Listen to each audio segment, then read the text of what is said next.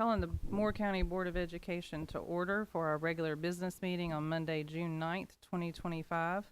I'm going to need a motion to go into closed session for the purposes stated on the agenda. And a second? All right, motion made by Mr. Benway, second by Ms. Dahl. All in favor? Aye. We'll move into closed session.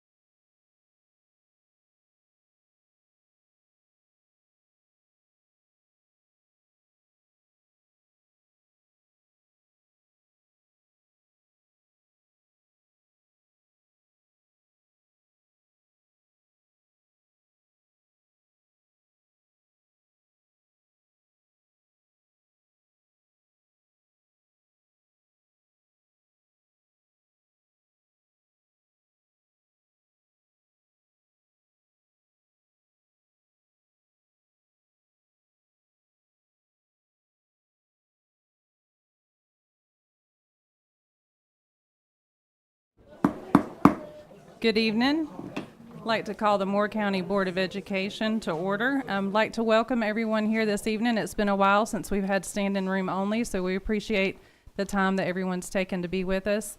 I do want to acknowledge that we have board chair Robin Calca is on the speaker. She is actually on the other side of the world right now, and we appreciate the time that she's taken to be with us this evening. And moving on, we will need a motion to come out of closed session. Motion made by Mr. Johnson, second by Mr. Benway. All in favor? Aye. Aye. And now we need Thank you, Robin. Now we need a motion to approve the agenda. I move we approve the agenda. Thank you. Second. Motion made by Ms. Dahl, second by Ms. Bruno. All in favor? Aye. Aye. Thank you. At this time, I would like to invite Principal Coe up to introduce some special guests that we have this evening. Good evening. I am so honored to introduce to you two very special centurions. They are 8th graders. Addison Westenberg will lead us in the Pledge of Allegiance, and Noah Biggio will give us a moment of inspiration. Please rise for the pledge. I pledge allegiance to the flag of the United States of America and to the republic for which it stands, one nation, under God, indivisible, with liberty and justice for all.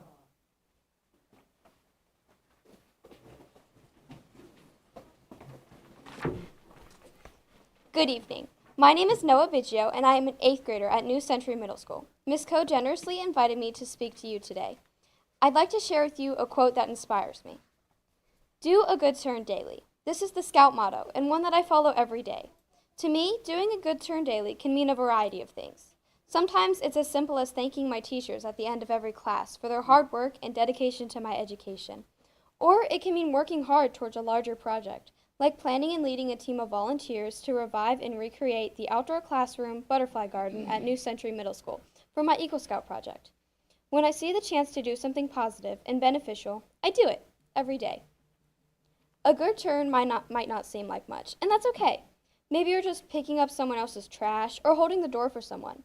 Maybe it's an unexpected compliment or a smile for someone feeling down. You never know what small kindness might mean to someone else. Doing a good turn daily and showing small acts of kindness doesn't just positively benefit others, it helps you too.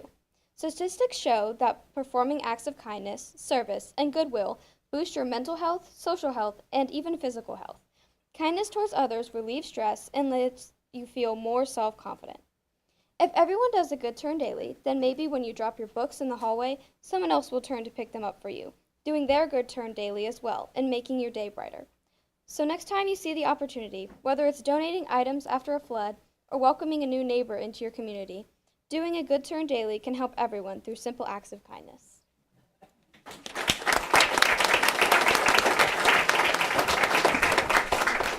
Thank y'all very much.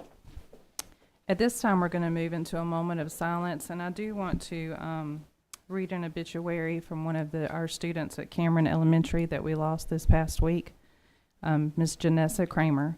It's with deepest sorrow we announce the passing of our sweet Janessa Kramer on June 3rd, 2025. Janessa had a heart full of love and a spirit that welcomed everyone. She made friends wherever she went, she was always quick with a smile and eager to offer help. Her kindness and generosity left a lasting impression on everyone she met. She held her family closest to her heart, especially her sisters, Kennedy and Renesmee, or Mimi, and her loving parents, Jay and Holly. Janessa had a remarkable gift for seeing the good in people and embracing them just as they were. At school, she was actively involved in student council and took part in many school activities. She loved being part of her community and was always willing to lend a hand. In her free time, Janessa enjoyed fishing with her dad, playing board games with her family, getting lost in fantasy novels, and singing along to country music. She proudly competed in the Battle of the Books 2 years in a row, showing her love for reading and learning. Janessa had a natural compassion for others and dreamed of becoming a doctor one day. Her desire to care for people and make a difference in the world was clear to everyone she knew. Her light touched not only her family, but her school and wider community. The joy she brought and the empathy she showed and the love she gave so freely will never be forgotten. So during our moment of silence, I would like to take a minute to obviously remember her family and friends and loved ones.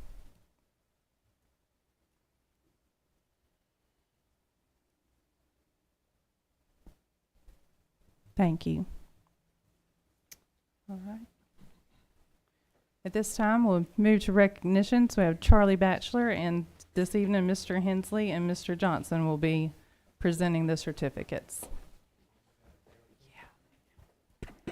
We have our two special guests that were just up here. If you'll join us again. Stole my thunder. I'm Thank sorry, you, Vice go Chair ahead. Davis. Yeah, first, could Addison and Noah please join Board Member Hensley and Board Member Johnson at the front in the center? So as a token of appreciation, we are presenting these students with certificates for leading us in the Pledge of Allegiance and a wonderful inspiration to us all this evening.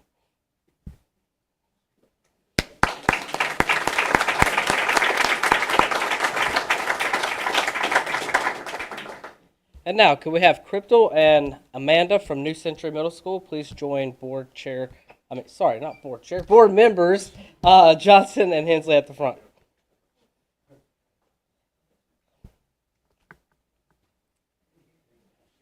Crypto Graham is this month's Engage, Inspire, Succeed Certified Staff Honoree for New Century Middle School.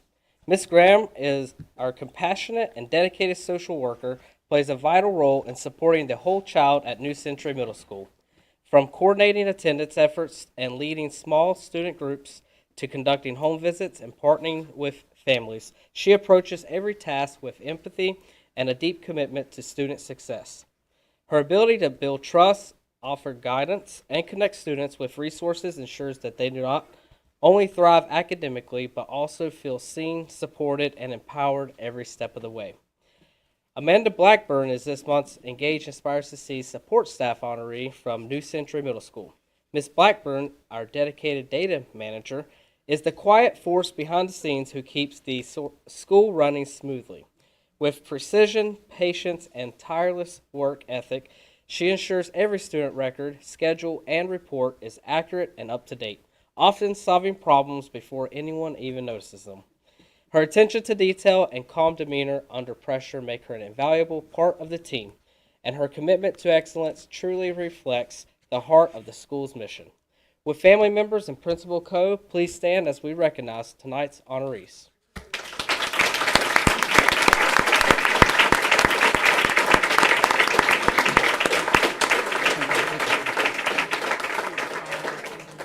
Congratulations to you.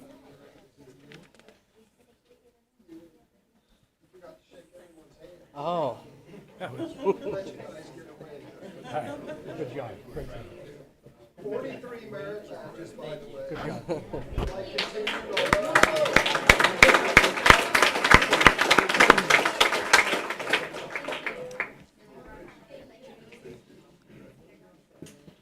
And with Danielle and Will from Union Pines High School, please join Board Member Hensley and Board Member Johnson at the front.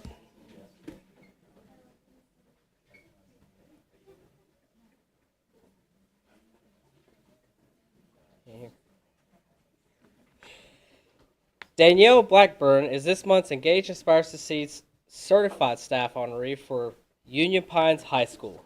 Mrs. Blackburn, an exceptional EC teacher and department head at Union Pines High School, demonstrates outstanding dedication and leadership. In her inclusion classes, she provides unwavering support to students, managing a large EC caseload with consistent care and compassion. A true collaborator, she works seamlessly with co-teachers and stands out as our trusted leader among the faculty. Beyond the classroom, her tireless efforts as prom committee chair result in beautiful, memorable events for seniors. She is known for building strong relationships with students and inspiring them to meet high expectations and reach their full potential. Will Chalmers was unable to attend tonight's meeting, but will be presented his certificate at a later date. Would family members and Principal or Ms. Sovey please stand as we recognize tonight's honoree?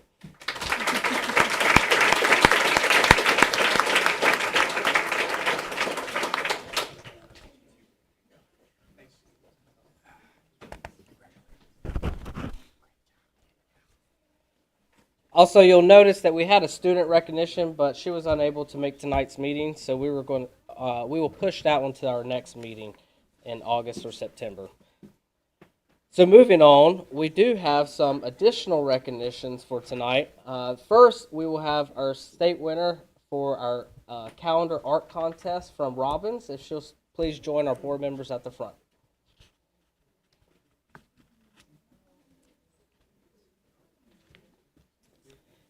Congratulations to Aaliyah Pearson, a 5th grade student at Robbins Elementary School, for being selected as a state winner in the 2025 North Carolina Farm to School Art Contest.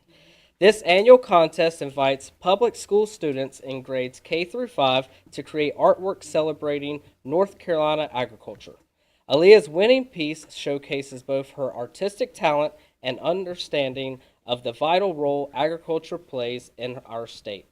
Her artwork will be featured in the North Carolina Farm to School calendar and shared across North Carolina, helping to promote the connection between schools and local farms. With family members and Principal Robbins, please stand as we recognize tonight's honoree.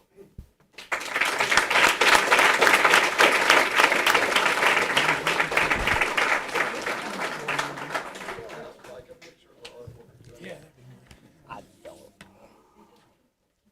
It just came. We will add that to our recognition document, a picture of the artwork, which is linked to this. We'll get that up there. So next, if we could have Evelyn from Pinecrest High School, please join our board members at the front. Pinecrest High School, with the support of Pinecrest Forensic Boosters, proudly hosted the Tar Heel Forensic League's State Speech and Debate Championship on April 5th and 6th. Evelyn Miller was crowned state champion in original oratory for her powerful piece, Once Upon a Time. Her achievement is a testament to her dedication, talent, and hard work. We are incredibly proud of Evelyn and the way she represented Pinecrest with excellence, poise, and passion.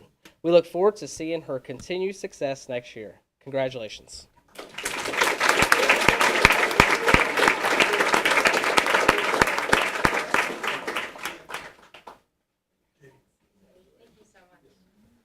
Congratulations. Great job.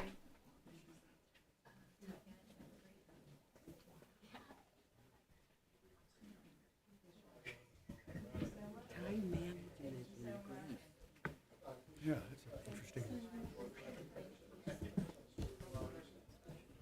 At this time, would golfers from Pinecrest High School please join board members at the front?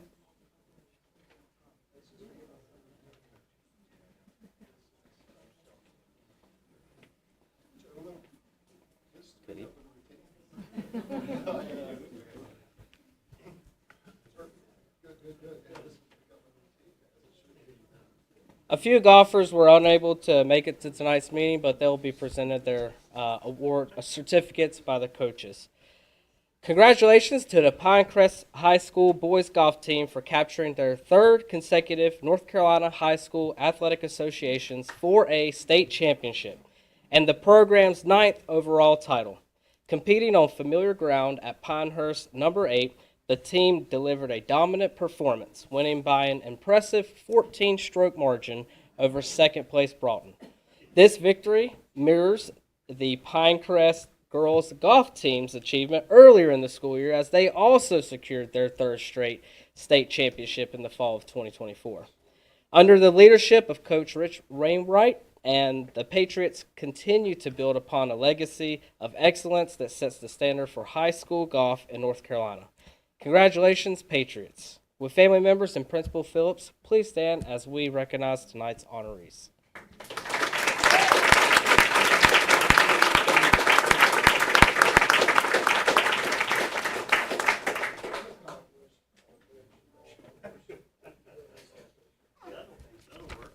Congratulations. Great job. Thanks so much. Congrats. Thanks so much.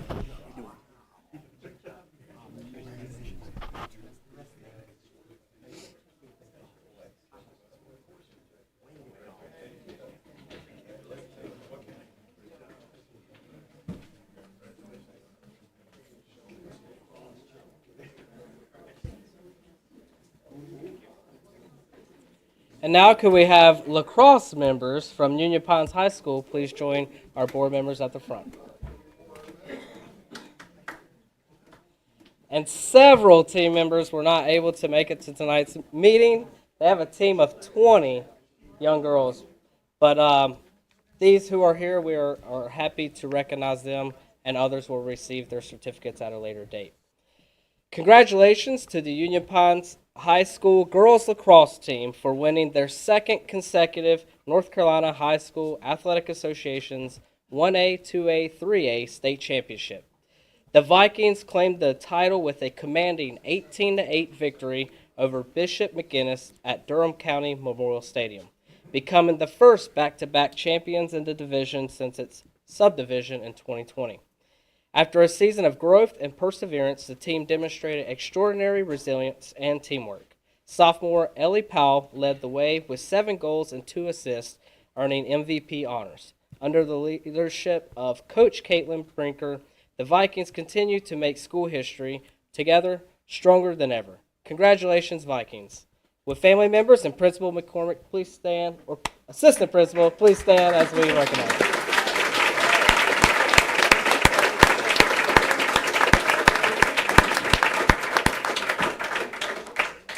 Congratulations. Great job.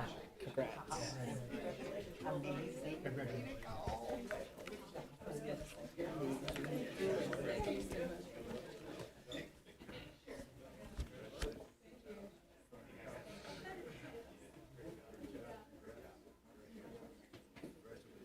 At this time, can we have our advanced degree honorees please come forward? Doctorates and master degrees honorees. There's more here. Yeah, they're coming.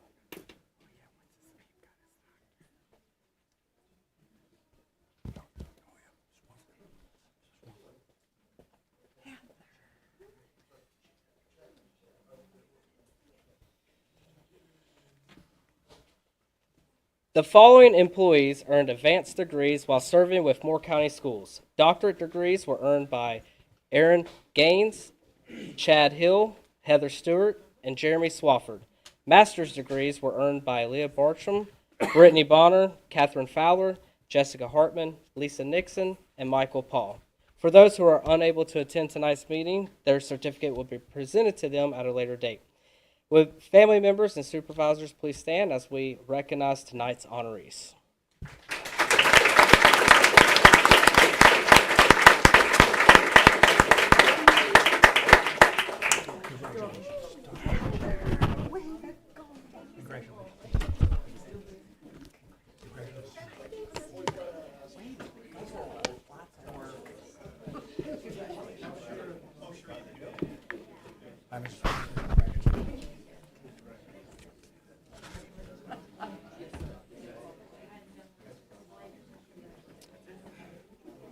I believe so for you guys. We don't. And at this time, I would like to call up Dr. Hargrave, Executive Director of the Sandhills Regional Education Consortium, who is here to present a special recognition. Thank you, Charlie. Chairwoman Calcutt, Vice Chairwoman Davis, Superintendent Locklear, members of the board. It is my pleasure to be here tonight to recognize a special member of your team. But first, I would like to extend my congratulations to all the honorees tonight. You have very much to be proud of. On behalf of the Sandhills Regional Education Consortium, I'm here tonight to recognize your superintendent and to recognize him as the Sandhills Regional Education Consortium Superintendent of the Year for 2026.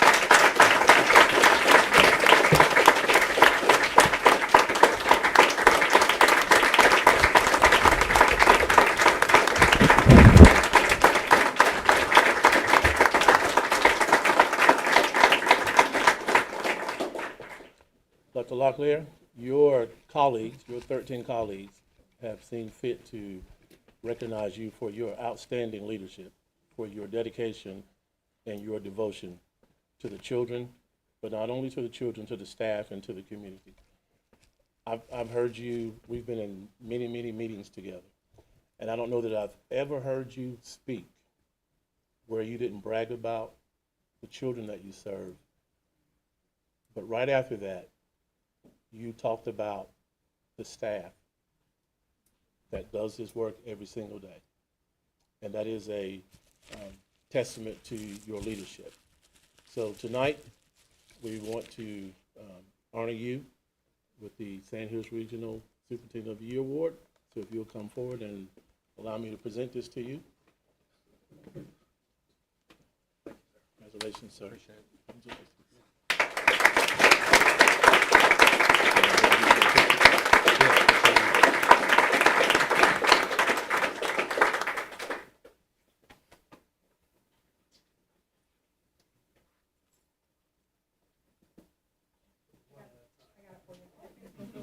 Gotta make sure we're looking at the right dots.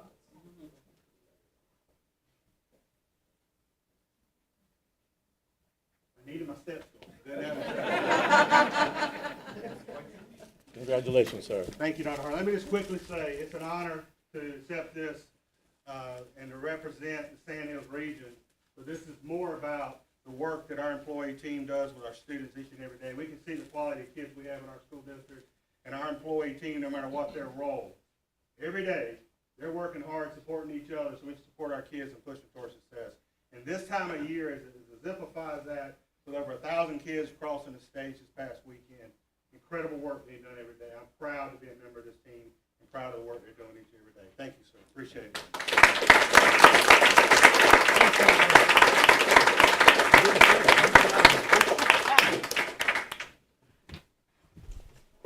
All right, much deserved, well deserved.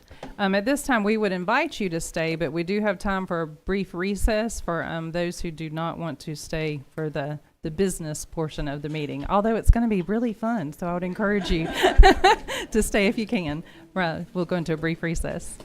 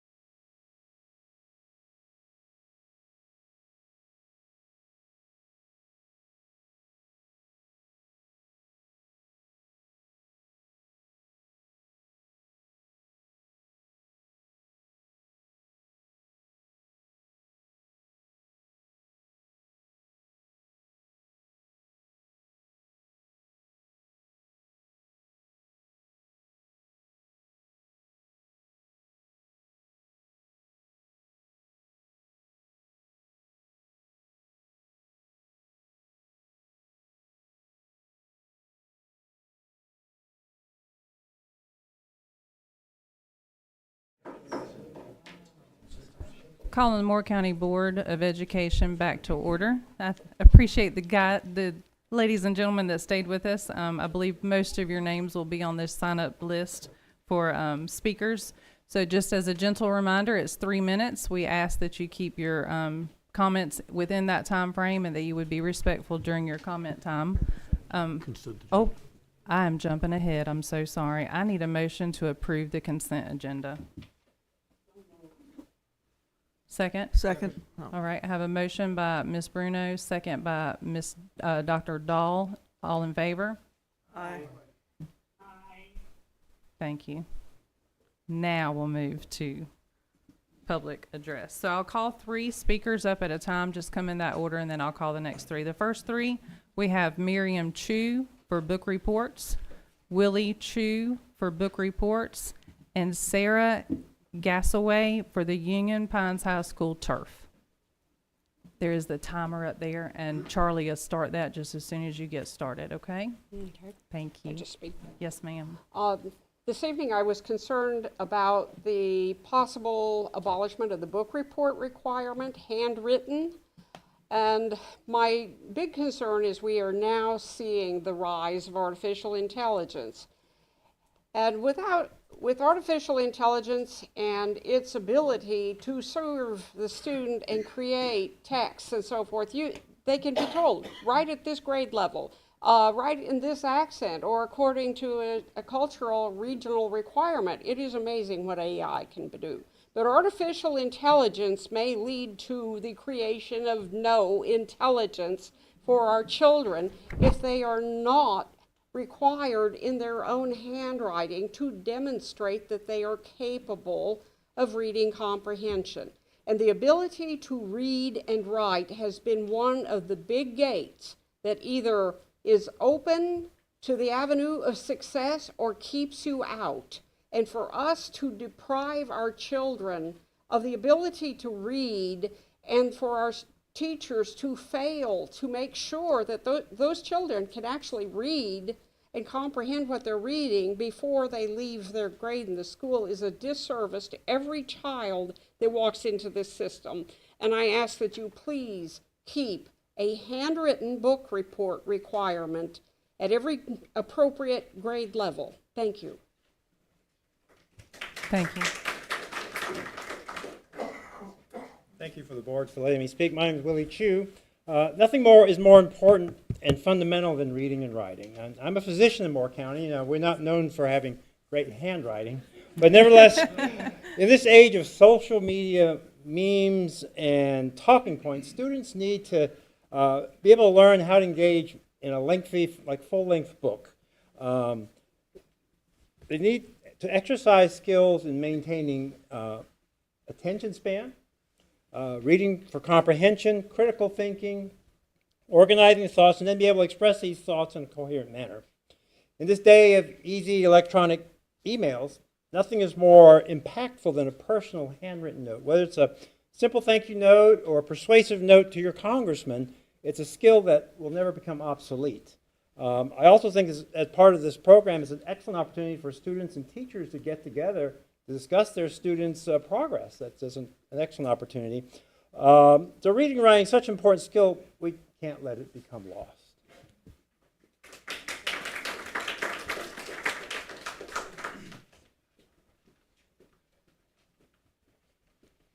Hi, thanks for taking the time to listen to me tonight. Just want to discuss what's going on with the field at Union Pines High School. So you recognized the girls lacrosse team earlier. Their state playoffs, when they began, they were not able to play them at home because our turf has been so tore up. This is not a new problem for us. We have had ongoing issues with this turf because of our challenges maintaining sod. So there has been a request, it's one of the last actions that you have to discuss tonight, to resod our field. And I am very concerned about the plan for that because we do not have the ability to properly maintain it.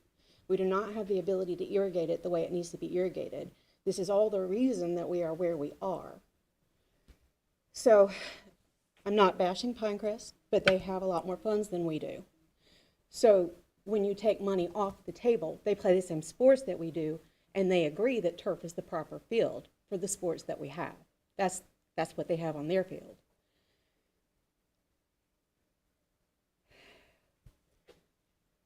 If we were to get a sod field, we also are at the mercy of God for rain, whether or not there's a drought, to keep it watered.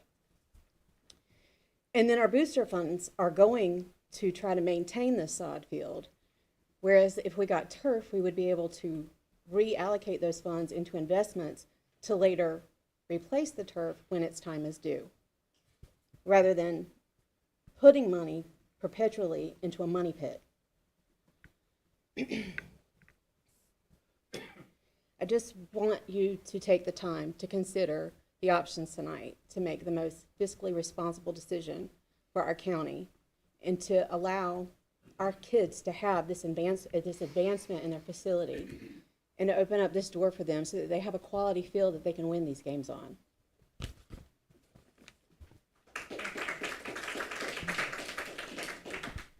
Our next three speakers will be Erica Davis, Union Pines High School Turf, Carol Wilden for the reading and book reports, and Isaac Jenkins for Aberdeen Elementary.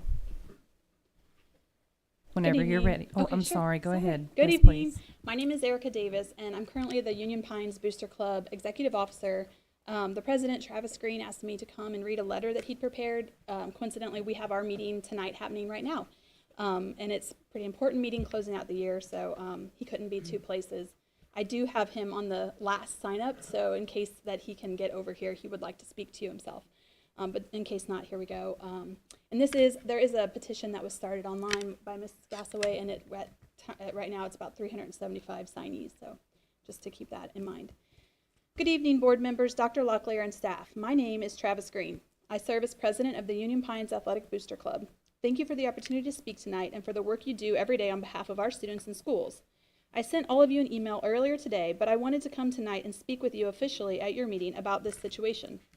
I'm here to speak not just for athletics, but for our band students, ROTC, coaches, teachers, families, Madam and for the Chair, kids who walk onto If I may, the policy does not allow one speaker to read another. read the statement of another speaker.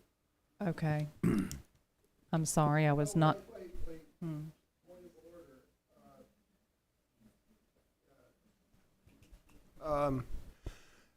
First of all, we need 10 more seconds put back on the Yeah. clock.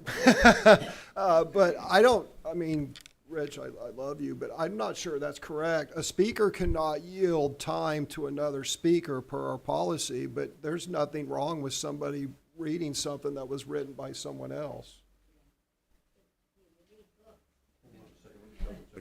Let me double check the Yeah. policy. I know they can't yield time, but We can also waive I was going to a say, rule, we can't we could, if someone wanted to make a motion to temporarily waive the policy and allow you to read, but let us work through the Sure, process real sure. quick. There's always a process. Always, yeah.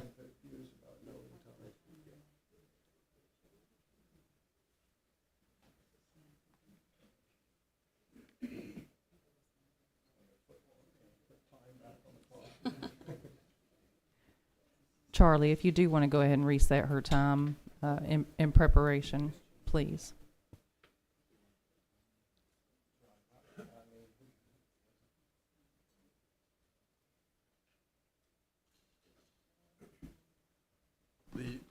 The policy specifically provides that the individual listed on the sign-up sheet must be the individual appearing before and addressing the board without substitution, and speakers may not yield any portion of their time to another speaker. Recorded comments of or reading comments of other individuals are not permitted. All right, if does anybody care to temporarily suspend that policy at this time? Do I have a motion to suspend? Do I need the policy number? Policy 2310. Policy 2310 to allow Mrs. Davis. Erica Davis her 3 minutes to speak on behalf of Mr. Travis Green. Do I have a motion? Yes. I'll second it. I do have a discussion point on this motion because it's very relevant Go ahead. as to why this policy was put into place. this policy did not exist. This policy was put into place about 3 years ago when actually it was James Moore was speaking at the podium at one of our schools, and he played a recording. A motion to suspend the policy doesn't allow for debate or discussion. Yes. Just- Oh, Okay. Duly, I see where you're Yeah, going, and as on the policy committee, we can review it Right, next right, time we right. need to. Yes, Yeah. sir. Okay. All right. All right. I'm going to Thank start where I you. Wait, you was. gotta Oh, Thank wait. you. Oh, yeah, we have to have a vote. All in favor? Aye. Aye. Thank you for your patience. No, Go thank ahead. you guys for. Okay. 6-1. I'm here to speak not just for athletes, but for our band students, ROTC, coaches, teachers, families, and for the kids who walk onto the athletic fields of Union Pines and Northmore every day, regardless of the sport or activity that they are a part of. We have a chance right now to make a long-term investment in a facility that serves thousands. The county has expressed a willingness to help fund the turfing of Union Pines Stadium field this year and Northmore next year, but we've been told the decision is no, and we haven't been told why. We know there are other very important district projects, and we're not asking you to sacrifice those. We're asking you to have the conversation to open the door and to explore a funding model that works for both the district and the county while this opportunity still exists. We also strongly believe that this conversation must include turf funding for Northmore High School next year. This isn't just about Union Pines. This is about building a county-wide solution that provides equal opportunity, shared resources, and long-term savings. The Union Pines Booster Club is committed to continuing our portion of the $50,000 annually that we contribute in maintenance, just as we do now, into a district-held account that will fully cover the future replacement of this turf. That's $500,000 to $600,000 in the next 10 to 12 years that will fund entirely by our booster community. This isn't just about asking for help, it's about building a sustainable solution. And that solution can't be sod. I personally hauled water pumps to campuses the past 2 summers, pulling water from the adjacent Cranes Creek to refill our irrigation pond. The existing irrigation pump is maxed out. The pond is undersized, and the well doesn't produce enough to keep the field alive. Every summer, we shut off irrigation to every other field, baseball, softball, soccer, and lacrosse, just to give the stadium a chance to survive. Even with that, we still fall short. That's not scalable, and it's not fair, and it's really not a responsible use of funds. If sod is installed, yes, it will look great in the fall, but by spring, it'll be worn out, and by next year, we'll be back in this exact same conversation, trying to patch it all over again. This field is used all year long for football, men and women's soccer, men and women's lacrosse, band competitions, ROTC drills, and change of commands, outdoor classes, school-wide events, and just last Friday for graduation. With turf, it becomes a durable all-season facility, and it becomes a rental opportunity. It becomes a solution. Conservatively, turf could generate $30,000 to $50,000 per year in rental revenue from travel sports, events, and community use. That's revenue that supports students, and it will relieve the district. So tonight, I ask that you vote to ask Dr. Locklear to engage the county commissioners and county manager Wayne Vest in a discussion about funding turf at Union Pines this summer. That those discussions include a plan to fund turf at Northmore next year. And please include those of us with firsthand experience in the conversation. And that you bring transparency to the decision-making process, because right now all we've heard is no, with no explanation and no options explored. This isn't about doing something flashy. It's about doing something smart and something lasting and something that serves all students across Moore County. Let's not let this moment pass. Let's have this conversation, and let's do this the right way together. Thank you. Ms. Wilden.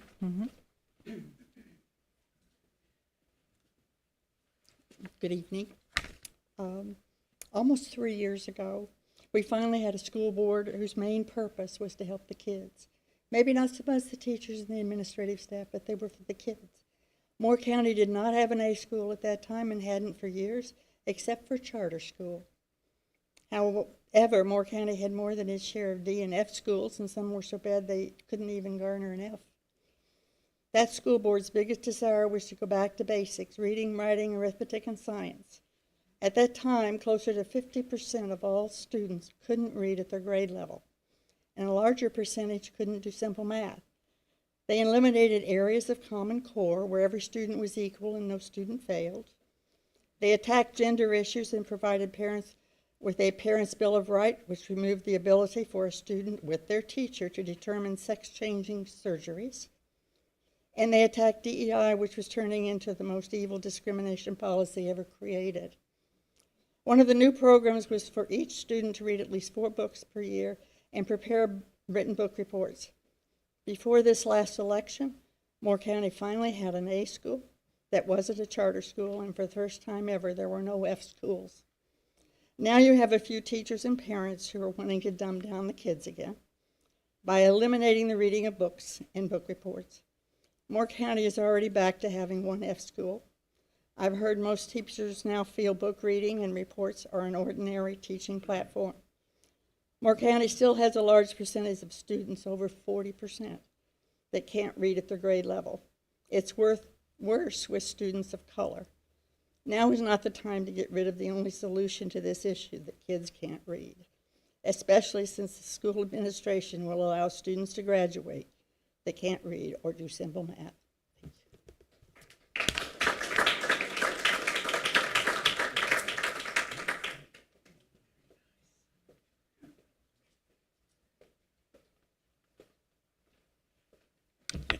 Good evening. I'm Isaac Jenkins. Madam Chair, I rise tonight in opposition to eliminating book reports. I'm very deeply concerned about the low level of reading of our children in the school system. It is very important that we keep book reporting, because reading and writing is essential, especially in grades 2 to 10. Book report encourage our children to read. Reading allow them to put thoughts together in their minds. Book report also help our children with characters, settings, and sequences, and etc. They will need to read, which would enable them to write clear expression of logic in their lives ahead. So tonight, Madam Chair, member of the board, I oppose the abolishing book reporting, and I encourage you to do likewise. With that, I yield back my time.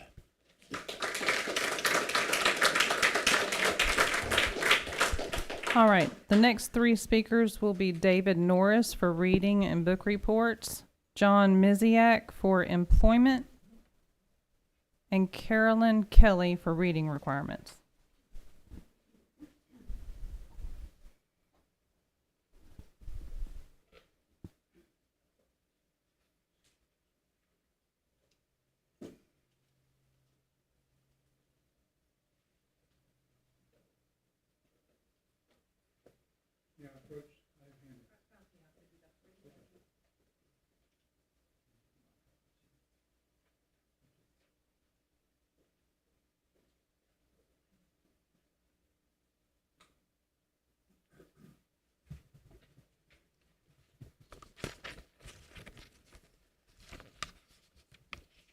Madam Chair, members of the Board of Education, educators, and guests, thank you for the opportunity to speak tonight.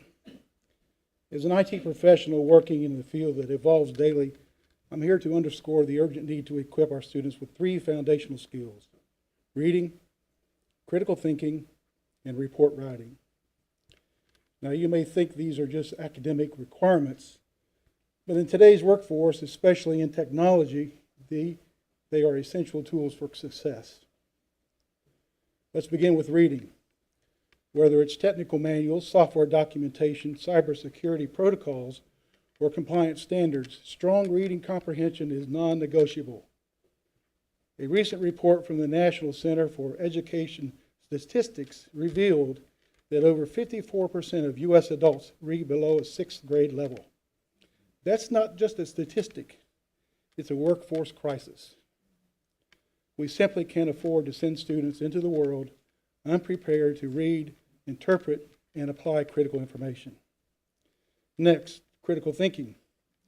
According to the World Economic Forum's Future of Job report, critical thinking and problem solving rank as the #1 skills employers seek across nearly every industry, not just tech.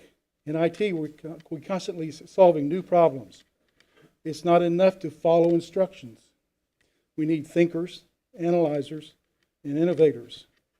Students must learn how to assess information challenge assumptions, and think independently. Finally, report writing. In the digital economy, communication is everything. The National Association of Colleges and Employers ranked written communication among the top 3 most in-demand skills in 2024 and beyond. In technical roles, your ability to explain your work, document findings, and communicate solutions clearly often determines whether you stay behind the screen or move into leadership. Reading is just not for English class. Critical thinking is just not for the debate club. Writing is just not for essays. These are career-building, life-defining skills, and if we want Moore County students to thrive in a competitive, knowledge-based economy, we must continue to develop and prioritize them. As someone working in technology, I can tell you, the students who master these skills are the ones that get hired. More importantly, they're the ones who rise. That's why eliminating the book report requirement would be a serious step backward. These assignments are not busy work, they are training. Practice builds skill. Removing that practice puts our students at a disadvantage. Thank you for your time and for your commitment to preparing our students for the challenges and opportunities that lie ahead.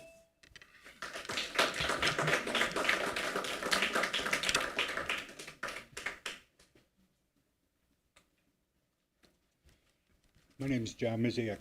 Thanks for this opportunity.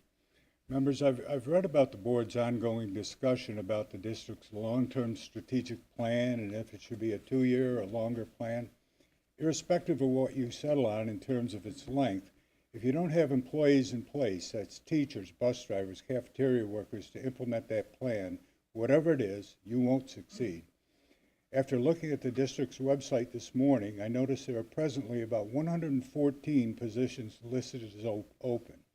I realize there's still some time until the school reopens in a few months, but I would think this has to be your #1 priority, and I hope it is. Just for reference, right now, I took a look at the Moore County government website. They have 18 openings right now. One being for an umpire for the rec games, another being for a scorekeeper for the rec games, another being a concessions person for the rec games. I'll give you a personal thing about book reports. We had to, of course, when we were kids, we all had to do book reports. I chose Moby Dick. Nobody can read Moby Dick. I did it, and I reported that Ahab got the whale. He didn't. I was a teacher's pet. I got an A- on the report with a comment that says, "Great report on some other book." Thank you.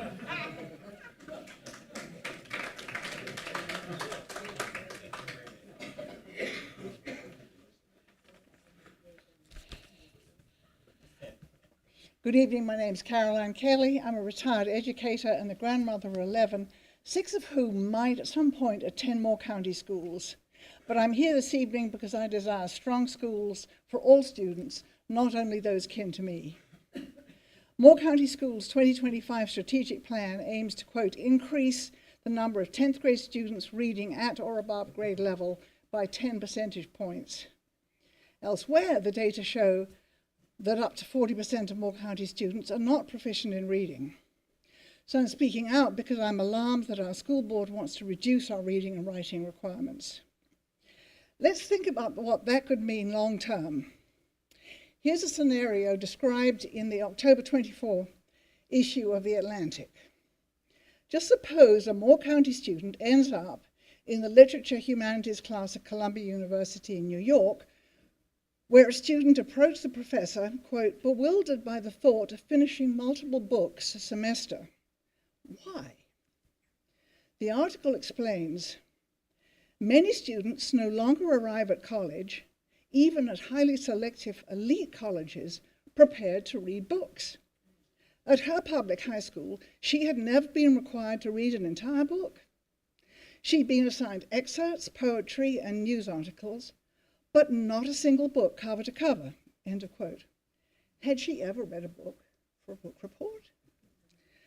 The article adds further that, quote, students may arrive at community colleges and non-selective universities with literacy and comprehension deficits that can leave them unable to complete collegiate courses. Proficiency issues, anyone? It goes on. High-achieving students at exclusive schools like Columbia can decode words and sentences, but they struggle to muster the attention or ambition required to immerse themselves in a substantial text. So I ask again, had they never read a whole book for a book report?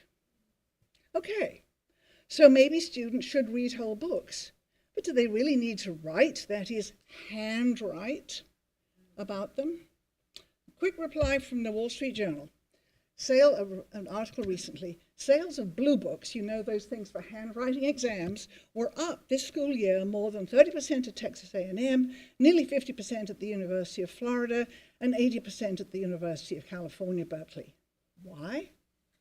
With the advent of AI and the risk of using ChatGPT, more and more educators are requiring testing to be done in class with a pencil and paper. At least our students will be prepared for that if they're regularly handwriting book reports. My conclusion, stepping back from the current policy without an evidence-based alternative that addresses both reading and writing will not foster long-term success. All right. Our next three will be Jim Peterson for reading, Peggy Samantha, reading, writing, and book report, and Sharon Swanky, I always get that wrong, I'm sorry, for book reports. Ready? My name's Jim Peterson. I'm not here to read any books, but I'm here to talk about reading, writing, and some comprehension. I think it was sometime 2021, I was sitting right there during one of these meetings, and the proficiency scores overall, they were atrocious, but the thing that stuck out to me is, I don't know the exact figure, but it was somewhere around 20% of black children in Moore County schools couldn't read or write at grade level. And the only thing I know that's changed since then is the required book reports. Now it's something like around 66% of black children in Moore County schools are reading and writing at grade level. Now it's being brought up to do away with these required book reports. I kind of have an idea where it's coming from. I think it's coming from the same group that was really pushing for all the inappropriate books. They'll show up at festivals with a sign saying banned book nook, but the books aren't really banned. They're just inappropriate for schools. There's no academic value. But I think, I remember when I heard that 20% figure, I thought, I had a feeling it was being done by design.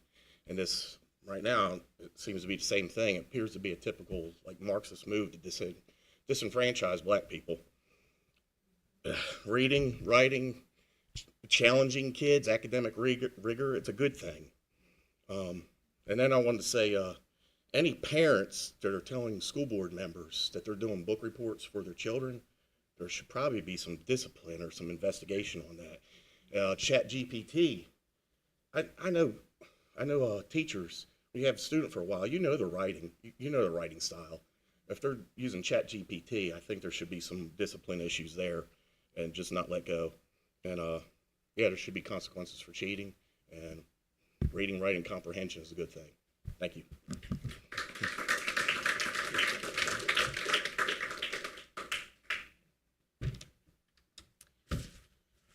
I believe the school board should keep the requirement for students to read and write book reports.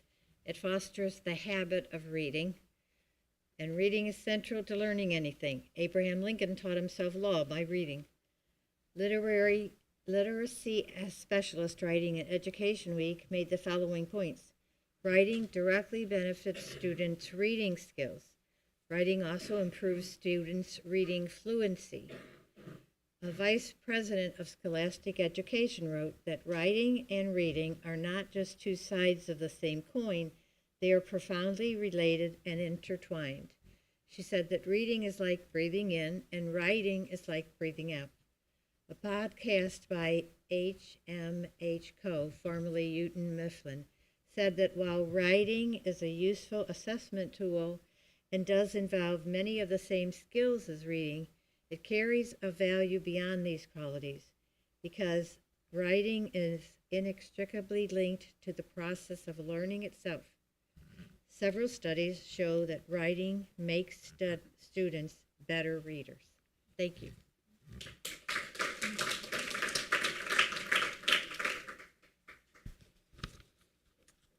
Good evening, board members, Dr. Locklear, and Moore County citizens here and afar. My name is Sharon Swanke, and I'd like to begin with a thank you for our board members for their service to our students. I know that every proposal and every debate and every vote you take is always aimed at doing what is best for our students here in Moore County. The book report requirement has clearly brought multiple points of view to light. The pilot published more than one letter to the editor on Sunday, and as the 14th speaker tonight, I'm going to try to be brief. I work as a certified school library media specialist in Montgomery County. That's next door. My career has actually spanned K-14 library services in 4 different school districts, including Moore County, and 3 states, along with 2 countries. Yes, my husband works for the United States Army. My school librarian career means that I am very familiar with books and student interactions with books, and even book reports. I have seen just about every reaction to reading that you can imagine. Miss Swanke, that book you recommended, how did you know I was going to love it? It's fabulous. Is there a second book? Can I get the 3rd book? Where's the rest? Or you get, I found it. Oh, where did you find it, Josh? It was under my bed. You checked it out in 2019. I swear to God, this was last week. How about that book? No, I don't remember ever checking that book out. The range is wild. Our Moore County schools teachers need to have the flexibility to work to reach all of our students where they are on their learning and reading journey. A requirement of 4 handwritten book reports per year may work for some students, but it may not work for all. As your motto of engage, inspire, succeed pushes teachers and staff to elicit the best out of our students, I implore you to return to teachers the option of book report assignments, along with the latitude to employ other venues for students to display their learning. Eliminating this requirement will not eliminate book reports and reading, guaranteed.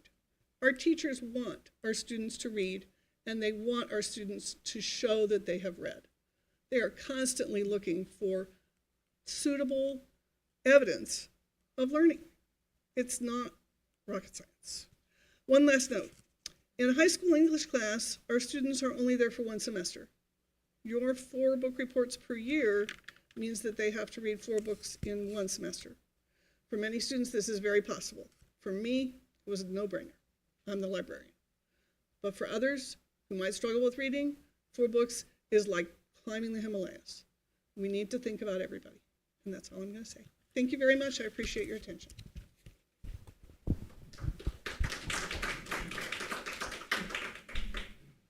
Miss Erica Davis, has Mr. Green arrived yet? No, okay. I'm just going to move on past him, but he was signed up as speaker number 15. So we'll go on to Miss Kay Wilt for book reports, Tom Lesapio for book reports, and Joanne Lesapio for book reports.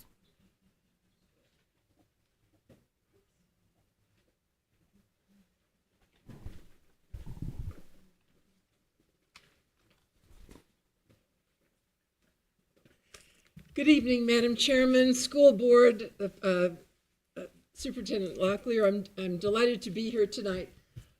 One of the greatest gifts that I got from my schooling is a love of reading. And I hope, and I know that those of you who serve on this board do it for all the right reasons because you care about our students.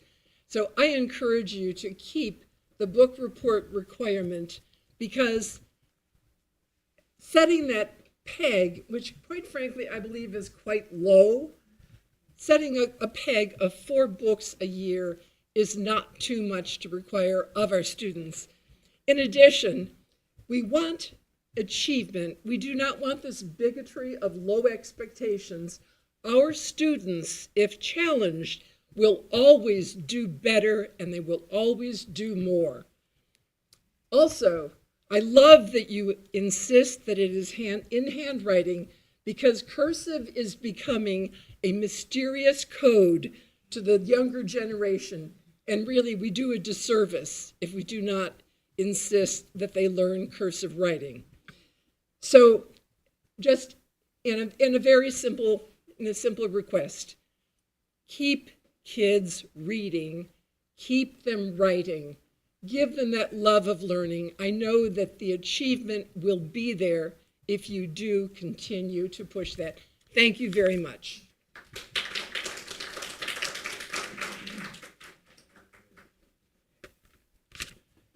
Good evening, everyone. I'm not going to address you by your title. I'm not much on titles. I'm for getting things done. I actually wrote, and I'm going to read this, which I thought was the norm for people who went through an education system. As someone who began his political participation in this county by attending as many school board meetings and work sessions as possible, I'm going to start out by saying, here we go again. I listened to the work session on June 2nd, and I must start by saying that I have rarely heard such word salad other than in the halls of the U.S. Congress. Ms. Dahl, I'm sorry, typo.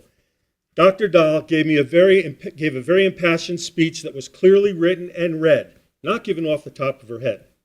Her thoughts were well organized and presented in a coherent manner. 50% of Moore County students cannot read up to grade level. Will they someday be able to give the same type of speech that Ms. Dahl gave? Nonetheless, understand that speech.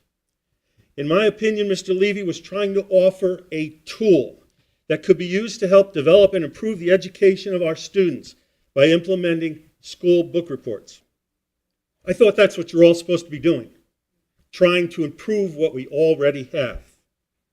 It may not have been the right tool, but it was a start that you could build upon. Now, I've heard someone on this board say, maybe we should throw it away and rewrite the program. My experience goes back at least 2 boards before this, and I will tell you to your face, I know you will not do that. This will fade away in history. Please, please prove me wrong, and I will make a public apology to you all. I watched your meeting on April 17th of 2023. That's how far back I went to research this. And heard Vice Chair Davis say that she sat down at the kitchen table from a teacher who was in tears because she was so upset about this program.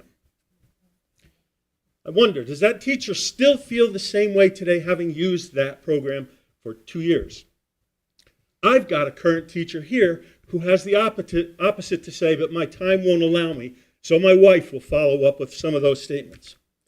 You're so proud of being in the top 10 schools in this school district. Well, that's like being a medium-sized fish in a very, very large pond.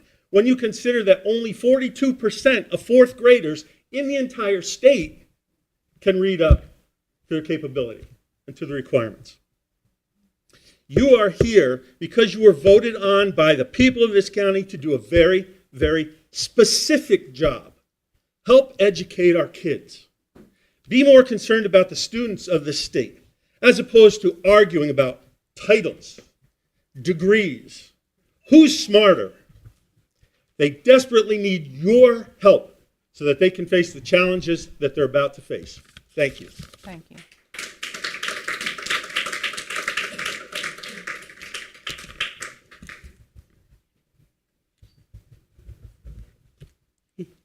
Hi.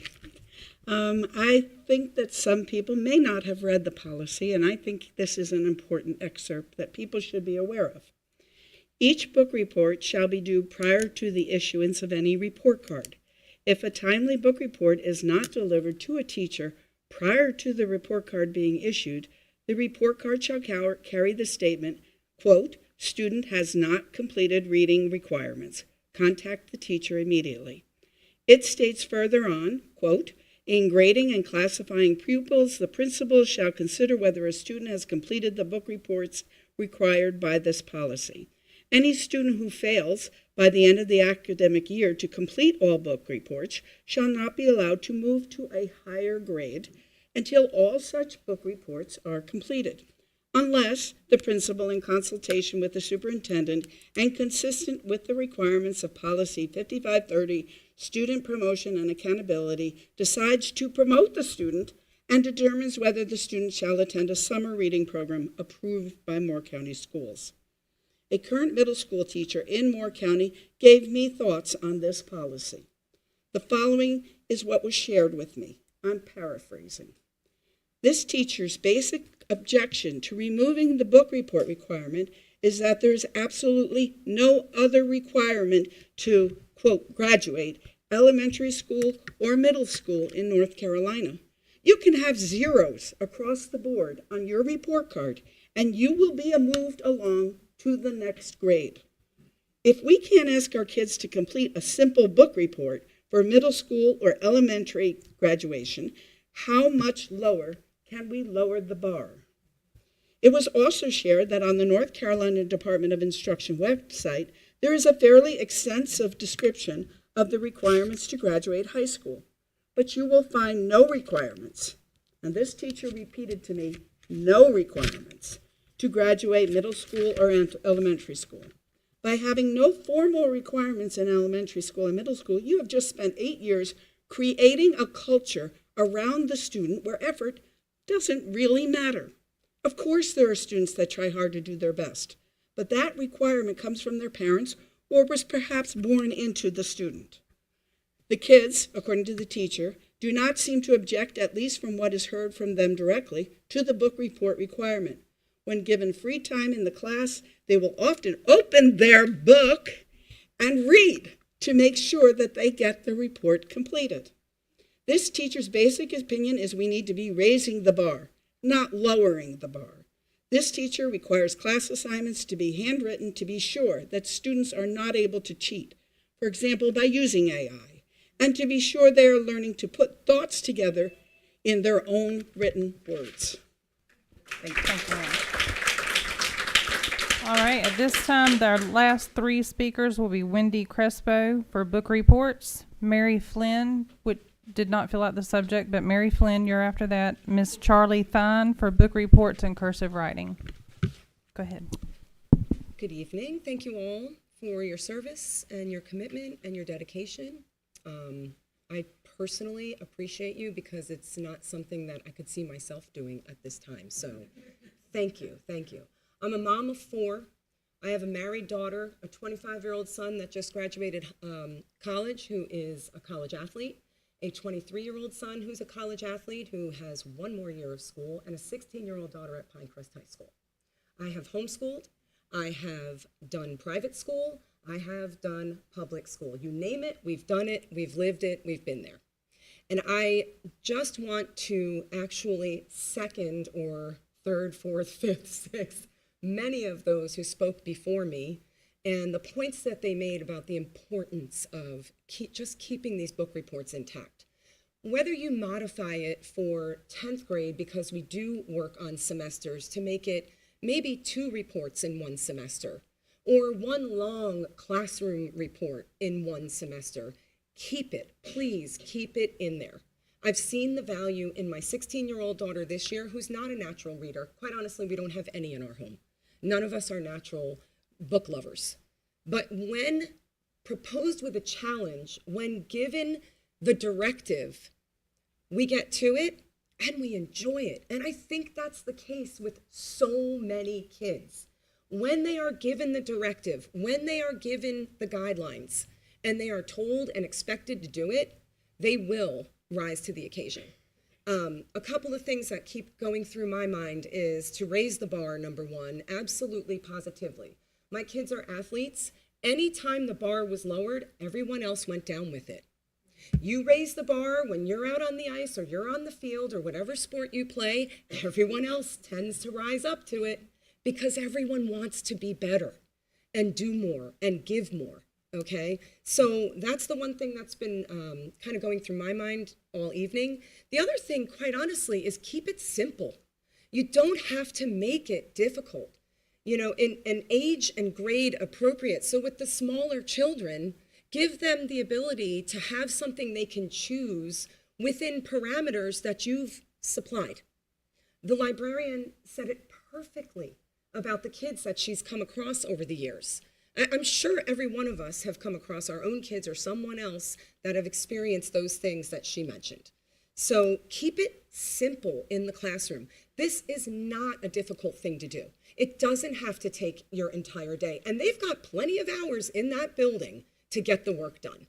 More than enough. It doesn't have to be homework because the hours are there to get the work completed. And if teachers can just allot a small amount of time, you can get it done. So keep it simple, but keep it in place. Everyone learns better that way.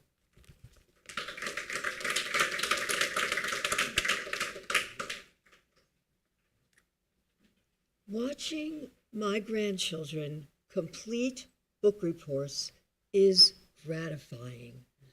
Something you don't think about. Prior to the requirement, they've always been prolific readers.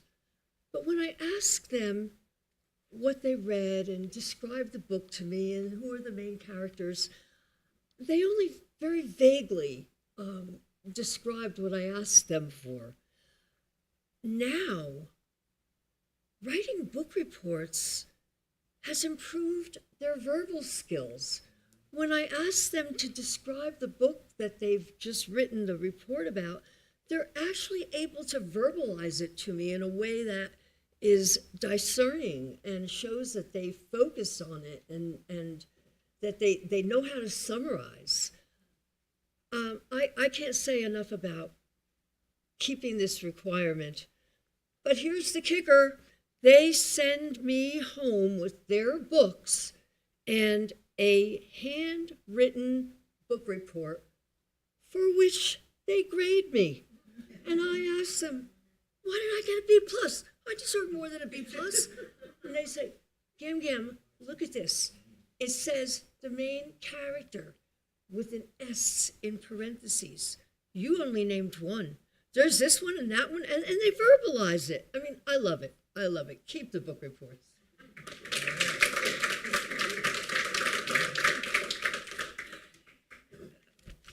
Hello, everyone here sitting and sacrificing your time. I appreciate your dedication to our school children. I know it's a lot out of your lives. My name is Charlie Thine, and I rise in support of requiring students who are in grades 2 through 10 to read 4 printed books a year and to write a report on each one. Book reports are one of the easiest methods of determining what students are comprehending. Not only is it a good alternative to regular testing methods, it gives students a chance to be creative. Also, the student gains a better understanding of the content when creating a book report. A good measure of comprehension is afforded when a student is given the opportunity to write out what they have learned. Additionally, a great way for students to practice public speaking is to provide them an opportunity to verbally share with their classmates what they have learned, and that builds confidence in speaking to an audience. On the subject of compelling students to learn cursive writing, I have a sad experience to share with you. A young lady in our church graduated from Moore Public Schools and Sand Hills Community College last year. We held a party for her, and sadly, she had to pass the congratulatory cards that were written in cursive to her mother to read. She was 20 years old at the time, never taught to write in cursive. In my opinion, this is a failure. Cursive writing requires a very different skill set from printing. It involves using hand muscles in a different way. Additionally, it activates a different part of the brain than printing does. Cursive writing skills can be very beneficial in furthering motor skill development. And as you do many times, as I do, we sign our checks in cursive. To summarize, to write in cursive has several benefits, including enhanced fine motor dexterity, improved retention of material, and greater intellectual development, making it an invaluable skill for students. Thank you for your time and your thoughtful consideration. All right. That concludes our board comment time. We do have a scheduled break if needed. If not, we'll take a recess. We'll take a 5-minute recess.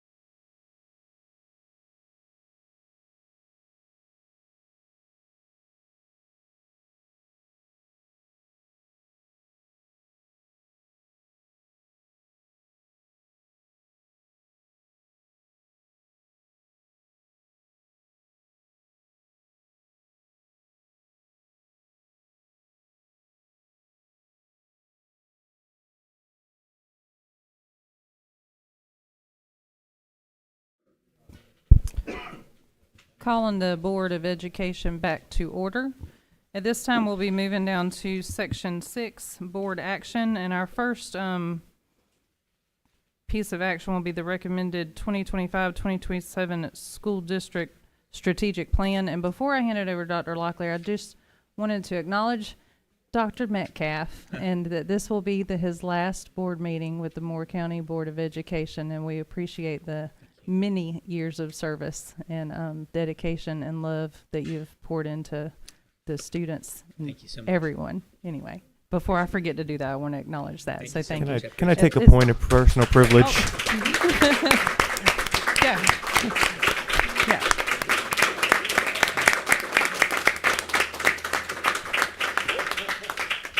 Well, I would like to take a point of personal privilege and embarrass Dr. Metcalf here Yeah. for just a moment. Go for it. Wasn't sure exactly when this moment would come, but I knew I wanted to take it at some point tonight just to say my personal thanks for your leadership in the district. One thing that I know that you've set a very high bar on is putting kids first. And I'll just tell a quick little story about that. So Dr. Metcalf and I really worked closely together during the COVID pandemic and all of the fallout from that. And so I was able to see firsthand, there were a lot of points in that process where we could have chosen a much easier path for the adults in that process. And it was Mike's steady leadership that helped us when we were making decisions about we need to get kids into buildings, we need to kids keeping them in their cohorts, keeping them together so they can learn best as a cohort. He was a real leader in that. I just want to say thank you for that. And we all owe him a lot of gratitude for that and a lot of other members of our staff, because it's my firm belief that Moore County Schools has rebounded much faster after that horrible time, which I'm trying not to twitch about it, because of that kind of leadership. And I just wanted to express that and say thank you for all you've done for Moore County Schools. So thank you. Mr. John. I appreciate that very much. Carry on. Thank you, Madam Vice Chair. Appreciate that. And there's lots I could also say, but I don't want my eyes to start sweating. So we'll move forward in the business that we have tonight. The first item, as you noted, is recommended 25-27 District Strategic Plan. There was some discussion at our work session around this draft. We appreciate the board's engagement along the way since January on revising the District Strategic Plan. And this does come with my recommendation for approval. There was one small tweak in the vision statement after the discussion from last week, and I'm going to ask Dr. Metcalf just to point that out. But again, this does come with my recommendation for the board's approval. And again, I want to thank the board for your engagement and collaboration of developing this revised district strategic plan. Mike? Thank you, Dr. Locklear. Yes, one recommendation from the board at our work session around the vision. You'll notice that in red, so let me just read that to you. Moore County Schools, the first and best choice in education, with an unwavering commitment to excellence, innovation, and ensuring the development of the leaders of tomorrow. And that was the only recommended change from the work session. Thank you. All right. Do we have a motion to approve the recommended 2025-2027 District Strategic Plan? You make comment first? No, we need to make a motion, right? Make a motion need a in motion to second, get and it on then- the and then we floor. do our discussion. Thank you, sir. Second? Anyone? Thank you. And now is our time for discussion. So we had our motion made by Mr. Hensley and our second by Dr. Dahl, and now we will open the floor to discussion. Mr. Benway, I know you're anxious. Thank you so much. Yes, sir. My observations come in mainly two parts here, and those pertain to the development of a problem statement, which in turn drives the development of a vision statement. In my view, we haven't been rigorous enough in doing either of those up till now. And until those are done, we're going to have a difficult time really nailing and refining what we want to do en route. Let's take a look at the big picture. Start out with the special operations imperative number one, understand the operational environment. If you look across the top, if you paint across the top of a page, the 15% top students, those are folks who don't experience really any change. they're typically, they're successful in general. You paint the bottom 15% across the bottom, and these are the folks who don't see much change no matter what. They're usually not successful in life. You take a look at the middle portion, that 70%, that is the pivotal middle class, if you will. That's the group that encounters the greatest impact and change. And in change, I'm talking about the long-term decline in academic performance.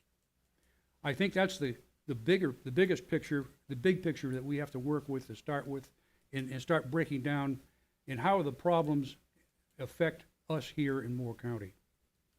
Let's talk to the issue of problem sets. It's not just one statement. And if you don't have a problem statement, you really have no solution. Nearly 40% of our students can't read, write, or do math at grade level.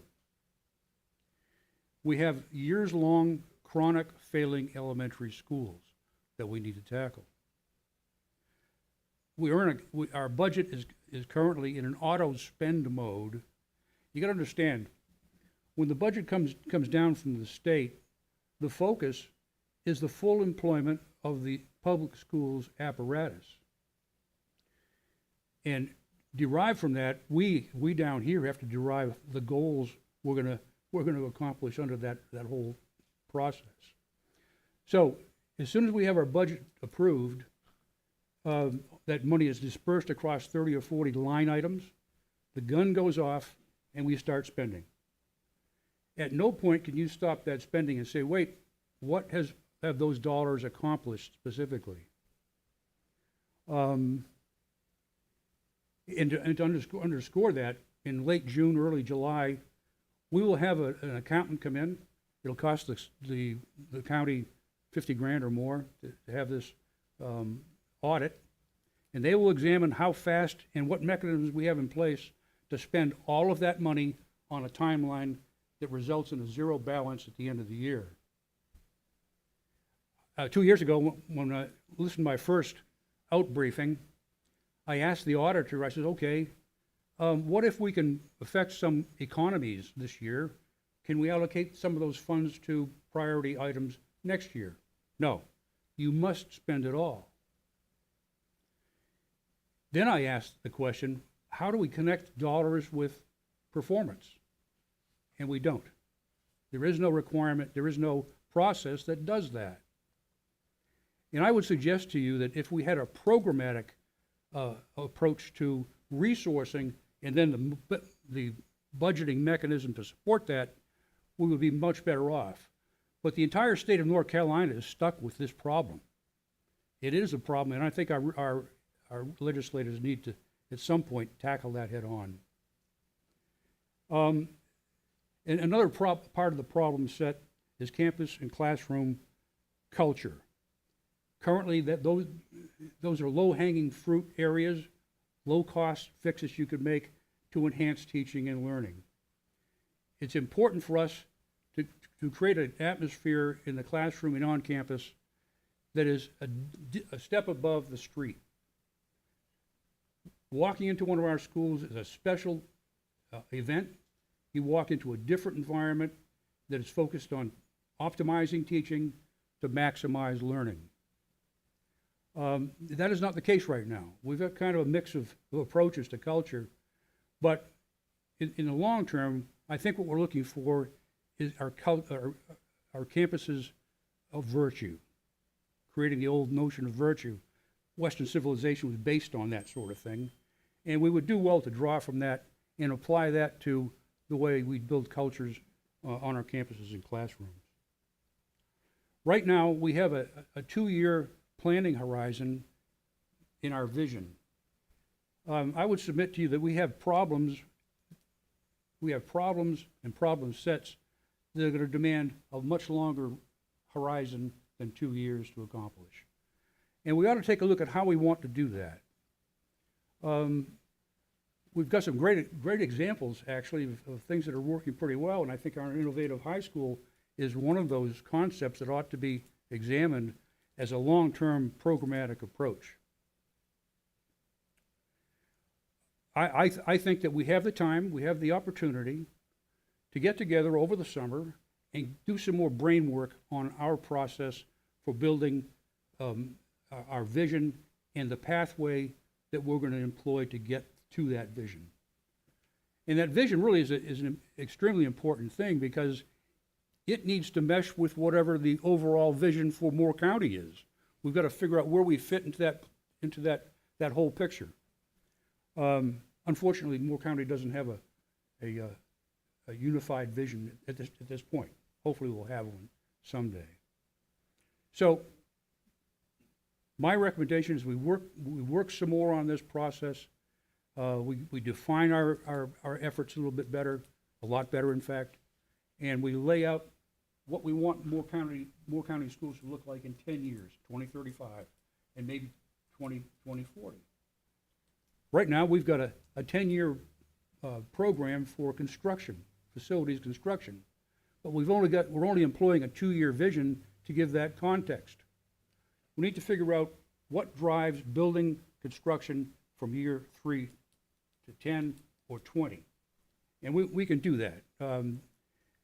This is a $160 million a year enterprise, a very complex, multifunctional, intense enterprise.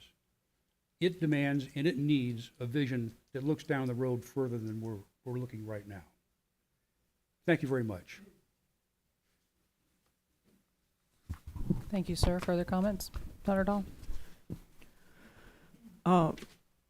My colleague brings a deep understanding of planning to this process, and I actually happen to share some of his discomfort with all respect to the central office staff and particularly Dr. Stewart, who have guided us through this process. There's something dissatisfying about it. I would like to see it happen at a deeper level. I share that. But I do want to push back on one thing that he said, and he referred to a long-term decline in academic performance. He said that once before, and I asked him if he had any evidence or documentation of such a decline, which so far I have not seen, but I went and I looked at the National Assessment of Educational Progress. They have different assessments that they do, but one of them is designed to test the same things year after year. You know, the state standards change, they keep renormalizing them as our students get better and better. The state basically raises the bar. They change where proficiency is determined. They say that, oh, now to be proficient, you have to be up here. But this one part of the NAEP is designed to measure the same thing year after year and not be subject to those changes. And it does not show a decline. It shows that we have been holding steady, that there's even been a little bit of improvement. So I just wanted to push back on that one assumption. Thank you. Mr. Hensley? There are two things in Moore County schools that I am particularly proud of on the time I've spent on this school board. The first thing is reinstating the spelling bee. That's the first thing. And actually, item 1B is reinstating valedictorians and salutatorians. So those two count as one. The second thing is this mission statement. Because I remember in early 2022, we were sitting right at that side of the room in a little work group foundation going over the exercise, much like Ms. Stewart did for us, go through, let's look at the strategic plan. And there were problems. I mean, I call it the failed strategic plan because although Ms. Dahl challenges the Lieutenant Colonel Benway's theory about declining education, there was certainly a decline in the performance of Moore County schools with the adoption of the previous failed strategic plan that was in effect for 4 years.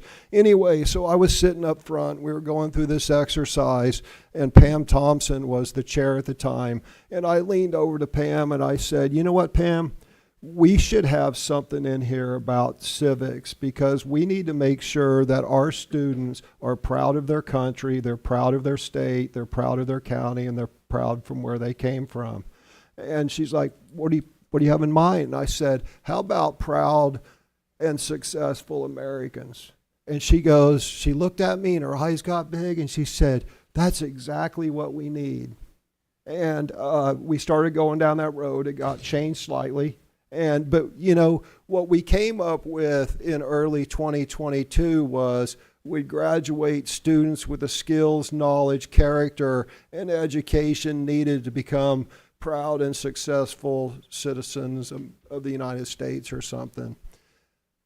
This is just an incremental change to the wonderful mission statement that we developed 2 years ago. You know, really, this is an incremental change where, you know, we added critical thinking, right? And then, oddly enough, that phrase went right back to what I said to Pam Thompson 3 years ago, and that is proud and successful Americans. So this is a mission statement that talks to graduation, skills, knowledge, character. We're talking about character. We added critical thinking. What a great thing to add, right? So we further refined this for the better. We added critical thinking. And the other thing I like about this is if you scroll down to the end, we add, in addition to the lofty vision and mission statement, we added specific board focus areas. You know, the central office, you know, notwithstanding our vision and mission,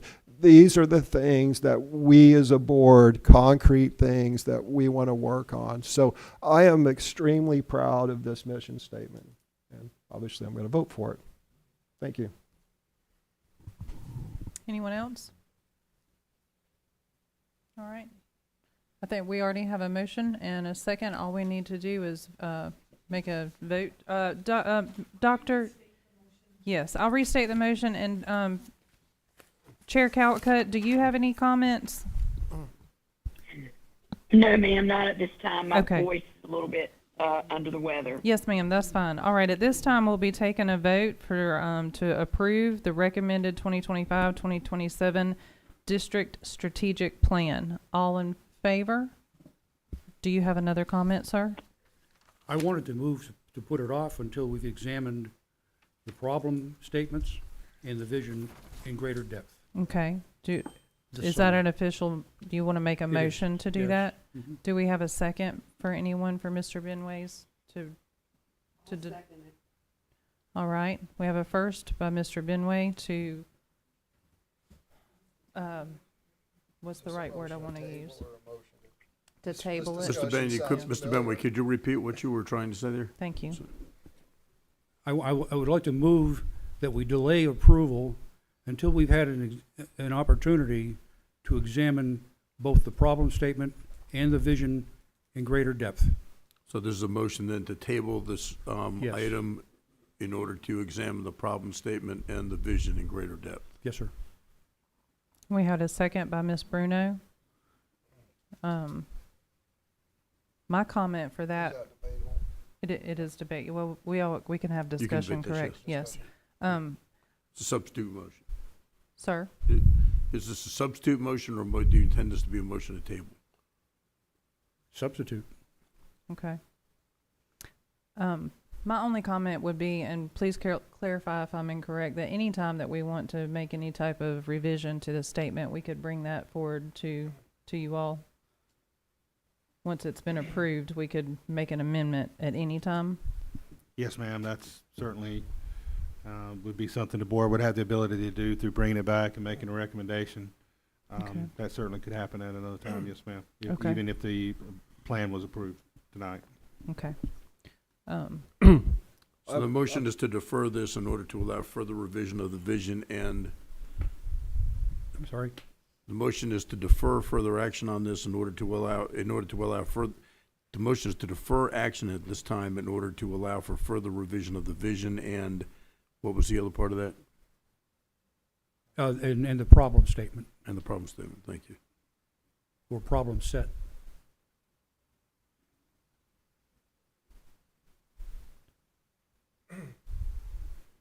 Are you good, counsel? Yes. All right, go ahead, Mr. Hensley. I believe it was George Patton that said, a good plan violently executed today is better than a perfect plan executed at some point in the future. Lieutenant Colonel Benway, it's not my mission to lecture you on what Patton said. But let me say, look, when life hands you lemons, you make lemonades. That's more my speed. The reason I say that is the board changes hands every 2 years. It's an imperfect process. You know, there's a new board every 2 years. There's a new board certainly every 4 years. And I believe, just like Congress, you know, a future board, a current board can't tie the hands of a future board, right?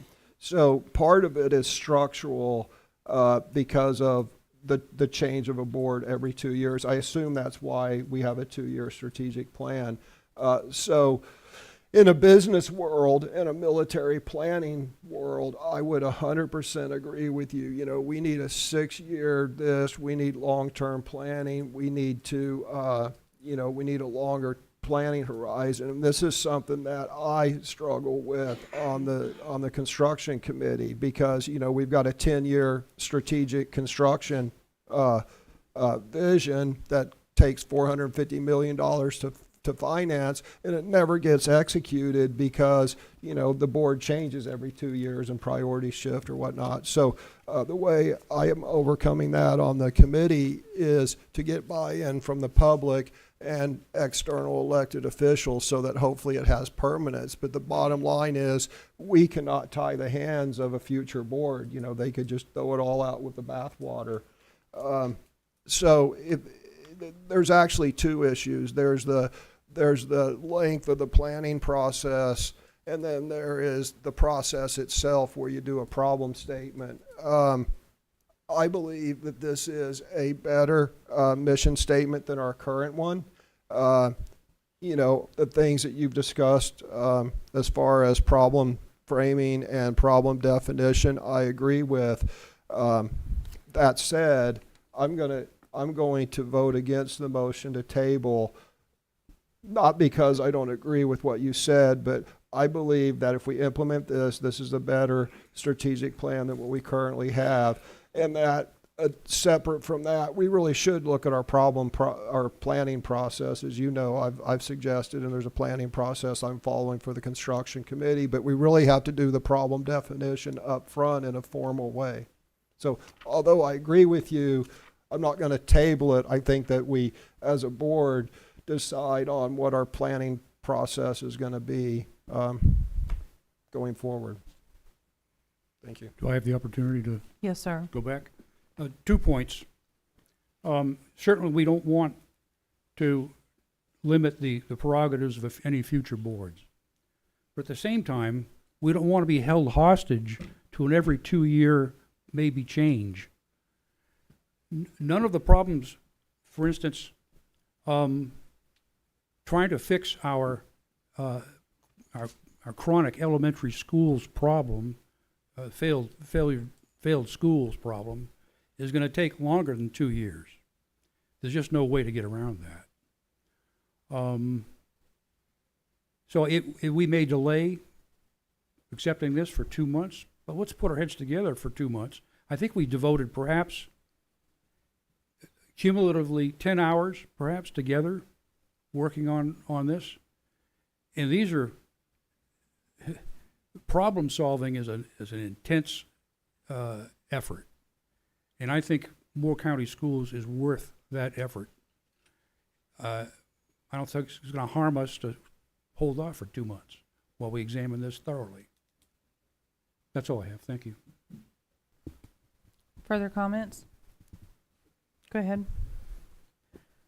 I'm sorry. If Mr. Johnson, and then you may. You next after me? I would just like to say that appreciate all the staff input and all the work being done on the strategic plan. I hear Mr. Benway loud and clear on the need for problem statements and the identifying and defining the problem. I think that is essential to any problem-solving task. One thing that I would like to see happen, and I think that will happen over the summer, and Dr. Locklear can correct me if I'm wrong, But once the board approves a strategic plan, that process of building those problem statements by the staff to bring back to us now starts. And I would encourage that to start. So, for example, the priorities that are on that second page, which I find that to be the most valuable part of this plan outside the mission statement, those are things that need fixing in Moore County schools. And so what I would encourage staff to do is, after this plan, I don't believe in tabling it because I don't want to hold back staff in doing exactly that process. Going back, talking about what needs fixed in Moore County schools, and developing those problem statements around each of those priorities, I think will be a key element to moving forward into next school year. And so my hesitation to table is so that they can start getting that work done and then bringing that back to us to report out on it. So that's how I feel. I have a follow-up if I could to Steve's. Yes, sir, but that'd be your last time for this round, I believe. And if Ms. Dahl could, if Ms. Dahl could go first, please. Sure. Thank you.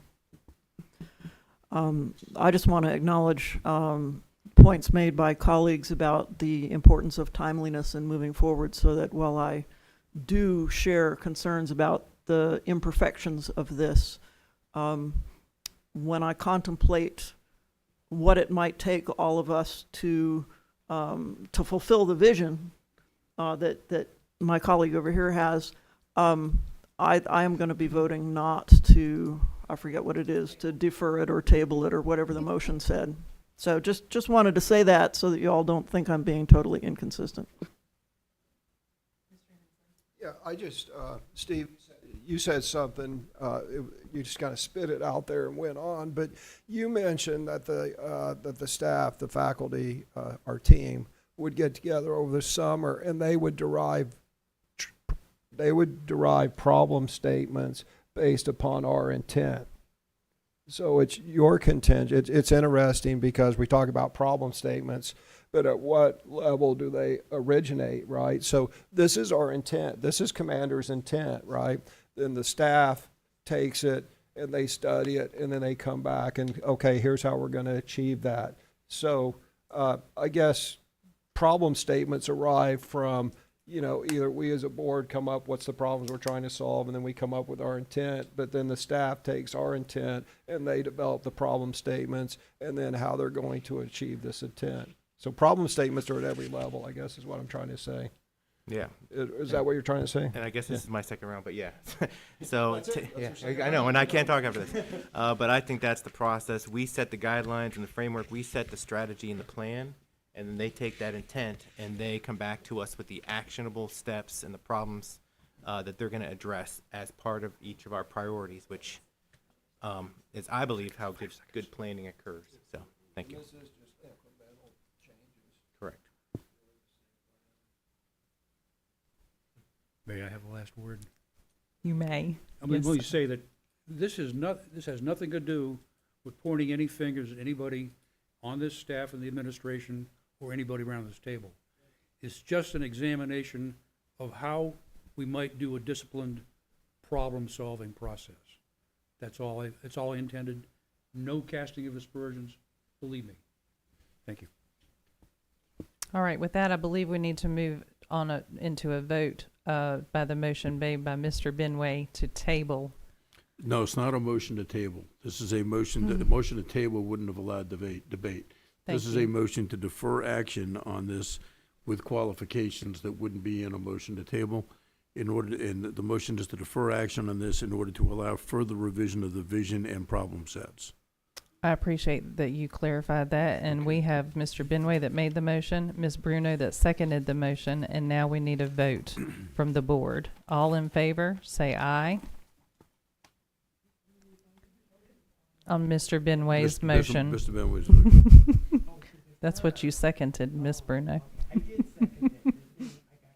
I understand. So, no ayes, all in, Opposed. Opposed?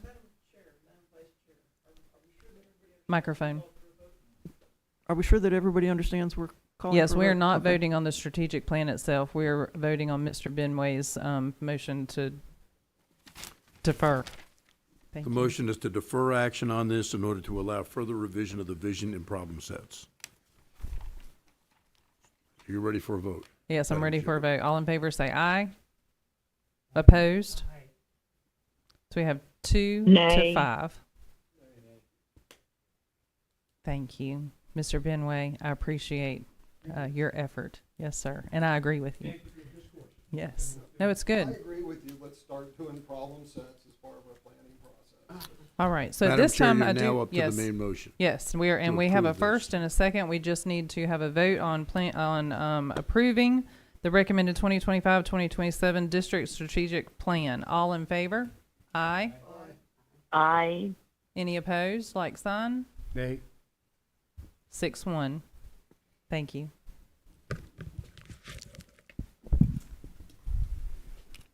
All right, at this time, we're moving to the amended fiscal year 2024-2025 budget resolution for the fourth quarter, and we have Ms. Edmonds. Thank you, ma'am. Yes, Ms. Edmonds was able to discuss this with the board last week on Monday. This is our fourth quarter amended budget resolution, and it does come with my recommendation for approval. Certainly open to any additional questions the board may have.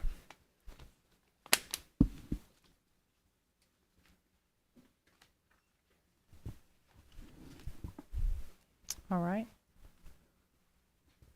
Madam Chair, you Yeah. need a motion to approve? Yes, sir. Yeah. I was looking around to see if, okay. Do we have a motion to approve the amended fiscal year 2024-2025 budget resolution for fourth quarter? Have a second? All in, any discussion? All in favor, say aye. Aye. Aye. Thank you. Motion passes Any 7-0. Any opposed? Motion passes 7-0. Thank you, Ms. Edmonds. All right, up next, the architectural design service agreement for the new Carthage Elementary. Turn it over to Dr. Locklear. Thank you, Madam Vice Chair. Yes, and Ms. Purvis is attending the Union Pines High School booster meeting this evening, working with them on their turf issue, which we'll discuss a little later. So on behalf of Ms. Purvis, we are excited to present this to the board tonight for your potential approval. The architectural design services for the new Carthage Elementary School, as we presented last week, it was from a review team unanimously recommended that we go with Pinnacle Architecture. They have as we shared last week, they have a template elementary school that they're going into building their 12th elementary school from that template. It offers us the ability to move forward not only in an efficient way, but also a more cost-effective way with the new Carthage Elementary School. And so excited to bring this recommendation that we approve Pinnacle Architecture in the amount of $1,975,000 for their services. And this is a flat fee architectural services, which also has the ability to save us 30% on a percent-based fee. So again, this comes with my recommendation for approval. All right, I need a And motion. this has had legal review. Yes, it's had legal review on the contract. Thank you, Mr. Schwartz. Thank you. I need a motion to approve the architectural design service agreement for the new Carthage Elementary. Second? Okay, we had a motion by Mr. Johnson, second by Mr. Hensley. Any discussion? Yeah, go ahead. I highly recommend this. Mr. Locklear spelled out, the superintendent spelled out most of the reasons why. These architects, it's a proven design. This will be the 11th time this elementary school has been built. Obviously, it'll be customized a little bit, but all the development costs are already done. You know, when they put beams together, the bolt holes will match up because people have already fabricated the steel and whatnot. It is a flat rate fee as opposed to a variable rate. You know, most architects work on 7 to 8%, so they're incentivized to spend more because the more they spend, you know, if you get a $1,200 light switch, they make more money than if you put in a $10 light switch. So it takes away that motive.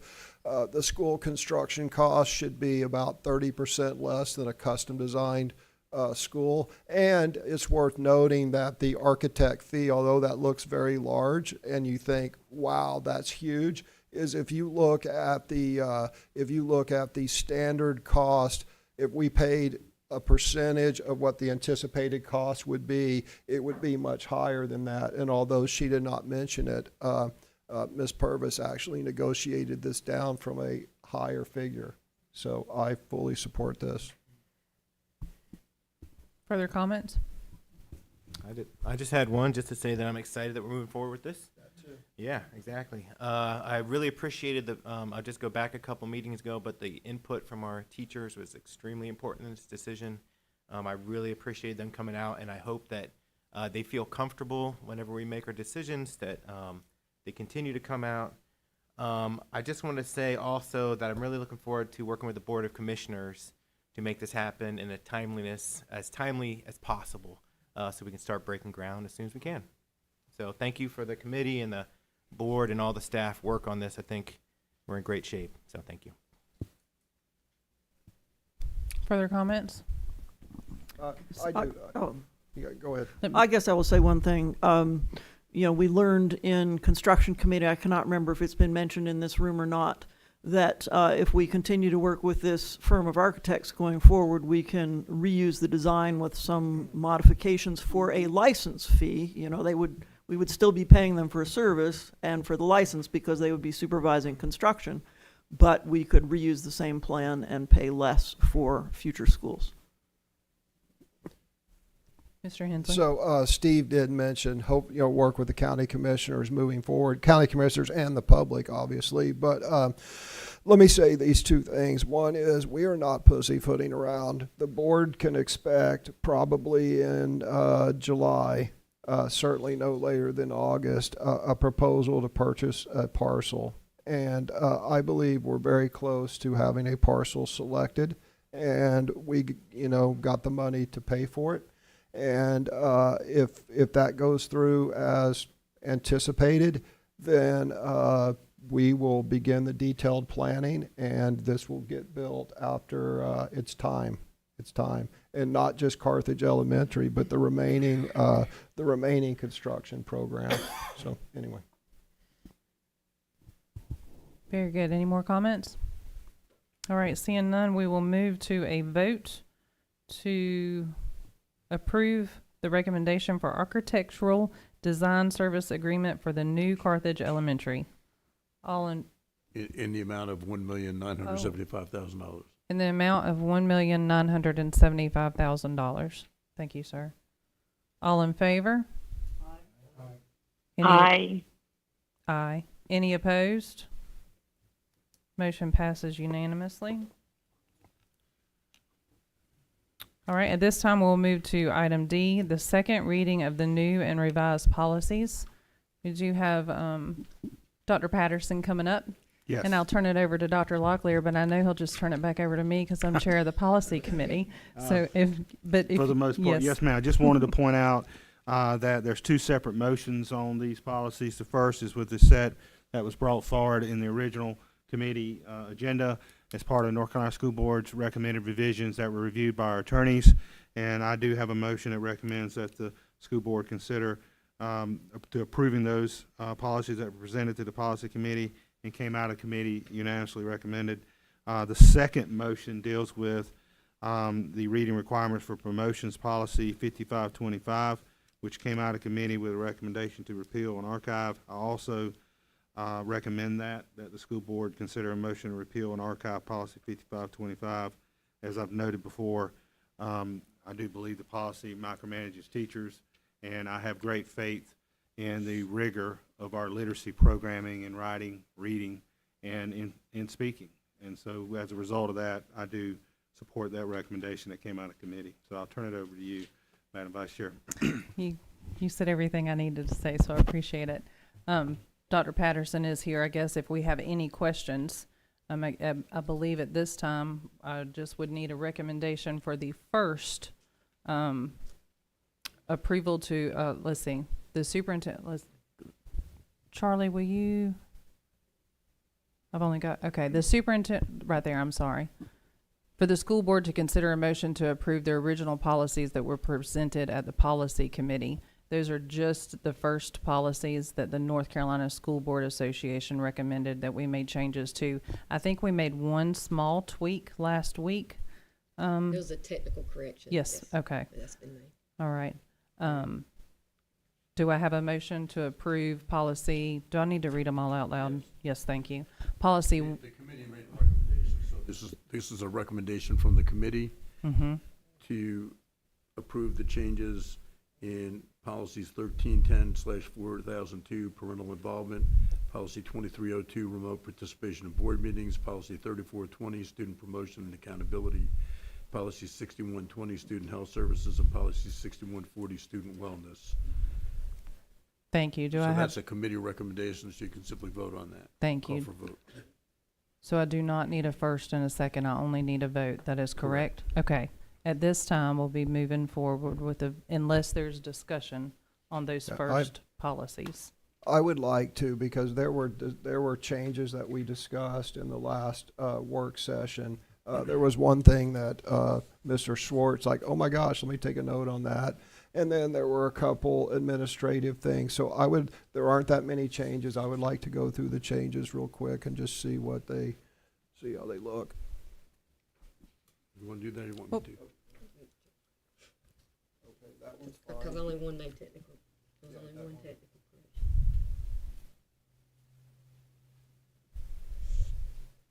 That was fine.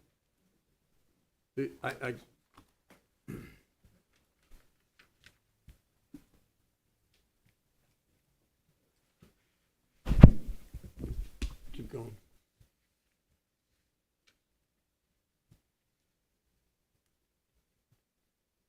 Okay, there were no changes on that one.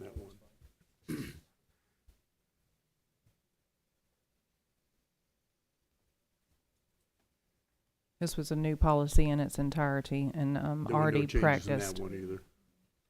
Oops, go back to the yellow. I was going to say, we struck the one clause that said that any more than 3 times, because as often it's often more than 3 times during a calendar year. We thought that was a little bit rigorous. Right, but there were no changes from the work session in that. Correct. Wasn't there a question as to whether they counted as a quorum or not? As they counted as a quorum, I said quorum. Yes, and we talked about that. If you go, I'm sorry, scroll down to the legal references on that at the end. Yeah, where a remote person could vote, but they didn't count as a quorum. Okay. In the Anson County case that's noted there, it was a case that came out last year from the North Carolina Court of Appeals. That the policy that we have is now consistent with that Anson County case. Okay, so don't count as a quorum, but your vote counts. Right. You Okay. cannot count it to create a quorum, but once you're there, you can't count the vote. Okay. Okay. Charlie, if you go to the next policy.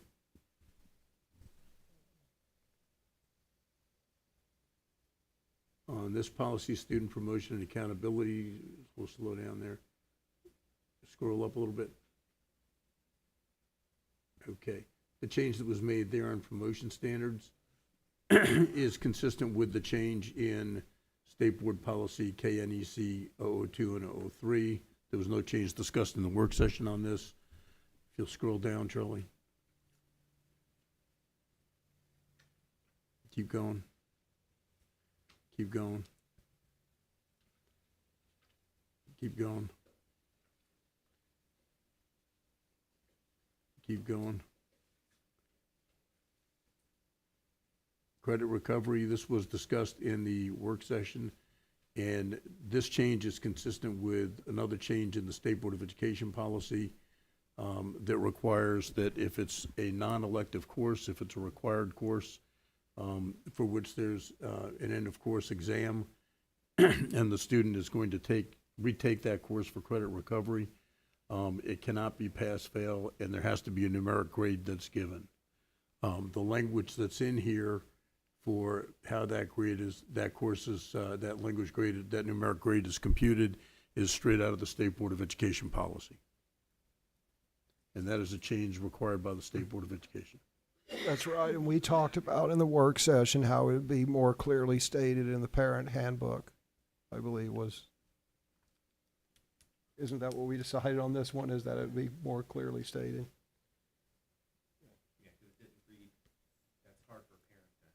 Okay. All right, scroll down if you load a little bit more. Okay.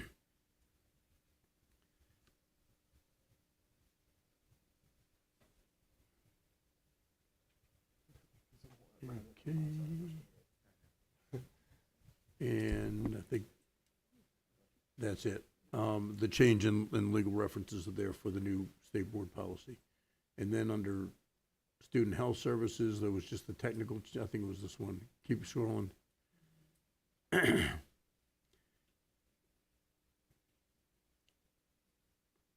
Keep going.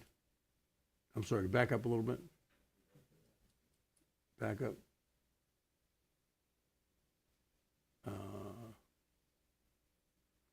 Okay, not this policy, sorry. There were no changes in this policy.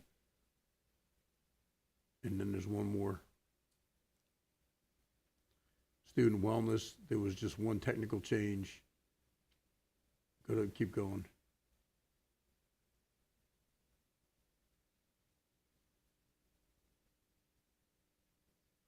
Go back up. Nope, keep going.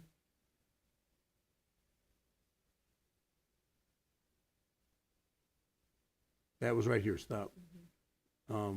It should, in number 9 there, it should say section A, and the previous version had the wrong section.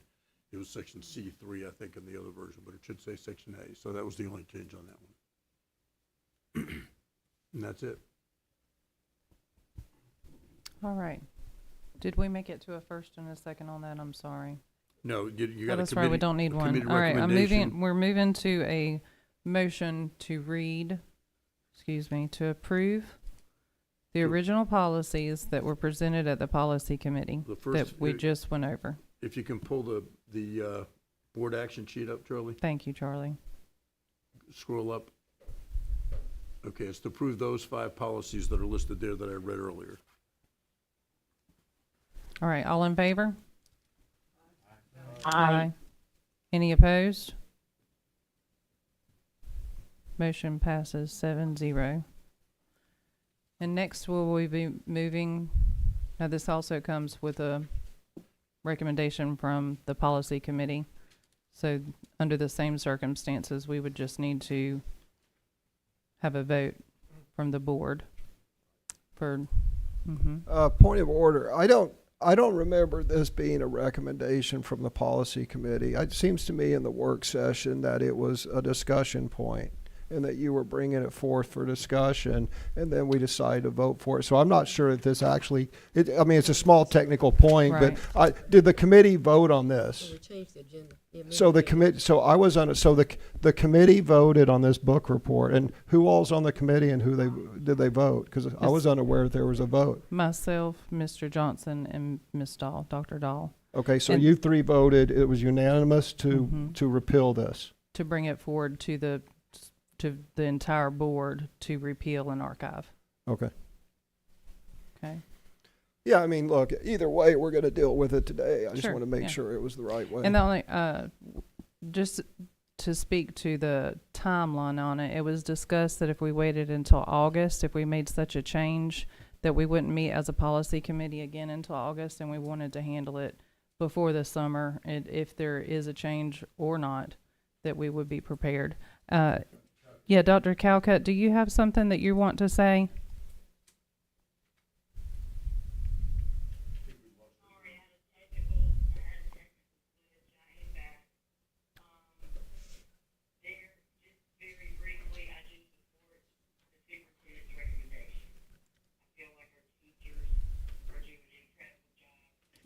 Our students are writing book reports. We are reading.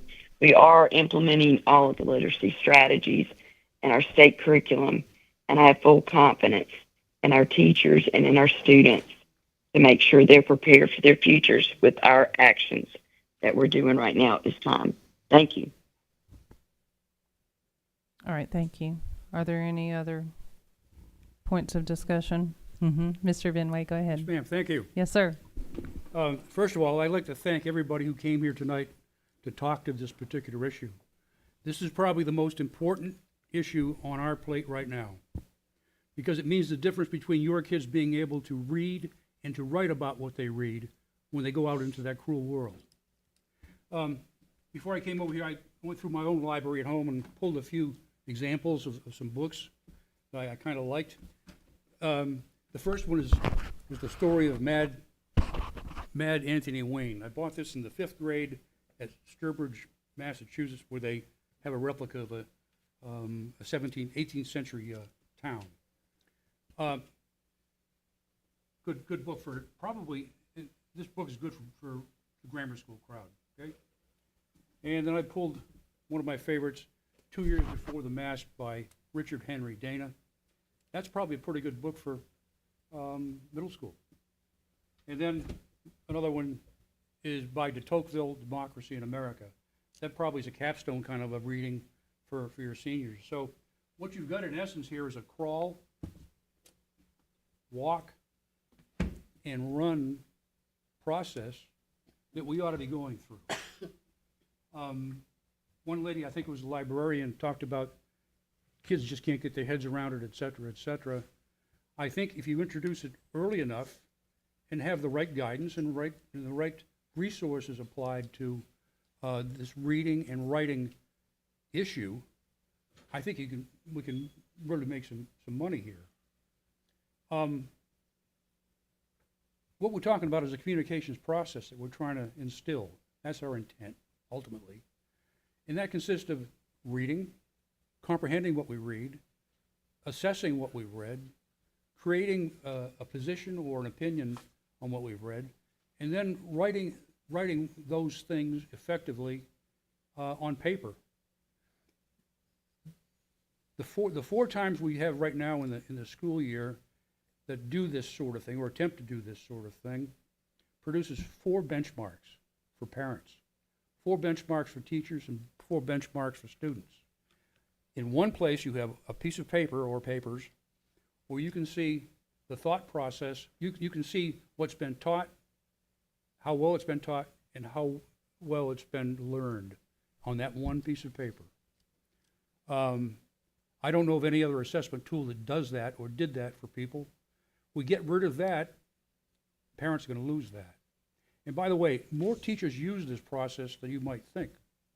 Bob Levy and I were at a Connect Academy graduation last year, and a teacher came up to us and she said, "I hated you for these book reports, for these readings, but I love you now because I've adapted them and I use them, and the parents understand what's going on with their kids in terms of reading, comprehension, and writing ability." I think that's a valuable tool, and I would hate to see that tool thrown out because it's the only tool we have that does that sort of thing.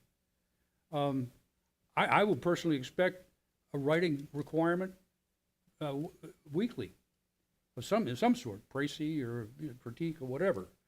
But this is kind of a capstone for each quarter. Here's what we've learned, and here's how we were able to address it. There are despots across the world who would love to have a one-way communications model that kids can just read and understand what they've read, but not be able to rebut what they've read or comment on what they've read. I give you the Declaration of Independence and the U.S. Constitution as a perfect example of the perfect response to government.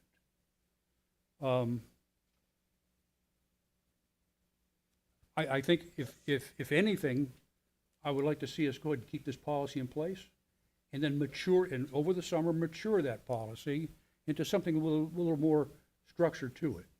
I think Bob Levy's intent was to put this on a radar screen, to get us up there and moving.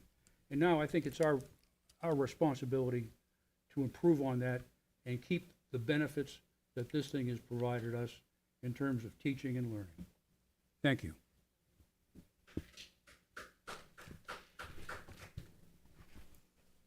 Ms. Bruno? Reading and writing leads to effective communication. Books keep us current with the world, our vocabularies are refreshed, and above all, our reading skills are practiced. This is what book reports do. We practice our reading and writing skills. I said it last week. If I want to learn to play the piano, I will never learn sitting around and talking about it. I have to do it. I have to practice. Our sports team just can't sit around and talk about it. They better get out on that field and do it. They better practice. This is so true of reading and writing. The more we practice, the better and better we get. Books make us feel richer in our dreams. Our entire being is widened with ideas and colors. We see the world. We may never leave Moore County, but we see the world. This is a quote from Ruth Morse, a creative writing professor at UNC. Moore County Schools has an overall proficiency rating of 62.4%. Now, you want to take away a vital part of learning? Talk about keeping our standards low. Talk about diminishing academic achievement. You are making every charter school in this county very happy. Parents want their kids in a high learning environment, and they will be choosing a charter school who teaches the basics of reading and writing. We are at 62.4% overall proficiency. 40% of our children cannot read at grade level. That is 5,000 students in Moore County. Let me repeat, 5,000 Moore County students cannot read at their grade level. These are not my statistics. These come from the North Carolina School Board report card. If you accept those statistics and you are happy with it, so be it. Oh, I know I will hear it's only one test and it's not true. But that is the state data. The praxis exam for teachers is one test. The LSATs for law school is one test. The MedCats for medical school is one test, and on and on. But excuses are always made for school children. It is based on only one test, and it means nothing. Our students read short passages and answer them. Our so-called writing curriculum, which is not a writing curriculum, but an insertion here and there with short written passages. Again, I am not going to learn to play the piano, and our sports teams are not going to win with short practices. Reading a short passage and writing an even shorter one doesn't work. We have to practice. The policy committee recommends the doing away of reading and writing practice in the form of eliminating our book reports. I do not condone this. No one asked for a compromise. No one said, can we substitute this for that? I am publicly saying, and I want everybody to hear this, I am totally against the removal of our book reports. I am totally against removing an opportunity for our students to read and explain their thoughts, feelings, and knowledge. I am standing for the people who put me in this seat, and most of all, I am standing for our children. I am also giving notice that I have invited Clarence Henderson, the civil rights activist from Greensboro, North Carolina, also known as one of the Woolworths Five, who sat at the lunch counter in Woolworths for 75 days straight in 1960. He will be attending a future work session to help us in getting our minority communities to succeed in reading and writing. Thank you. All right. Ms. Dahl. I'm assuming you have something. I can okay. I don't mind moving to Mr. Hensley or Mr. Johnson if you want, if you're not, okay. Either one of you? Thank you. Yes, I'll go ahead. I don't typically write things down, but I think like Pauline, I think I'm going to write this one down. Just want to say, well, first of all, thank you for the comments from the public, both here tonight, those that are still here and those that were here earlier, as well as all the emails that we've received on this issue. I'll say that this discussion, I think, speaks broadly to how we should handle as a board any kind of new or innovative policy, program, or curriculum. It's vitally important that we engage with our frontline staff early and often in how it should look and how it should be implemented.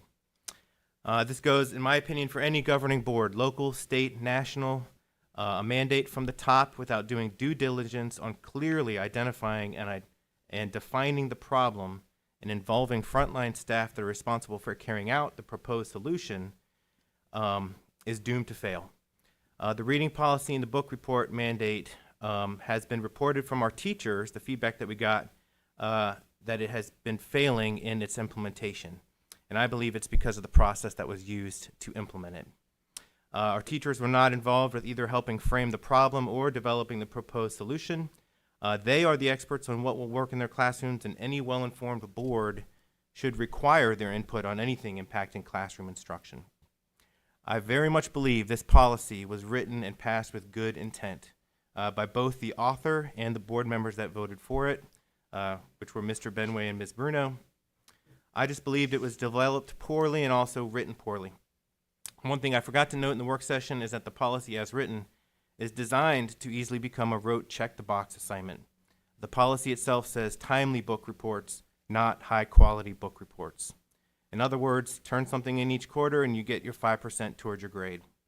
There's no mention in the policy of critical thinking, analysis, persuasive writing, instead simply timely and summarizing. Writing it in that way just makes it simple for teachers to turn this mandate they had anything to do with, without anything to do with, into a rote assignment, check the box type of activity. Now, however the vote goes this evening, I want to acknowledge what I believe is the biggest and my feeling most important point is that this board has now proven that it can have open and respectful discussion on things that we clearly disagree on, and without devolving into disrespect on the board. And I want to personally thank my fellow board members for keeping this something that we clearly disagree on from devolving into any kind of contention. And I hope that we continue that continues to be the norm for us. Lastly and finally, if the board votes to keep this policy tonight, I just want to make sure you all know I will support it however I'm able. I will 100% support it if the board votes to keep the policy. If the board votes to repeal the policy tonight, I hope Dr. Locklear and his outstanding team have heard clearly the unanimous concerns and importance this board has expressed around our students engaging not just with reading, but also deeply and rigorously with the writing process in a consistent way. To include critical thinking, analysis, persuasion, and not just summarizing, and then can bring those ideas back from the field of how we can support that important work in our classrooms, whether this is through a consistent writing curriculum, revamping pacing guides and guidance documents, or teachers developing and sharing more consistent best practices. I feel like that is a clear message from this board. We want to see that happen. And so let's make it happen. And that's all I have to say. Thank you. Mr. Hensley? Oh, Ms. Dahl, or whoever wants to go first. Ms. Dahl, go ahead.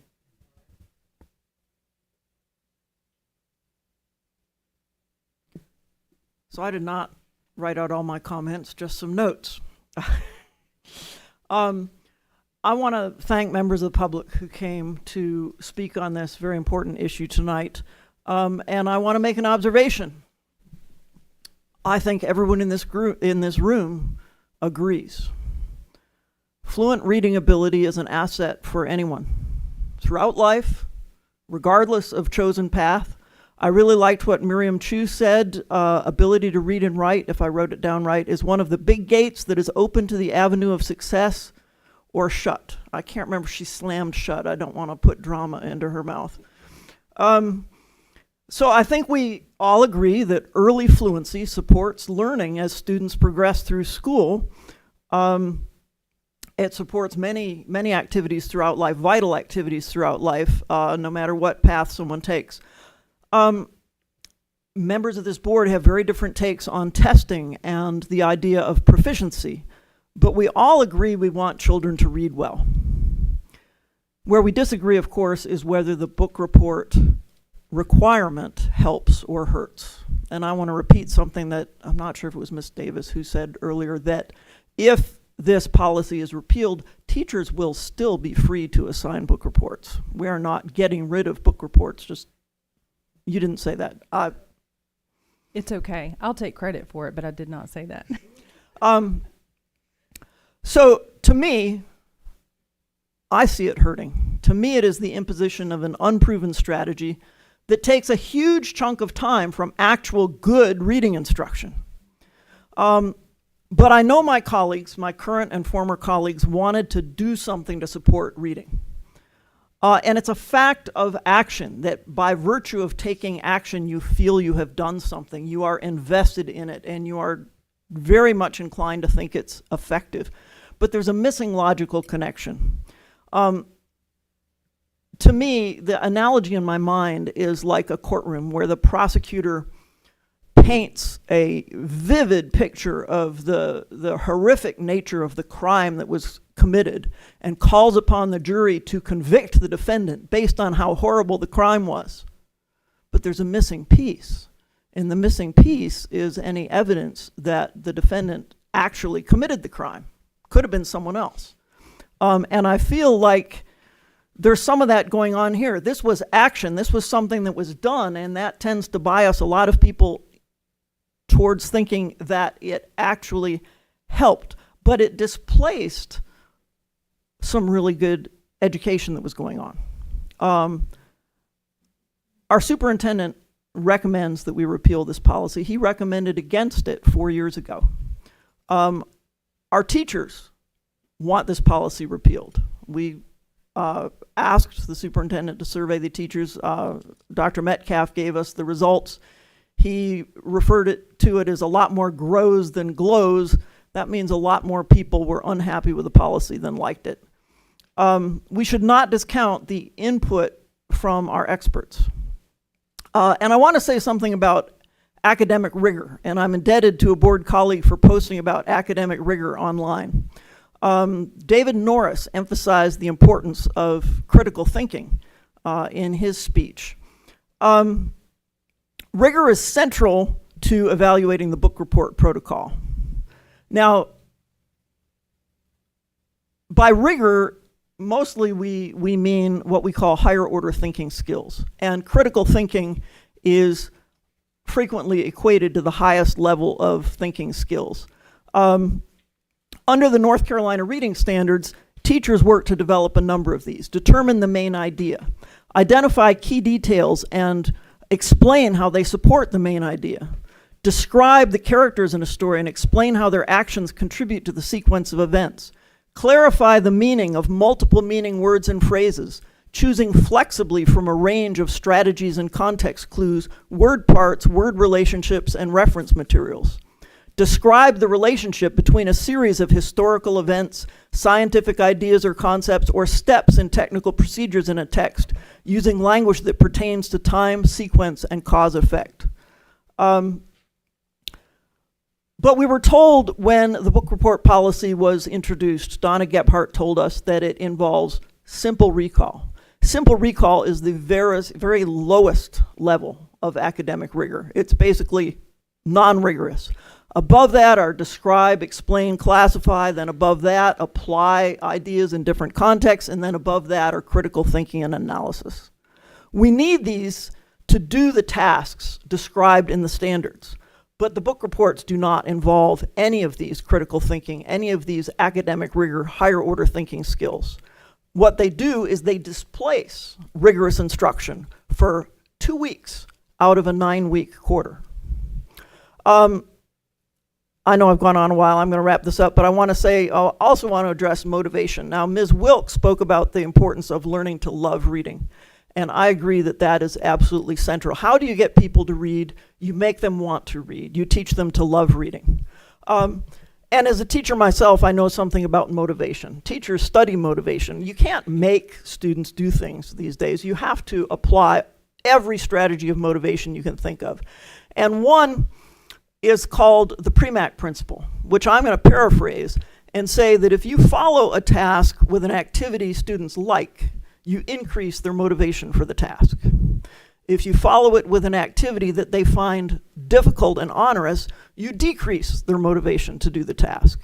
And I think, unfortunately, there's a jeopardy involved in book reports that you take something you want the student to learn to love to do, and hanging over the student's head like the sword of Damocles is this report they've got to write. So yes, I agree that we want to teach writing, but I think book reports are not the form to do it. So I'm going to recommend that, well, I can't improve. I had written some notes, but I can't improve on what my colleague suggested, engaging the frontline people in developing a new policy to promote writing. Thank you. Thank you, Ms. Dahl. You had 33 seconds left in your time to speak. Well done. Mr. Hensley? So first and foremost, let me say, first and foremost is that reading scores have improved in Moore County schools since we implemented this policy. There is no denying that fact. Let me first address quickly things that other people said. We had a speaker up here from Montgomery County, oddly enough, who said that for some, reading 4 books a year is a struggle. That is exactly who this program is targeted towards, is people who struggle to read 4 books a year. So I think she missed the point. I've also noticed that only professional administrators and professional educators think this is too much, and it's not even all of them. It appears to be a minority. Ms. Dahl said that book reports take away from high quality instruction. It's a supplement, it's a capstone project done as homework. I don't understand how it takes away from high quality classroom instruction, because book reports should be done outside of class as homework. So I would ask Ms. Dahl, what high quality instruction did we actually take away due to a book report requirement? Ms. Dahl mentioned that the superintendent recommended that this policy be rescinded. I mean, look, we're not all perfect. I mean, just 4 weeks ago, Dr. Dahl, Dr. Locklear, and Dr. Calcutt were in my committee meeting arguing that we shouldn't test the water in Carthage, the brown water in Carthage Elementary. So just because you have a PhD does not mean that you're right on all issues. And it's certainly, no one's infallible. Ms. Dahl mentioned Ms. Gephardt. Ms. Gephardt on 21 February of 2025 was quoted in the pilot as saying, book reports involve simple recall, and there are more valuable ways like in-class discussion to have students apply what they've read. First of all, book reports are far more than simple recall. It's how to organize paragraphs. It's how to organize thoughts. It's applying critical thinking. It's applying your handwriting. It's your ability to structure sentences. It's your grammar. It's everything. It's a capstone. Book reports. And what's odd is when I saw that reported in the pilot, it's right here on my screen, and then I heard it echoed by Dr. Dahl. How could 2 people be so fundamentally wrong? Because book reports are not simple recall. If nothing else, it shows you can pull a piece of paper out of a drawer and write a sentence. And then, I disagree with Ms. Dahl saying you cannot make students do things. Okay, going on with what my points is, again, first and foremost, English language scores have increased since we've had this policy. This is a capstone course. It takes everything they've learned throughout their entire experience up until then, and it demonstrates to the teacher that they can apply those things. And that's the other problem with in-class discussion. Everybody has to do a book report. Everybody has to do it. How many people don't participate in discussions, right? Only half the class, maybe 20%, and you got people who never participate in it. The other thing is we need citizens who can't just talk. They need to be able to put their words down in writing just as distinctly as they conceive them in their mind. I noticed that Dr. Dahl and Dr. Calcutt often read from prepared statements, right? Well, thankfully, they can write those prepared statements that they read from. That was a point made earlier this evening, because unless you have the ability to express yourself in writing, which is a different skill than expressing yourself verbally, then you're not going to succeed in many occupations, to include technical fields.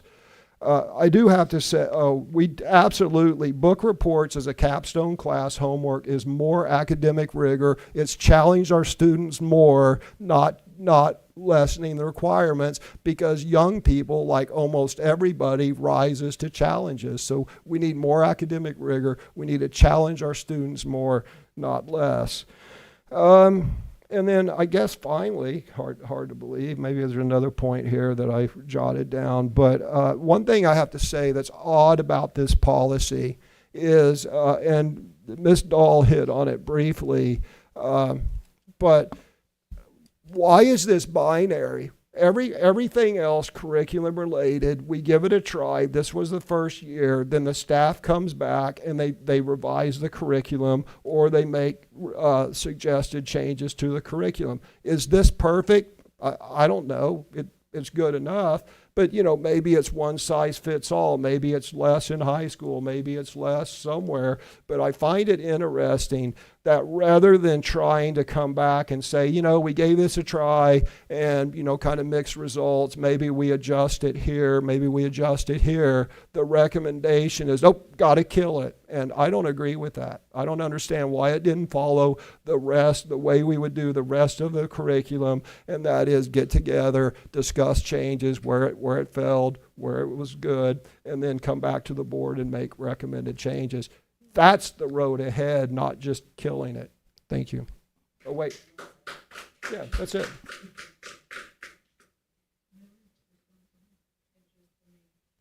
Dr. Calcutt, do you have any comments? No, ma'am, not at this time. I still stand with what I said, and I have full confidence in our teachers to deliver the curriculum standards and to continue to use book reports. I believe I'm the one that said it, Amy. And, continue to increase reading and the love of reading by the instruction that our professional educators implement. Thank you. Okay, Ms. Dahl.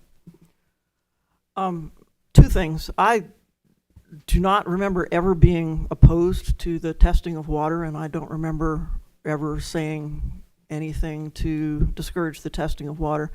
The second thing is I would like to address this issue of class time, and I don't know if Dr. Locklear or Dr. Metcalf would like to explain why teachers feel that they need to devote class time to the book reports.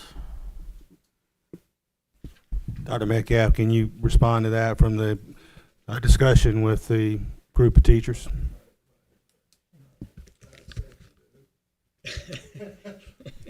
Yes. Yeah, this is your going out time, sir. I appreciate the opportunity, always appreciate the opportunity to speak to the board. Welcome back. That's exactly right.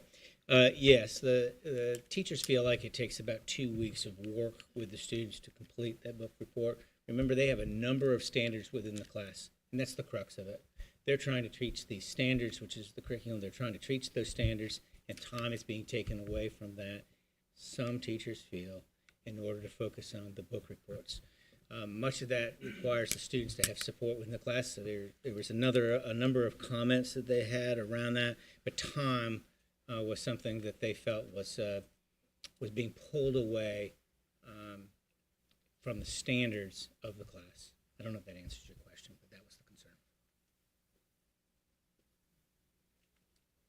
Do you have a feel for why they couldn't just do it as homework, as my colleague suggested?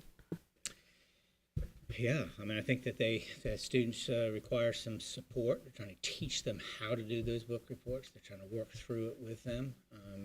They want to ensure that the students are actually reading the books and doing the writing, not using AI, which was talked about before. They're using class time to do that. That's all for me. All right. We each get 2 rounds, and I haven't had my first round yet. So if you don't mind.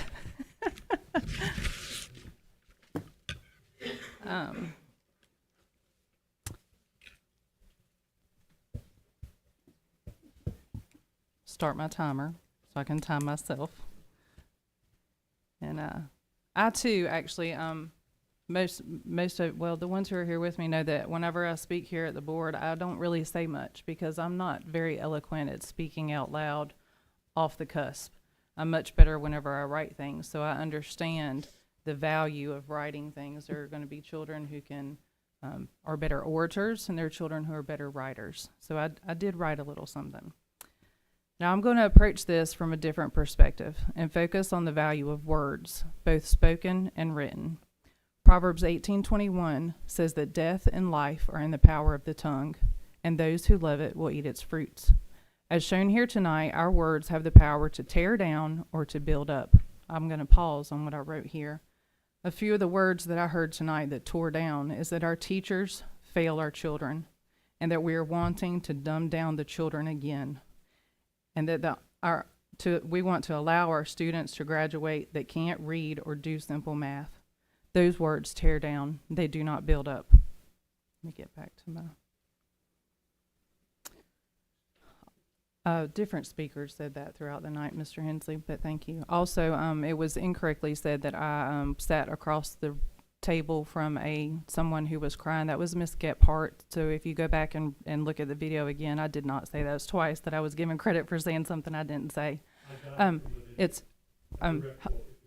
If the audience member will please refrain from speaking, thank you. As long as you tell the truth.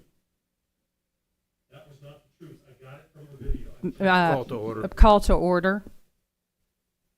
I always speak the truth. And it was also the spoken word that brought the world and everything that we enjoy in it into existence. It is the written word that points us back to our Creator. Spoken words and written words are very important.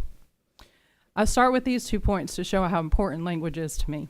Other than time, language has the potential to be one's greatest asset. How are we spending them?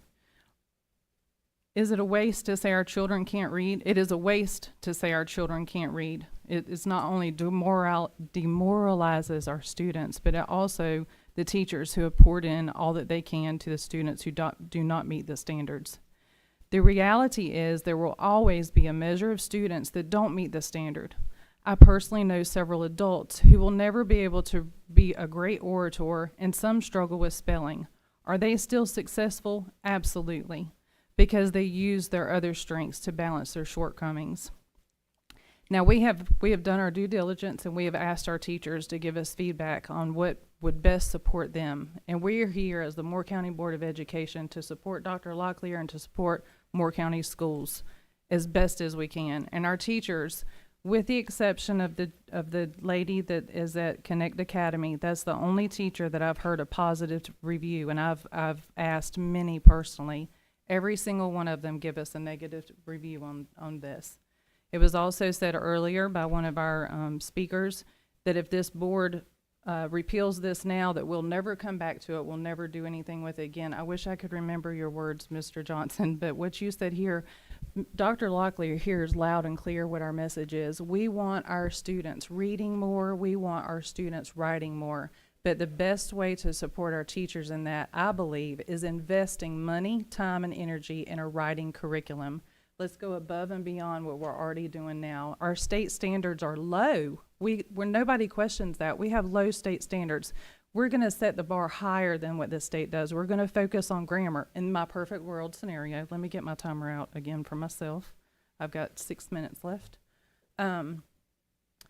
I personally believe in diagramming sentences. When was the last time anybody in here heard of a child diagramming a sentence? If you can diagram a sentence, there's even math. I'm going off the cuffs now, so I'm not going to make sense, but you can put it together. There's processes and systems that go into diagramming sentences. Let's find a curriculum that supports that in the lower grade levels. Let's build on that. Let's do what Mr. Hensley has said and what I did whenever I homeschooled. Let's bring Latin back into the classroom. That gets us a groundwork for setting a better foundation for children who are not eloquent readers, but they can dissect a word and they know what it means just based on a few little the prefixes and the suffixes that they did. We have the opportunity this summer to do real brainstorming, to come back to the policy committee with recommendations for a brand new, built stronger, and more resilient policy than what was properly put in place at its time. I personally voted against it. Honestly, Mr. Hensley, you voted against it the first time too. I was just curious why you voted against it the first time and now you're for it. Also, I would say that although there are benefits, I'm not going to say there's no benefits to the book reports that we've done, but our reading scores increased because we as a board implemented the letters program the exact same night that we voted to bring in the what we're talking about here. Thank you. So I would contribute our reading scores increasing because of the letters program more so than because of the book report. Not to say that it didn't do some children good, but it's not doing everybody good, and it's certainly not supporting our teachers. So that's it in a nutshell. I believe it's Mr. Benway's turn. Just briefly, all of this is a matter of priorities. It's up to this board to establish the requirements, and then we figure out where it falls in the priority sequence. I think over time, maybe as a result of COVID, where reading became a code célèbre, on everybody's tongue, we sort of forgot about the writing part. We created the science of reading, but we failed to create the science of writing along with it. So I think rethinking the purpose of all of this, I think will give us a better perspective, allow us to dissect it a little bit, and once it's in a priority position, once it's a validated priority, then the resourcing comes, and you don't have a crunch in the classroom for time. We resource priorities in accordance with the need of that priority. So let's keep working this. This is important stuff. It's the most fundamental stuff we've been tackling. And I think we need to continue working on this and not throw the baby out with the bathwater, so to speak. Thank you. Any further comments? Go ahead. Ms. Davis asked me why I changed my mind. That's simple. They've proven that they work, right? I mean, test scores have gone up, and a person should always look at something, even if maybe they opposed it, and assess its effectiveness. And not only do book reports work now, but they worked with Laura Ingalls Wilder on Little House on the Prairie. I bet you then, you go back 100 years ago and, what was common high school curriculum then is now college level stuff now. So if, Laura Ingalls Wilder can assign book reports and her class has 100% literacy, maybe there's something there. The other point that Ms. Davis brought up is, well, gosh, we implemented letters. Maybe that had something to do with it. Sure, maybe, but before that it was the science of reading, and before that there was some other fad, and before that there was Common Core, and most of these fads come and go, and they go down in flames like Common Core math. So yeah, I'm excited about letters, but I can say that book reports and the academic rigor and the fact that it's a capstone course is a time-proven method from Little House on the Prairie to when I was in college or when I was in school, when we were all in school. But for some reason now it's not good enough. For some reason now we just have to throw them away because that's old hat. And again, English scores have increased. The time it takes, 2 weeks. So let's talk about that for a minute. Okay, maybe the first grade or the first place where book reports are introduced, it takes 2 weeks of instruction, but it doesn't take 2 weeks of instruction the next year. It doesn't take 2 weeks. And I guarantee you, by the time someone's a senior and they're doing 4 book reports a year, it doesn't take 2 weeks of instruction. What it does is it reinforces what they've learned, and it forces them to display what they've learned and practice what they learned. So when they get out in life and their job or their vocation or whatever they choose to do, when it requires, they can do it. So I challenge the notion that it takes 2 weeks at every grade level. I will concede that at whatever grade level we teach the students, okay, here's a book report, here's how you sentence a structure, here's how you do it, maybe. But it's really a capstone. It's what it is. It's a capstone course for each quarter. The other thing, people keep quoting these anonymous teachers. Ooh, I got 2 anonymous teachers. I got 3. And, let's just stop doing that. These teachers are adults. If they have an opinion, they can walk right up here to the podium, or they can contact us directly. But board members quoting anonymous teachers that may or may not exist, I just completely discredit that on both sides. The point was made about using AI, and that point was made in the work session too. And the assertion was we're teaching students how to cheat. That wasn't the assertion today. That was an assertion made. But where does that stop? Well, we got calculators. We're going to stop teaching math. I mean, we got calculators to do trigonometry. Are we going to stop teaching students how to do trigonometry? No. Regardless of the technology, you got to teach blocking and tackling, because blocking and tackling is how you get to the Super Bowl. To a point I made earlier, I'm just summarize it differently. Book reports are the big equalizer. Everybody has to turn in a book report. Everybody has to structure, an opening paragraph, 3 or 4 points, and a closing synopsis. They have to have good syntax. They have to write legibly so the teacher can read it. They have to do all those things. Unlike discussions, which for some reason Moore County Schools curriculum director seems to think that discussions are a substitute for book reports. But again, discussions do not teach how to write. They do not teach how to form sentences. They do not necessarily require structured thinking. But more importantly, probably 50% of the students don't participate meaningfully. I just made that statistic up. It's actually probably higher. Participate in classroom discussions. So again, why did I vote against it? But now I'm for it because it works, because English scores have increased since we've had this policy. Good enough for me. Thank you. Anyone else? I'll go again because I'm skipped over a couple of things. So I did print off the English language standards from North Carolina, and this is 2nd grade. That students, so there's three ways of communication. I spoke about it earlier. There's oratory, where you speak. There's written, where you write. And there's reading, where you read. So that's the 3 of them. Students meet in groups or in pairs to discuss their opinions with their peers. This is the state standard.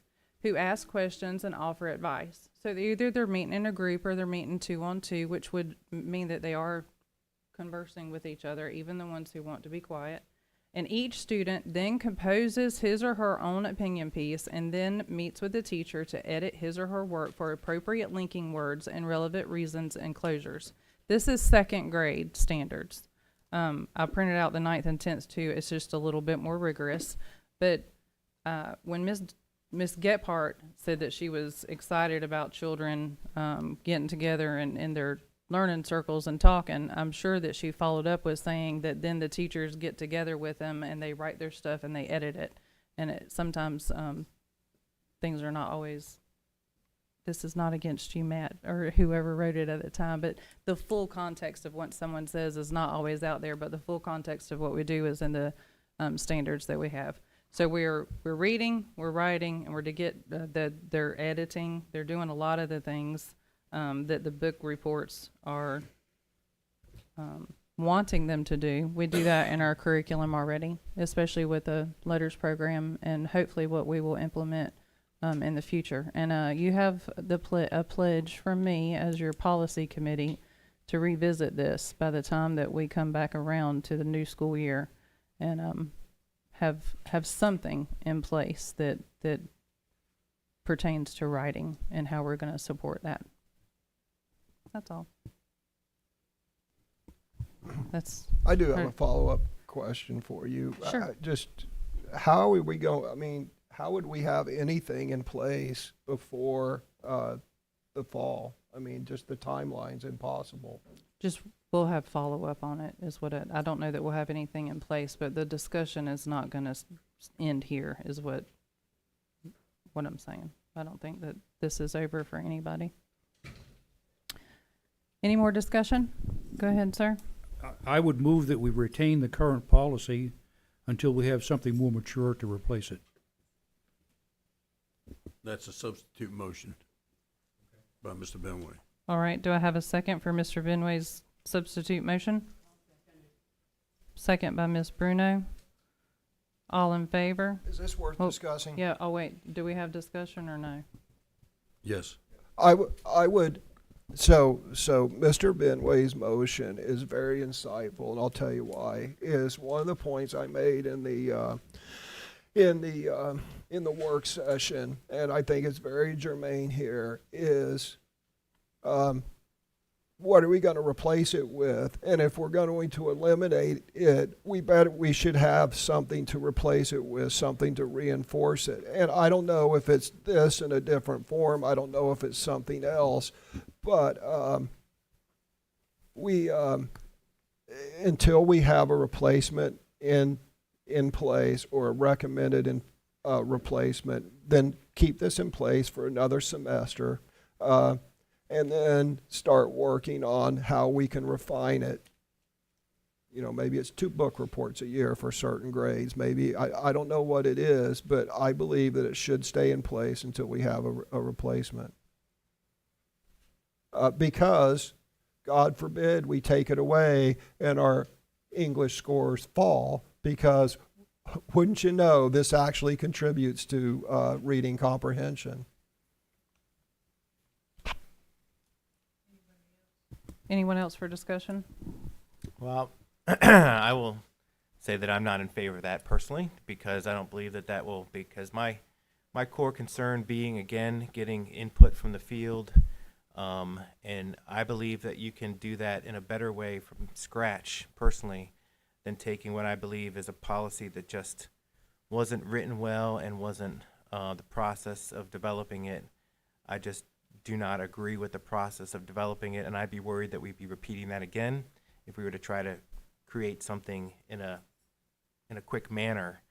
And I think the feedback was clear from our teachers, and I'm in favor of repealing and then getting to work on, if it's a policy or not, bringing before the board recommendations as to how we are making sure that we're rigorously, especially with the writing process, putting that in place.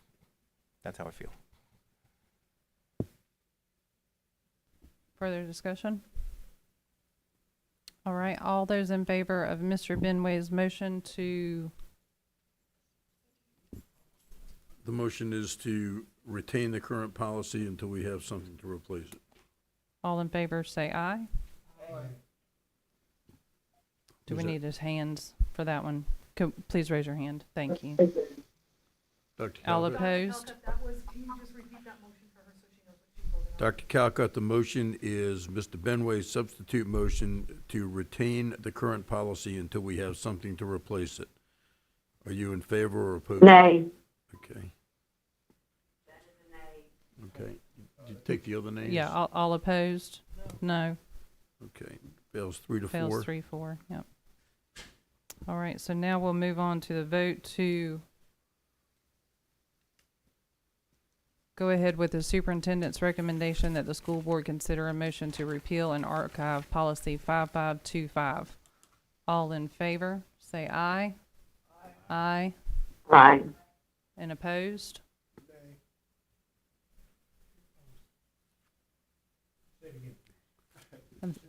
We're, we're voting for the policy to either, To repeal the to motion. repeal it and archive the it motion- or not. This is a vote on the committee's Yeah. recommendation. Nay, yeah. Policy is repealed 3-4. 4-3. Excuse me, 4-3, thank you, sir. All right, at this time, we are moving on to the, oh, I'm sorry, 4-3. 4-3 to repeal. Correct. Yes, sir. All right, now we're moving on to letter E, endorsement of the memorandum of understanding between Moore County Board of Education and the Sand Hills Community College Board of Trustees.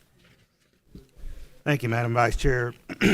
Yes, this was presented and shared with the board on Monday. There was a couple of suggestions for some revisions to the MOUs. We did take a look at that. There also were a couple of questions there. Again, this is to renew our MOU with Sand Hills Community College that we've had in place since 2015. Have been renewed a couple times since then. It also is for the addendum for the MOU of our more innovative high school. There were a couple of general questions about insurance and our liability policies covering what's required in the MOU, and we've confirmed that our insurance policies do cover that. So I just want to address that off the bat. Also was a couple of questions about the Sand Hills Community College perform background checks on their employees like we do, and the answer is yes, they do. And Mike, I believe there's a couple of technical corrections and a couple of tweaks based on the discussion. Would you walk us through those red lines, please? I will be happy to. I'll take the memorandum with the college on the career and college promise first. And of course, this all went with the support of legal review as well. The adjustments made based on the feedback from the board at the work session. First is on page 2, just changing that to July 1st, 2025 to run through June 30th, 2028. Just an adjustment there. The next one was on page 4. This was to clarify based on board comment, page 4G, the student code of conduct. They participate also subject to both the Sand Hills Student Code of Conduct and the Moore County Code of Conduct when in Sand Hills classes, just to make that clarification. Thank you for the feedback from the board on that. And then on page 8, it's quite some conversation about the termination, and this either party can terminate the MOU without any with written notice for any reason, notwithstanding the foregoing, regardless of the date of notice. Termination of the MOU will take effect at the end of the second fiscal year following the date in which the termination notice was given. That gives us a full year at any time, at least another school year before we would terminate. And so we appreciate that feedback. That was a great catch from the board member. And so we've added that, and Sand Hills was very comfortable with that as well. Those were the only red line changes to this standard agreement. We can move on to the memorandum of understanding, kind of the addendum that deals with the more innovative high school. A few additional adjustments here. First on page 1, kind of be more explicit about the timeline for discussions of any kind of renewal. Again, this is a 3-year MOU with regular renewal at the end of that time, but we start those conversations no later than April 1st for the subsequent term. On page 2, fixed a sentence fragment that was there. So that was adjusted and fixed. On page 4, again, this has to do with students following. The college wanted to make sure that it was very clear that the students would follow the previous MOU when taking career and college promises classes. So that clarified that. It's consistent with the MOU executed by the parties regarding career and college promise effective July 1st, 25, and subject to any other requirements of that MOU. So it connects the two MOUs, if that makes sense. They want to make sure there was clarification on that, but that was perfectly clear. And then the termination, again, on page 6, 5.0, and termination. that aligns to that full year, additional time, a second fiscal year. And those were the changes on that, based on the feedback from the board at the work session and legal review. And this does come with my recommendation for approval, Madam Vice Chair. Thank you. Madam All right. Vice Chair. Yes, sir. Dr. Calcutt has indicated that she is not, she wants to be recused from voting on this. Thank you for reminding me. Do I need to do that officially, or is it handled just by her request? That can be done by her request Okay. without objection from the board. Okay. No objection, I would assume. Okay. Thank you. At this time, I need a motion to endorse the superintendent's recommendation for the endorsement of the memorandum of understanding between Moore County Board of Education and the San Jose Community College Board of Trustees. Thank you. Second. So this is a motion to approve, this is a motion to approve both MOUs as presented. Thank you, sir. Okay. I have a first by Dr. Dahl. Do I have a second? All right. Discussion? Mr. Hensley? First, I just have a procedural question. The Sandhills Board of Trustees did not approve this at their board meeting. They referred it to committee for some questions regarding some financial matters, who's going to pay for what. So what's the reconciliation plan? I mean, if we vote to approve it and then they come back with different language, what's our reconciliation plan? Well, my understanding is their plan is for that to move forward for their review at their August meeting and recommended approval. I'm not aware of any concerns with what we're asking the board to approve tonight. If there were to be significant any changes, we'd have to bring that back to you in August and get your review of that and then subsequent approval. Okay, all right, good. So I thank you for incorporating the things I pointed out. I do have one objection to this, and if you could go to paragraph 7, Charlie, it doesn't matter which one, they're the same on both. The issue is not whether or not Sandhills Community College does background checks on their employees, because of course they do. The question is why do they hold open? If you look at the second paragraph there on background checks, Sandhills further agrees to conduct checks of the state sex offender and public protection registration program, the state sexually violent predator registration program, sounds horrible, and National Sex Offender Registry initially, and on the anniversary to verify in writing that no Sandhills employee who has direct interaction with Moore County School students is listed on these registries. Think about that. That implies that they employ people who might be on the state sex offender registry, the state sexually violent registration, or the National Sex Offender Registry. Otherwise, why would they say if their employees are on there, they will keep them away from our students? Keeping people who might be on the state sex offender registry and the state sexually violent predator registration, think about that.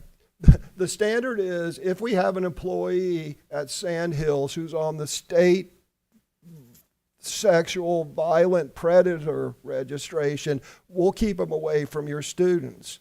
Well, okay, so first of all, in Moore County schools, I assume we wouldn't hire anybody who's on the state violent sexual predator registry, right? That's correct, and Sandhills Community College wouldn't either. Well, except it's in the agreement. I think that's because our attorneys wanted it in the agreement, if I'm not mistaken, Mr. Schwartz. That's correct. And this requires not only initially checking, but annually on the anniversary of the MOU to check again to make sure that nobody who will have any contact with our students may have ended up on that registry in the intervening year. But again, that's not what that's not what it says. It says who has direct interaction is not listed on these registries. So it holds open the possibility that they have employees who are there, but they're going to keep them away from our students somehow. Like that's not what's intended by that, and I don't think that's what it says. Well, I don't think I don't read it that way at all. Well, I'm voting against it because that's what it says, in my opinion. I have a question.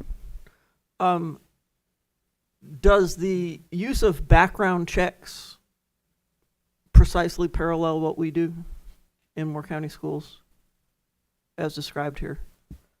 That's my understanding, yes. The Sandhills Community College performs background checks before they would hire anyone, and that would be at the same, obviously if someone's got a criminal background, that would, take them out of the running for being hired. So. And do we search those registries yearly? Do we search those registries yearly? We We have notification processes, and yes, anytime something happens, we're alerted. We subscribe to that process, yes. We subscribe. Is that the same as, Mr. Schwartz, is that the same as what's described here? The companies with which we do background checks notify us if anybody pops up on those registries. Right, but this is saying that Sandhills is going to do something beyond just being notified if somebody pops up, that they are going to query the registries. Yes, that's correct. So, and this is consistent with what's called the Jessica Lunsford Act, which we require for any independent contractors that we deal with, or any contractors who might be on school grounds and have access to students in any way, any contact with students. am I correct in thinking that they're doing everything that we do plus? They're doing everything that we do with regard to employees and contractors, plus an extra annual check. Okay, so it would not be correct to say that this clause being in there means they're doing less than we are. They're doing everything we're doing plus a little bit more. As Correct. with regard to employees and contractors. Correct, because we wouldn't have access to whatever process they use that would alert us to, or alert them to anybody who might end up with a conviction that or getting them on a registry. Right. Thank you. If I may, if we just take out, or if it were to just be taken out, who has direct interaction with Moore County school students, it would read that Sandhills further agrees to conduct checks of the State Sex Offender and Public Protection Registration Program, the State Sexually Violent Predator Registration Program, and the National Sex Offender Registry initially and on the annual anniversary of this MOU, and verify in writing that no Sandhills employee is listed on any of these registries. So if you just take that out, it says that they do, that is a good fix. But that's what I think that the point of the clause that's in there is to give us more surety, not to give us less.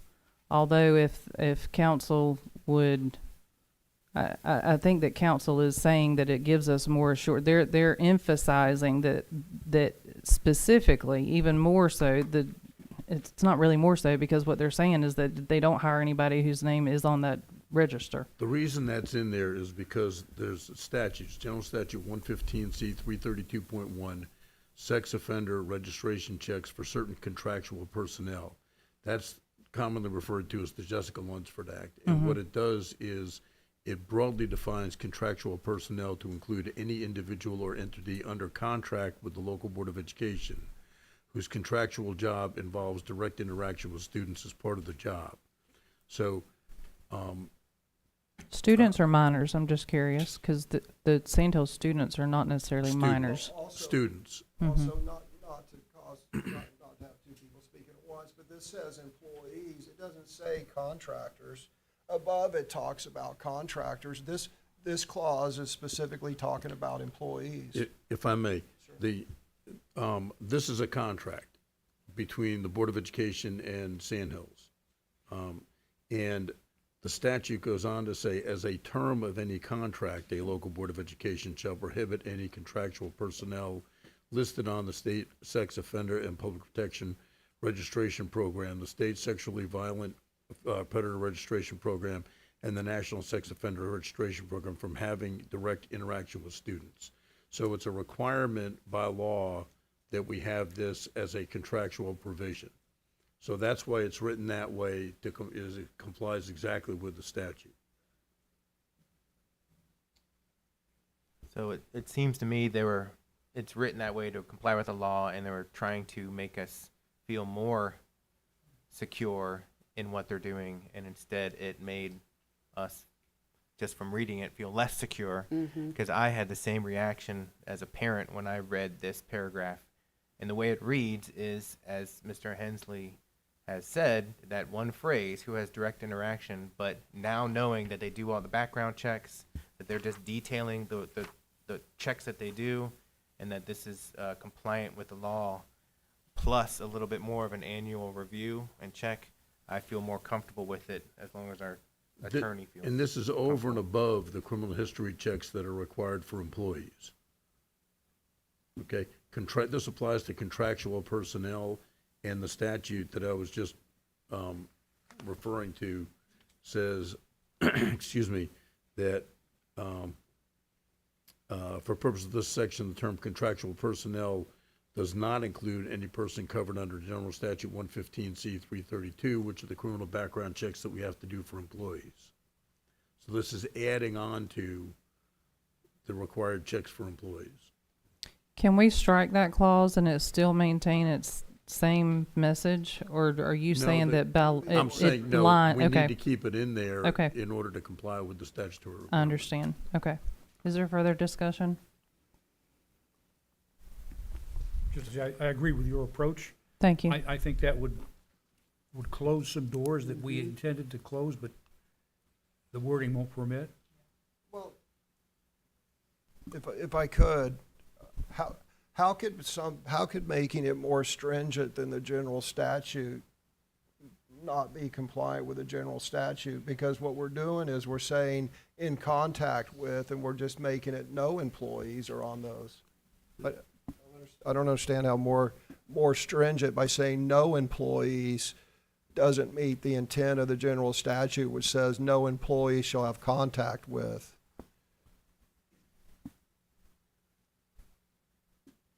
I mean, if we could take that phrase out, I have zero objection to the whole MOU. Well, we can't take it out. We could add to it, but we'd be adding to it what they're already doing anyway.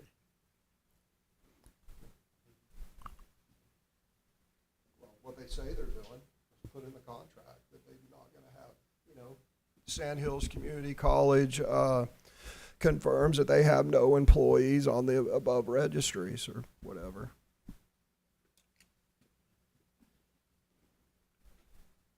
Are you looking at it to see if that could be removed? I see your wheels turning. I think the only potential change would be to add something prior to the first sentence in that at 7.0 that would say Sand Hills Community College conducts criminal background checks on each Sand Hills employee and confirms that it will agree to conduct criminal background checks on each employee who, pursuant to this MOU, will have regular unsupervised contact with the MCS students, because that's what they're already doing anyway. That's what you confirmed with them, right, Dr. Metcalf? That's correct. So I was at their board meeting last week, and there was some discussion on this. Unfortunately, none of the trustees asked the right question. The Mr. Stewart confirmed that they did background checks, but nobody asked the questions. Well, if they don't pass, do we not hire them? So in the meeting, it wasn't clarified. I was hoping someone would ask the question. So we, under no circumstances, we being them, under no circumstances do we hire anybody who's on this, and we terminate them if they get. No one asked that question, so it's still vague is the problem. He just said, yes, we do background checks, and yes, we check all those databases, but nobody said in that meeting, and we don't hire them or we terminate them if they pop up. So if they would have answered that concretely, then I would go, oh, well, that's it. Their policy, they don't do that. They just said they do the background checks, but they didn't say what action they take if someone fails. But haven't we established that the law requires them not to hire such a person? I think we've established that the law prohibits Moore County schools from hiring them, but they're under different rules. because they have a different age group of people that, students they service. I don't know exactly how they deal with their criminal background checks, but I don't know that they have different rules than we do. That we have to comply with this statutory requirement. All right, with that said, I think it'd be time to move to a vote. So all in favor of accepting the endorsement as written of the memorandum of understanding between Moore County Board of Education and the Sand Hills Community College Board of Trustees, This is for both MOUs. for both MOUs. All in favor? Aye. 3. Dr. Calcutta, are you still with us? Yes, ma'am. Oh, she's recused from that one. Yep. Thank you. Uh-huh. All opposed? 1, 2, 3. So 3, and 1 abstain or recused. With that, a tie goes to the pass. If legal counsel will let us know.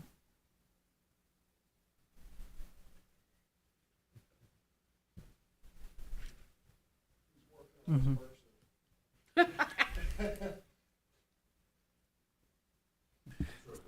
Tie fail Yes, or sir. pass? Did a tie fails? Okay. Okay.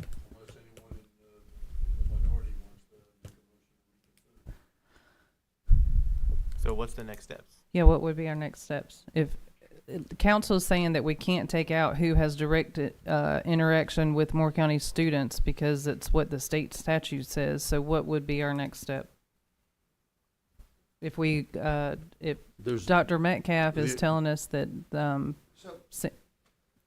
My recommendation would be, I'm sorry, Mr. Locklear, did you have a recommendation? You were leaning forward. My recommendation, again,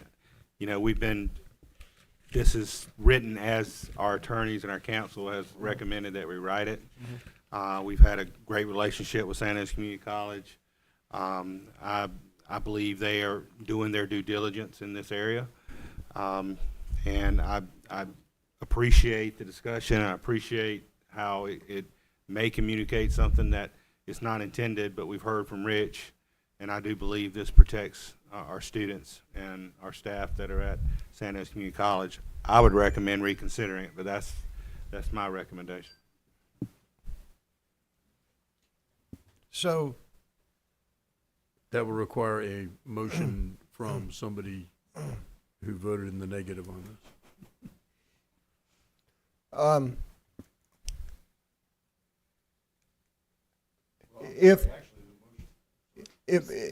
yeah. Yes, please.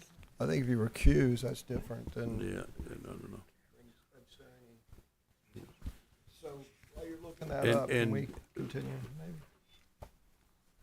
There's no requirement that Dr. Calcutt recuse herself on this.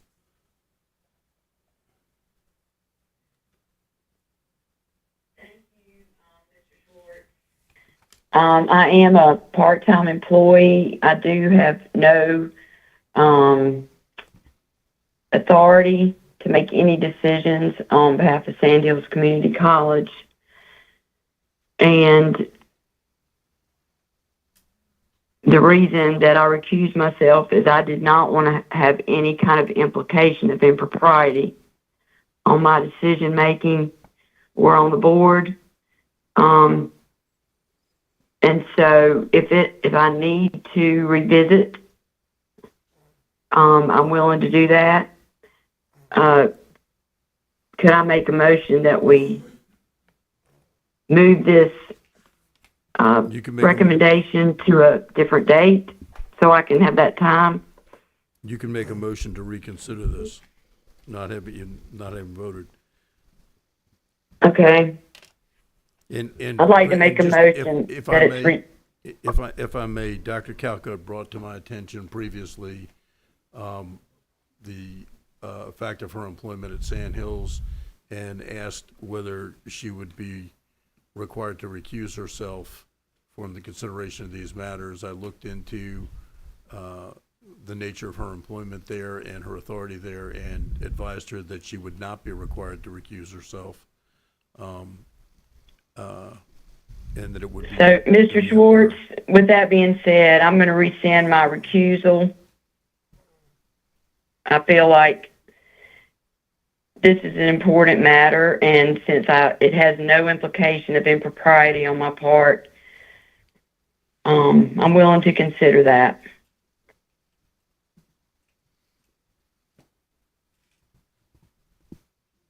All right, yeah, he's writing right now, Dr. Calcutt, so we'll wait just a minute. Okay, thank you. Yep, mm-hmm. So, Dr. Calcutt, are you that now making a motion to reconsider this? Yes, sir, I'm making a motion to reconsider the recommendation of the superintendent on this matter. So someone who, and that's allowed, That's allowed, yes. a person who recused themselves can do a motion to reconsider. She is now not recusing herself, so she can make a motion, yes. I thought you had to vote in the minority to make a motion to reconsider. I think she could do it since she didn't vote.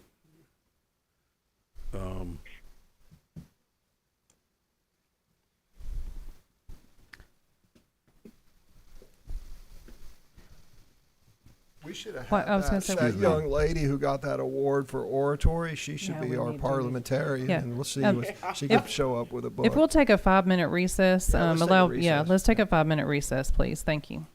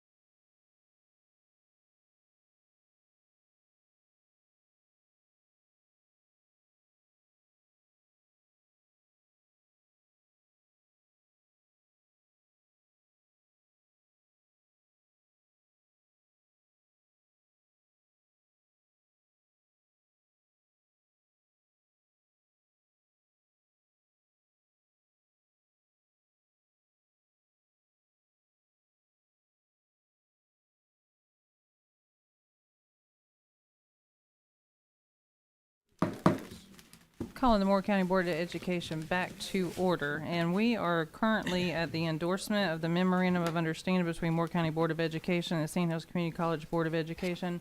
Council was looking into, So, yeah. Madam Chair, under Robert's Rules of Order at Section 3710A, a motion to reconsider can be made by any member who did not vote on the losing side, including one who did not vote at all, which would include Dr. Calcutt in this situation. All right. And so Dr. Calcutt is free to make a motion to reconsider if she so desires. Yes. Yes, sir. Thank you, Mr. Schwartz. Madam Vice Chair, I would like to reconsider a motion to endorse the memorandum of understanding between Moore County Board of Education and the Sand Hills Community College Board of Trustees at this time. Thank you. That's a motion that requires a second. Do I have a second? I'll second. All right. All in. Yes. Yes. Do we need discussion, or do we move to, go ahead. So just to focus my earlier comments, because, you know, I go here and there and there and there and there, Excuse just me, like this is not, if I may, this is a vote solely on whether or not the board will reconsider. I'm sorry. Okay, this is not a vote on approving the MOUs. Okay. All right. All in favor, no discussion? All in favor of reconsidering? Aye. Aye. Aye. That'd be. Aye. And all opposed? Nay. Nay. So that Motion passes carries 4-3. All right. Now, at this time, we are going to need to Now make you need a motion on motion. approving both MOUs Yes. as recommended. Yes, I make a motion to approve both MOUs as recommended between. Yes, ma'am. I make a motion to approve the endorsement of the memorandum of understanding between Moore County Board of Education and the Sand Hills Community College Board of Trustees at this time. All right, do I And have a that's for second? both MOUs? Dr. Carey? Yes, sir. Do I have a second? All in favor? Could we- Or No, discussion? Thank you. No, you have discussion. All right. Go ahead. So I just want to clarify in my own head where we are with this. So if I heard correctly, council has said that the language in here is required by law, and that this ensures that Sand Hills Community College has the same hiring practices as us, that we obviously do not hire anyone or employ anyone that are on these registries, and that Sand Hills Community College also does not employ anyone that is on these registries or has not passed a background check. That doesn't Is that- say that. That doesn't say that. It just says, But the discussion was that they do what we do. well, plus. we're speculating. Well, But I want to confirm that. right, Yeah. right. I want to confirm that too. And the problem is this leaves open the door that they may have employees. And by the way, this is completely moot on students and contractors. They could have students there that are violent sexual predators who are on the campus. This whole problem arises because we have a shared campus. And a shared campus, they have different hiring regulations because they're not dealing with minors, and they have different policies. And again, in their meeting, it came to light that they did not have a policy against hiring people who appear on the sexual predator registry, nor do they have a policy about asking students who are attending there whether they're on the violent sexual registry. So here's the problem with this. It leaves open the door that Sand Hills Community College, as it's written, that they could have employees, contractors to them, and students who are on one or more of those registry, and that's not good enough. By the way, that shouldn't have been good enough when this was signed 3 years ago, and it shouldn't have been good enough when it was signed then too.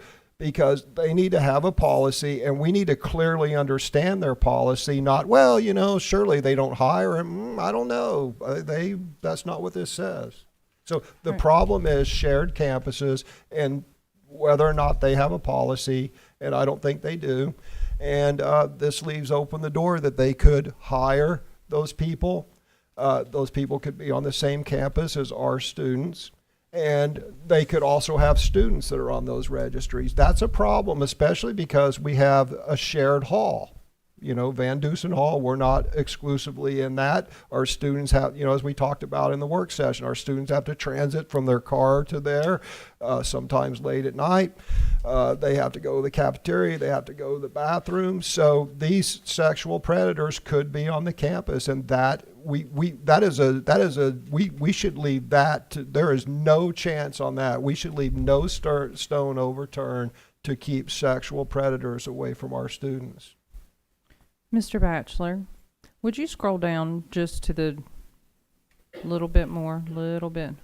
Okay, hold on.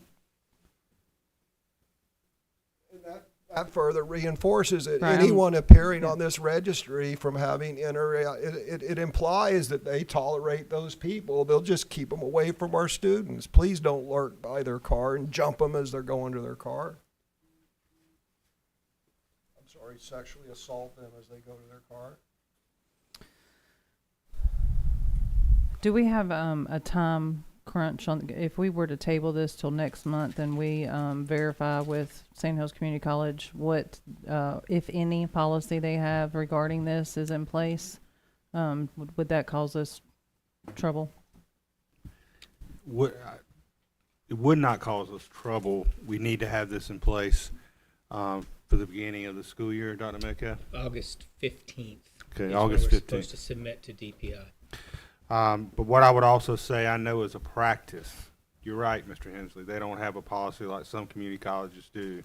But I know as a practice, they're not hiring those folks. And I know there's a high standard for who they're hiring and who they're accepting on their campuses. Sand Hills Community College, like any community college, like any university, it's somewhat of an open campus, right? It's a public campus. But we've been interacting on that campus for a number of years. Our students have been interacting on that campus for a number of years. And I again would say Sand Hills has been a very, very strong partner, and they take safety and security very serious. So a little more than what you asked. We had it approved by and submitted and approved by their board of trustees by August 15th. That's our deadline. So if we did table this, the board tabled this, we would probably be bringing it back at your June 30 meeting. Okay. Do we have any interest? I'd just like to say I've kind of switched my stance a little bit on this. As a parent, I agree in this area we don't want any ambiguity. And if we have until August 15th, I think it would make sense to get that clarity in writing from the community college that we all feel comfortable with as a board. So I would personally move to table this and bring it back with that language included at our next meeting. Either that or verify that they have a policy in place that supports that. Which it sounds like they don't have a specific Right. policy or practice. They have a practice, and they're looking at bringing a policy forward because of the questions that have been asked. Okay. Yes, that's my understanding. Mr. Schwartz, Madam Vice Chair, may I ask a question? Mr. Schwartz, I just want to be clear on what you're saying about this provision. It reads as the law directs it to read, and there's no room to change or add to that would satisfy what the board has asked about tonight. We could add to that. We can't take away from that. This is not the same provision we were talking about before. The language that's in here is the language that's required by statute for us. We could add to that if we wanted to, but I'm not sure exactly what their practice is or what we could add to it that wouldn't be creating problems. So I'd need more clarity on that from Understood. the folks at Sand Hills as to what they do, what they're capable of doing, what they're willing to do. And even that with an open campus isn't going to answer all the what ifs or the potentials that have been brought up here.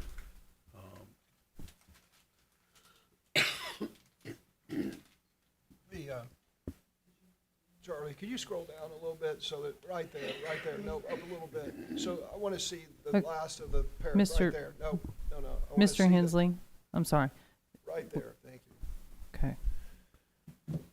While Mr. Hensley and anybody else is looking at that, right now we do, I believe, have a motion on the table from Mr. Johnson or on the floor to table this. Do we have a second? Second. Thank you. Discussion? I would just say, I hadn't scrolled down until, well, I mean, Right. I obviously did, but I mean, look at the last sentence. Individuals listed on these registers are prohibited from having any interaction with MCS students. I mean, that just implies that there could be someone on that register.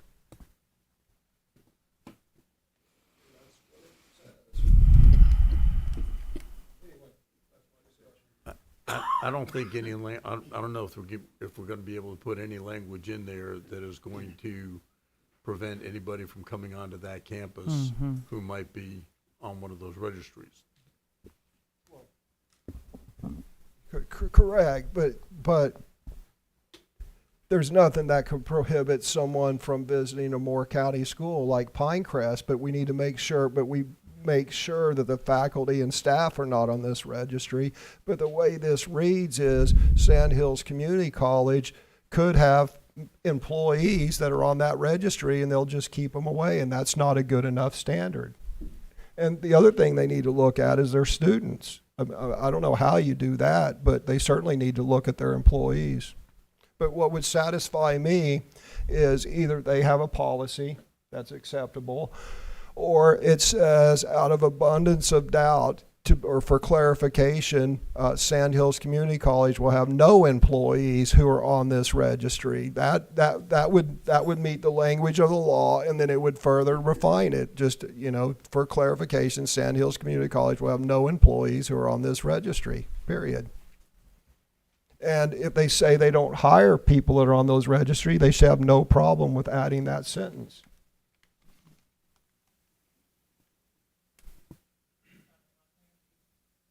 Excuse me. I don't think I have anything else to add, Okay. except that, again, we've operated very successfully at Sand Hills for many years. Our students have taken advantage of College Career Promise Program and earned thousands of college credits, and they've been a very strong partner, and I would not want to prevent that partnership from continuing to happen. So Okay. this continues to come with my recommendation. All right. I think that I believe this would be an opportunity for Sand Hills Community College to further strengthen their commitment to work with us by putting in a policy that would make us feel comfortable. Does anybody else have comments? All right. So we have a motion by Mr. Johnson, second by Mr. Benway. All in favor? Aye. Any opposed? Yes. Miss Calcutt, Dr. Calcutt, we're taking a vote on the motion to table until we get more information from Sand Hills Community College. Are you with us? Dr. Calcutt, are you there? Ms. Parker's not green, so she may have lost. Oh, we lost her. She's in the waiting room. It's just not automatically put her in.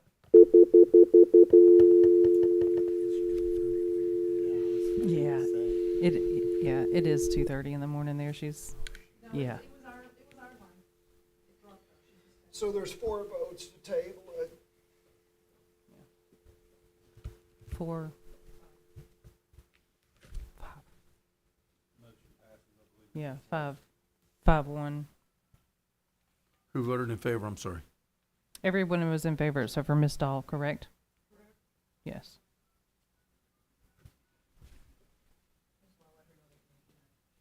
That's fine. And if, can she?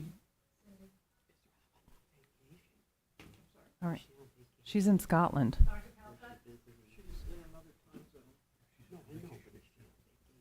Dr. Calcutt?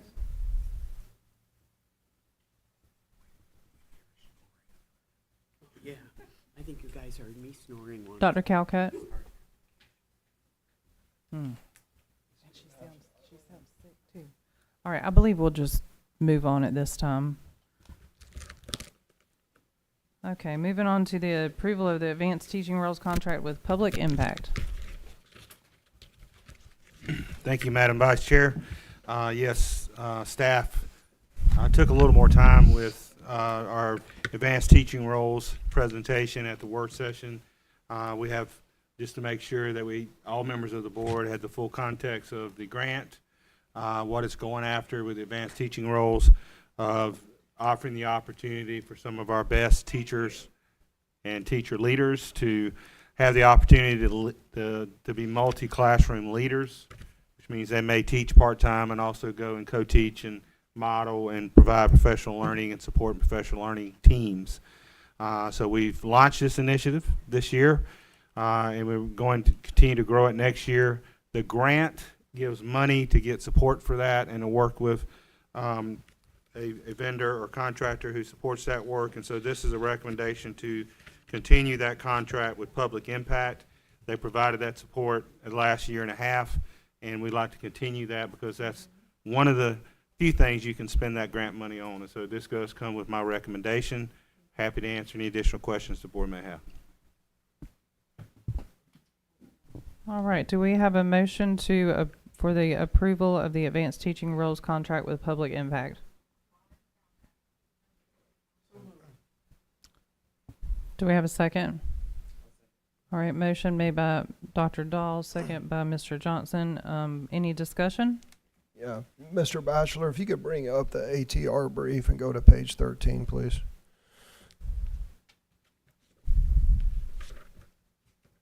So I do want to thank Dr. Locklear. You are 100% correct. This presentation was very good. It presented everything. It was very clear.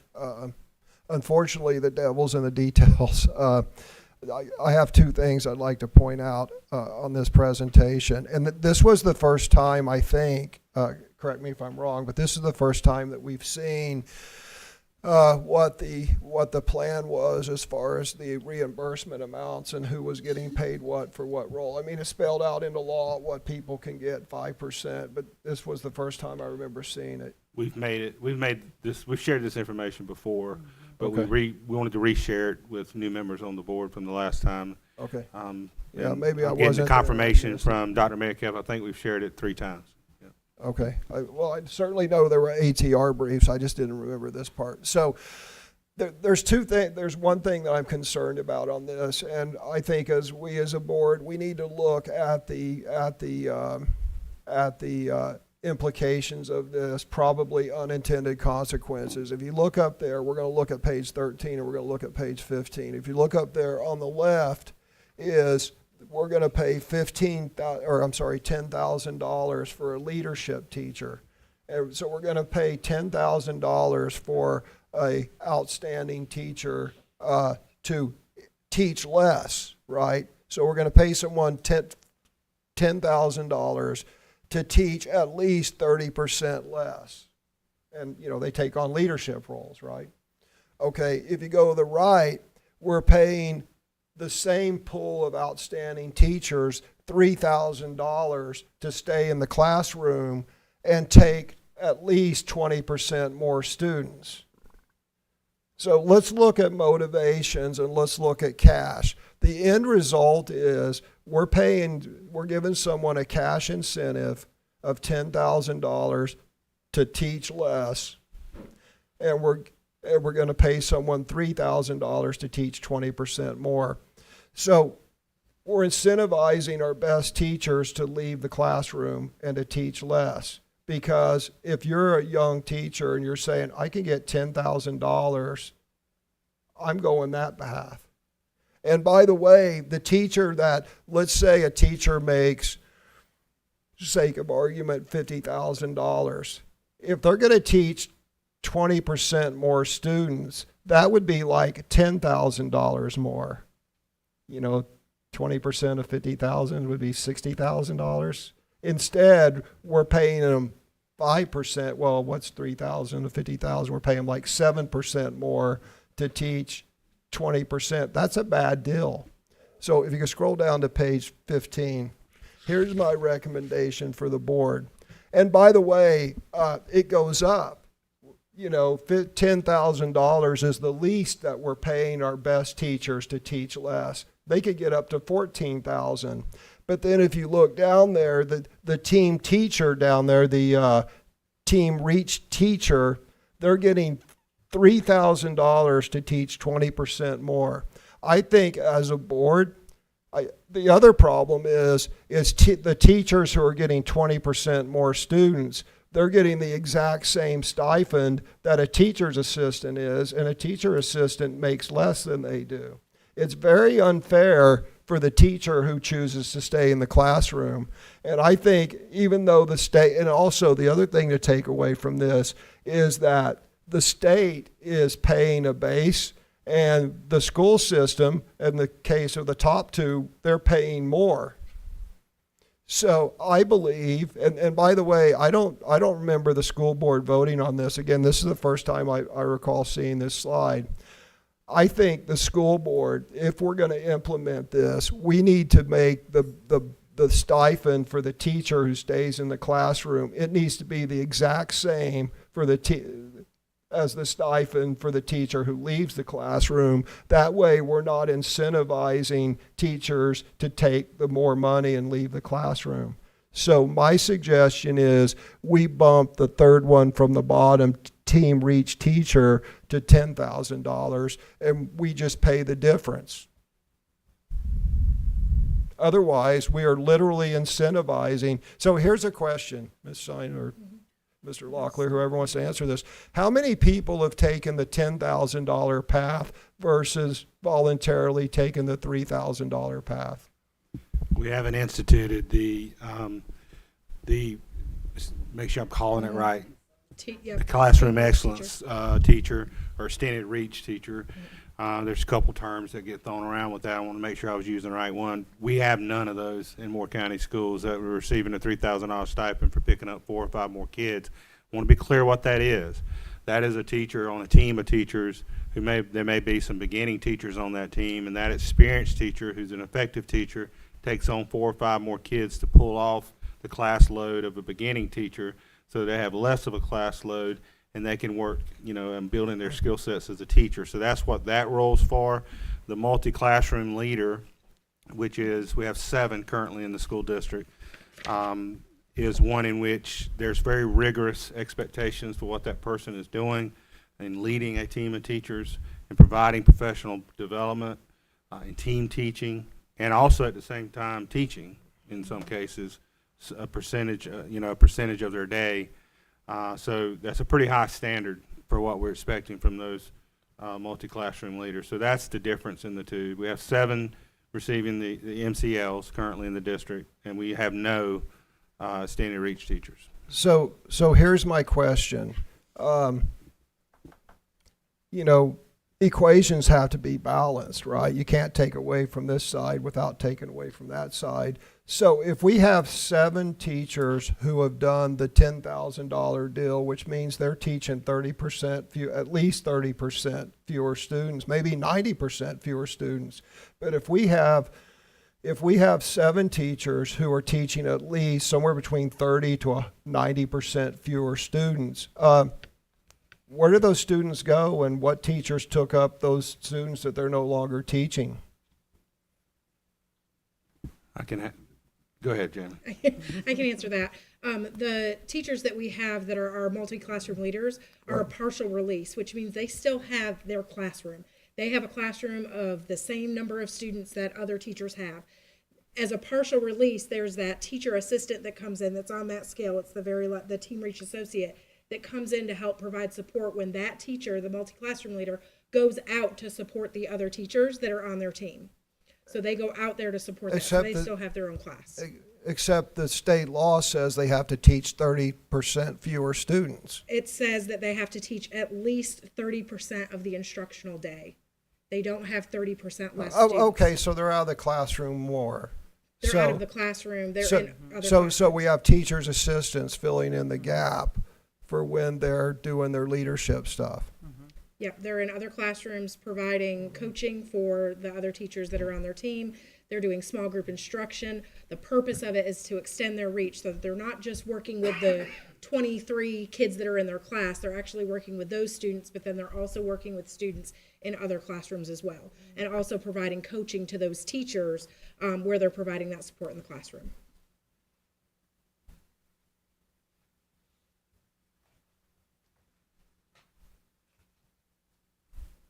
I'm just processing. I'm not That's staring okay. you down. No, I'm you're just not. processing it because look, the end result is they're in the are most effective. I get the concept. I just want to make sure we're not shortchanging people, and I certainly don't want to have a program set up where we're incentivizing our best teachers to teach less. Mm-hmm. I understand the coaching part. I obviously support this in concept. We just have to do something about the right size. At the end of the day, after I saw this and thought it through, my conclusion was, okay, make them equal. Because that person, if they're teaching 20% more and getting 7% more pay, we are not sticking up for our teachers. We're making them do more than twice what they're getting paid to do. Actually, we're making them paid like 2.5 times more than what they're getting paid. May I comment? So a 20% increase in class size does not map to a 20% increase in teacher time spent, because a lot of the things you do are for a fixed amount of time. You're in class for the scheduled time of the class. You're doing your hall duty or lunchroom duty or car line duty or whatever for the specified time for that duty. What increases is going to be the time you spend grading because you have a few extra students, and the time you spend calling parents because you have a few extra students. But the increase in time spent is going to be far less than the increase in number of students. So, Ms. Dahl, we will never hear you say anything about class size and increasing class size. So you have no objection to increasing class size? I don't see why you would infer that from what I said. In this scenario... let me answer that. Part of my argument is, and I've said this in the work session, is that I'm not good with increasing class size, and I don't know that the public is good with increasing class size. And if we did do the thing on the right, once we implement it, that's going to result in a 20% increase in class size. And that's a whole nother discussion we need to have, because this program comes with a class size waiver from the state. This program is intentionally designed to increase class sizes without spending as much money as you would normally have to, by virtue of the fact that in the legislation is a waiver for class sizes for districts that adopt this. So in addition to the good things, this is a slick way for the General Assembly to increase class sizes about 20% or more, with only paying like 7% more. I just want to say I was only responding to your proposal that we incentivize the increase in class sizes by more than tripling the stipend paid to the teacher who takes extra students.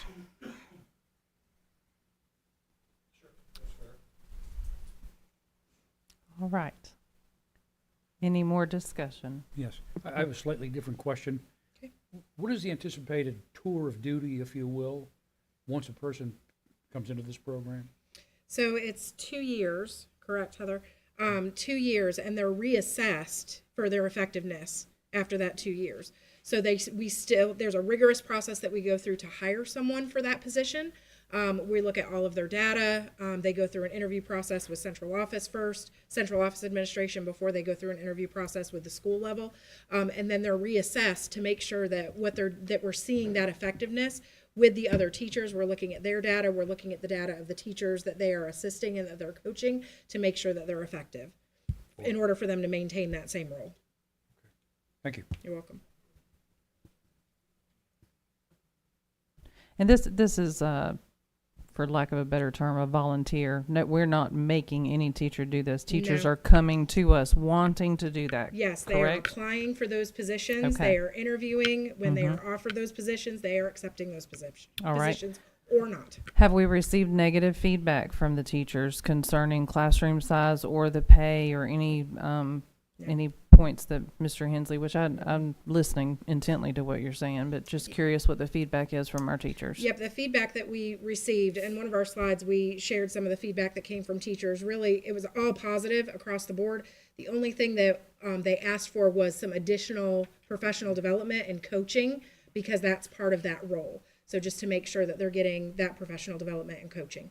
Thank you. Can you clarify, do the members of the team also sign up, or if the lead teacher is in a particular area, you know, say it's a rock star fourth grade teacher, then that fourth grade at that school would be part of that teacher's team? It wouldn't necessarily be all of the fourth grade. We would look at beginning teachers. We would look at teachers that need some additional support.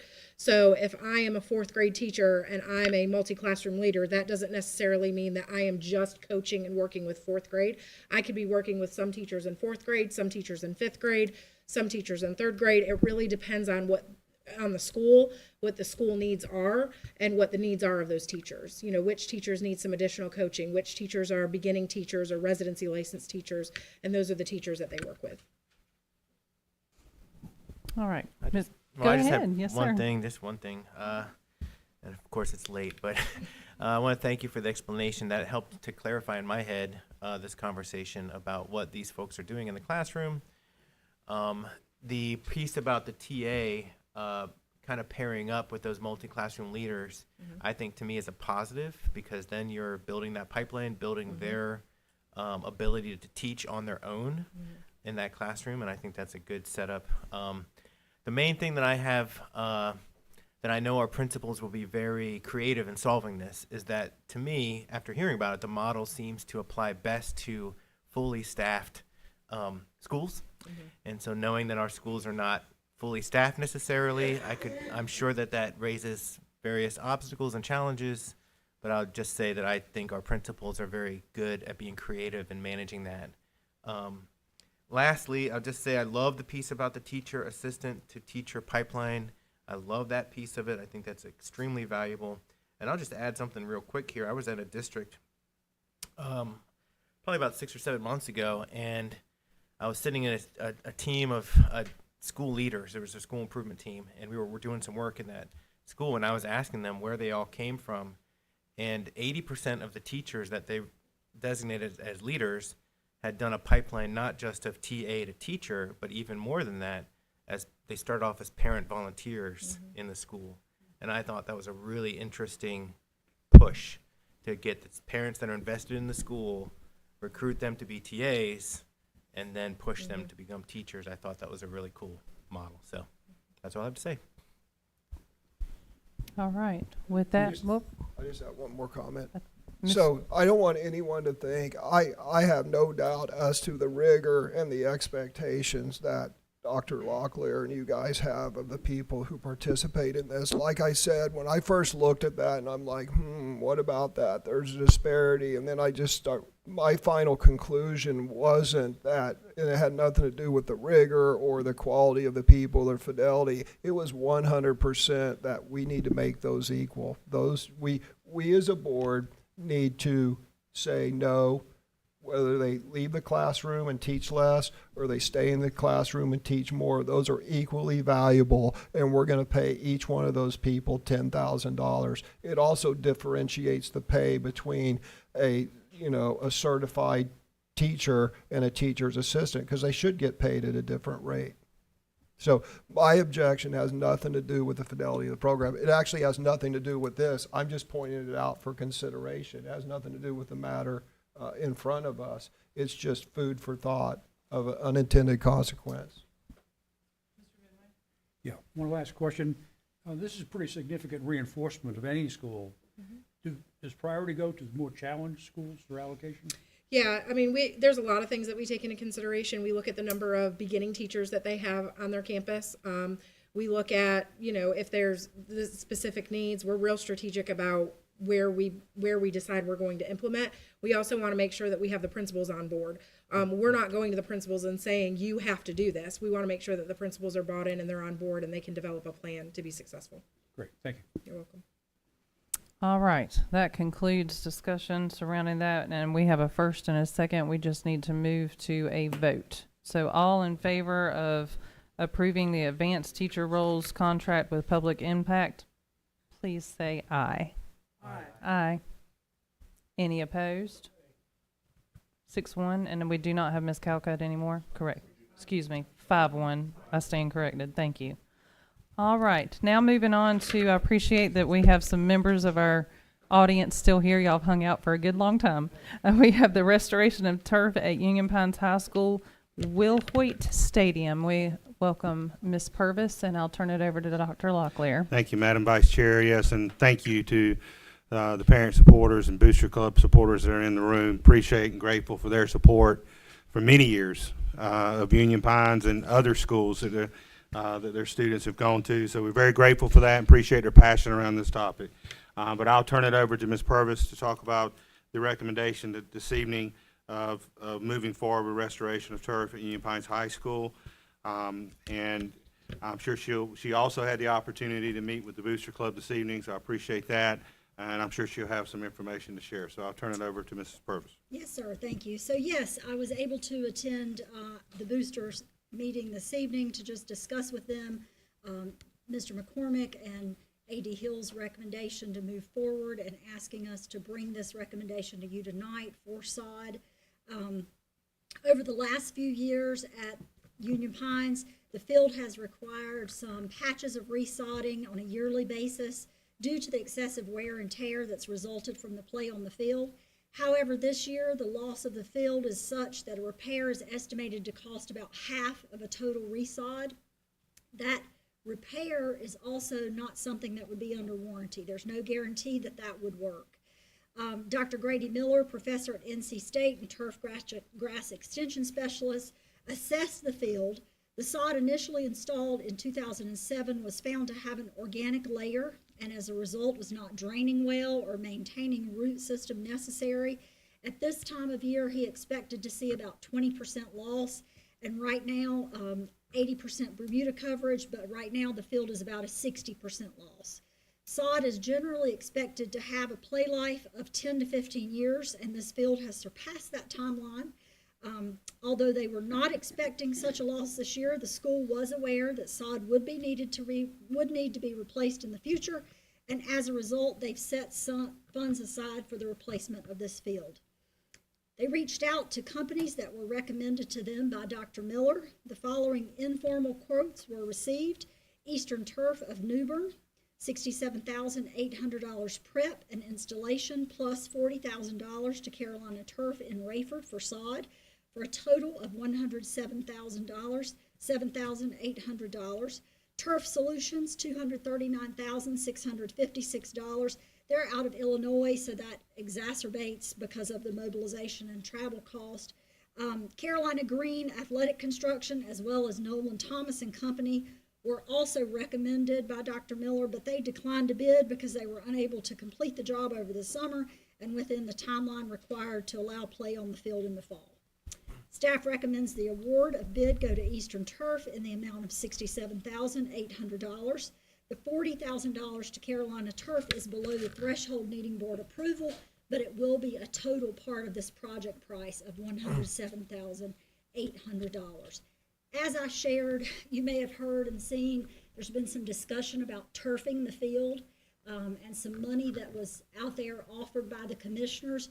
The reason that I went to share with the boosters tonight was just to make clear that the money that was being discussed was not new money that was being placed on the table.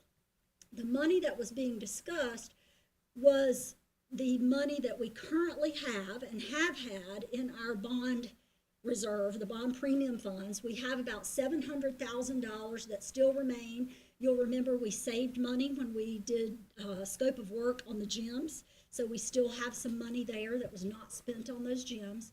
We also repurposed some monies for district-wide projects.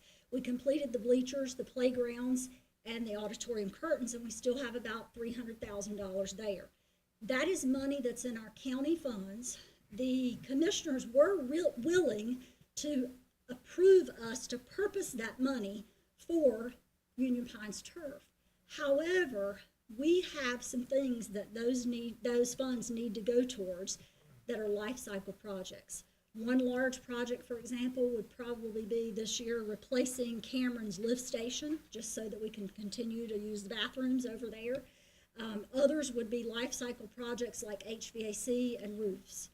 You know, because you've approved lots of those, one roof that we're getting ready to do this summer is $486,000. So things have just gone out the roof. So this was not money that Dr. Locklear was turning down. This was money that he said, I just can't move forward with saying we should repurpose those funds for turf at this time because we're going to need those funds for life cycle projects. However, we certainly would like to work with the commissioners to make sure that we are looking towards Convention Visitors Bureau, looking towards that extra that's coming in. I know in a Friday meeting, Vice Chair Paserno said he felt those grants would open as soon as July.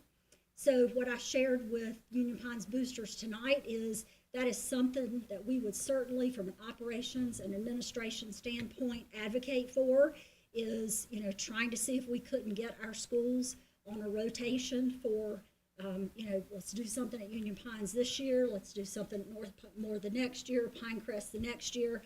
We could certainly make a great argument that having turf on fields would allow us to draw people in that would use our fields, as well as circling through our arts, because we could, you know, certainly improve those facilities and draw more events into those spaces. The question was asked, are we going to put $107,800 into this and then it's just going to be wasted if we get a turf field in a year, right? The answer to that is no. We can repurpose the sod here. That's done all the time. We could repurpose this and put it on the softball field or the baseball field. In fact, we had a gentleman there tonight who's done some of that before and repurposed it in other places. Will it be 100% repurposed? No, because we're likely, with the wear and tear that happens on that field, to lose 20% of that field every year and either have to sprig it or resod it. It's just the result of the number of games and the wear and tear that's on that field. So I say all of that to let you know that at this point in time, Mr. McCormick's recommendation, along with his AD, is to move forward with resodding the field. We support him in that decision. He has the money allocated for that. That will ensure that they have a safe playing surface ready to begin in the fall. With that being said, that does not mean that we won't move forward and that we don't want to explore how we can move athletics forward even more with that Convention Visitors Bureau money. Dr. Locklear, would you add anything to that? Just appreciate you did a very thorough, I've got nothing to add to that information other than this does come with my recommendation that the board approve this contract with Eastern Turf. All right, I have so a question. we need a motion to approve the recommendation by I make a motion that the Moore County School Board approves up to $1.2 million to put artificial turf on Union Pines High School football field. Do I have a second? I'll second that. I have a few questions. In the discussion with Mr. Paserno and Mr. Cook, did we ask if they would give us new money? That discussion was had with. I didn't ask that question specifically, but what I was told, County Manager Vest reached out to me last week, told me that the commissioners were open to looking at monies that we had left on bond projects and the bond premium projects, which I expressed that would be very difficult for me to make that recommendation to superintendent with the life cycle projects that we have that we need to take care of and needing to repurpose those funds for that.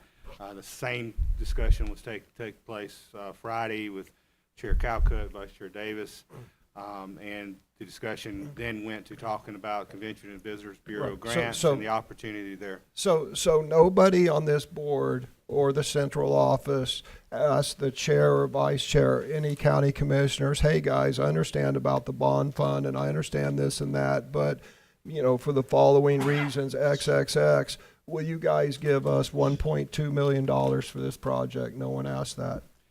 No, I didn't ask that question explicitly, but in my work with the commissioners, that hasn't really been something that's been laid out or offered, which I appreciate their support. I'm very grateful. Right, But I did not think that did not occur to me to ask that question Well, it explicitly. would have occurred to me, and I think there's a good chance that they will give us additional money. Also, Mr. Paserno is on the Convention Visitor Bureau board, and there's a reason why Mr. Paserno is on the CVB board. And I think there's a outstanding chance that they would view this as a great opportunity for tourism, because all of a sudden, if we have two artificial turf football fields, we become attractive for football, travel ball. The other point is every summer there's a large concert at Union Pines Field that brings in tens of thousands of people from North Carolina. That's tourism related. And the issue with the ball field is that we really need a chair up there. We should at least get like a bar height chair so that people aren't standing up there the whole time, or maybe a table or something. But anyway, look, the problem is that football field isn't just used for football. It's used for, we just had the twice in a row state champion lacrosse. Lacrosse is horrible, bad on turf. We have football, we have lacrosse, we have the marching Vikings, right? We have band competitions. We have multiple sports played on that. I think there's 7 or 8 sports and activities played on that field, and it just doesn't, turf just will not withstand band competitions, ROTC drill competitions, lacrosse, football. It just isn't made for that. A football season, sure, maybe. The other issue is that wasn't mentioned. There's an issue with water there. And if I'm wrong on any of this, obviously we can discuss it. But it's my understanding that the water from the ball fields comes from a pond. And in the summer, there's only enough water to water the football field, so the other fields go unwatered, right? So softball fields, baseball, whatever else they have there. So if we put artificial turf down on the field, then that water can be used to water the other fields. So there's kind of a cascading effect. Also, let's talk maintenance. It's my understanding that we spend about $50,000. The booster clubs, there's $50,000 a year spent just on maintaining that field. Is that a correct number? I think the Booster Club and the school itself shares the responsibility of doing that. The Booster Club does help support. So it's $50,000 a year maintenance on the turf. I'd have to get them to verify that. I don't want to verify their That's what the a speaker number said I earlier. heard. Yeah. I mean, what's it cost to maintain the artificial turf at Pinecrest? I can't give you a specific dollar, but there is required maintenance in that, and there is a cost to it. In addition, there's also we would also have to have water, even for artificial turf, because of the heat on the turf for August and September to play on it. So whether we have artificial turf or sod, the pond there at Union Pines that retains the water needs to be enlarged, no matter what we do. I don't think there's an argument that we don't agree that artificial turf would be terrific here. I think it's the timeline. Well, let's do it. I mean, one other, and I'm sorry to interrupt, but we understand I understand the money part. Trust me, I'm sorry, you obviously have a thought you wanted to finish. Well, what I was going to say, and what I shared with them tonight, is that certainly if we were offered new money, that's one thing, but we can't just take new money only for Union Pines, and here's the reason. If I were standing at Pinecrest tonight or at Northmore tonight, and they had an emergency and they wanted something, a field, and we did that, then I would have, and I said this to their booster club, I'd have the Union Pines Booster Club saying, hold up, wait a minute, when you did that, what did you do to advocate for us? Because when are we going? So we need a comprehensive plan that doesn't just include the Union Pines field, but includes not, okay, we'll do something in the future, but a timeline and a plan for how it's going to work for Northmore, for Pinecrest, because their boosters paid for theirs, so certainly they're Right. gonna want a rotation. So what we would love to get to the point of is a comprehensive plan. Everybody's in the same ballpark. Coach Till asked a terrific question tonight. He said, Ms. Purvis, if we were to get this money magically for everybody by Friday, what's the timeline look like to make this process happen? Well, with a project this size, number one, we're gonna have to put out an RFQ. That's gonna have to be written. It'll go through our attorneys. After that, we need to put it out at least 10 days, ideally at least 14, but if it's an emergency, 10. Once we do that and we get those bids in, then we have to bring that back to you guys again. So that timeline, you're looking at least a month. Well, let's make it happen. So it's my understanding that there is a reputable, responsible contractor who has said it would cost around a little over $1 million. Who can get it done prior to the start of school, notwithstanding how long it takes us to take action. But what's driving this? Look, if the field was perfectly fine and there was no issues, then okay, let's study it and let's figure it out maybe for next year. But we're going to put $100,000+ into it. We're going to spend another $50,000 maintaining it, and then we may be replacing it to the point of repurposing turf. I mean, turf is $40,000 of this equation, and maybe you could save a third of it. So you're repurposing, $15,000 plus you got to cut it. It's just not the savings that we think. It's not like we put $120,000 into it and we repurpose it and $80,000 worth. A couple things come to mind. Capitalism favors the bold and no risk, no reward. I am 100% convinced that the county commissioners will make us whole. And I am very optimistic that the Convention Visitor Bureau will see this as a project worth funding. To your point about Pinecrest, I was here for that. And the boosters did pay for that after a few discussions. But let me propose this. The Booster Club is currently spending $50,000 a year maintaining that, and the Booster Club is paying a good portion of that. Thank you all very much, by the way. You guys in the Lions Club, we can't recognize you guys enough. Anyway, so what I would recommend is we do like the county commissioners did. Look at it this way, where the county commissioners loaned, a big pile of money to the Academy of Moore to build their new middle school.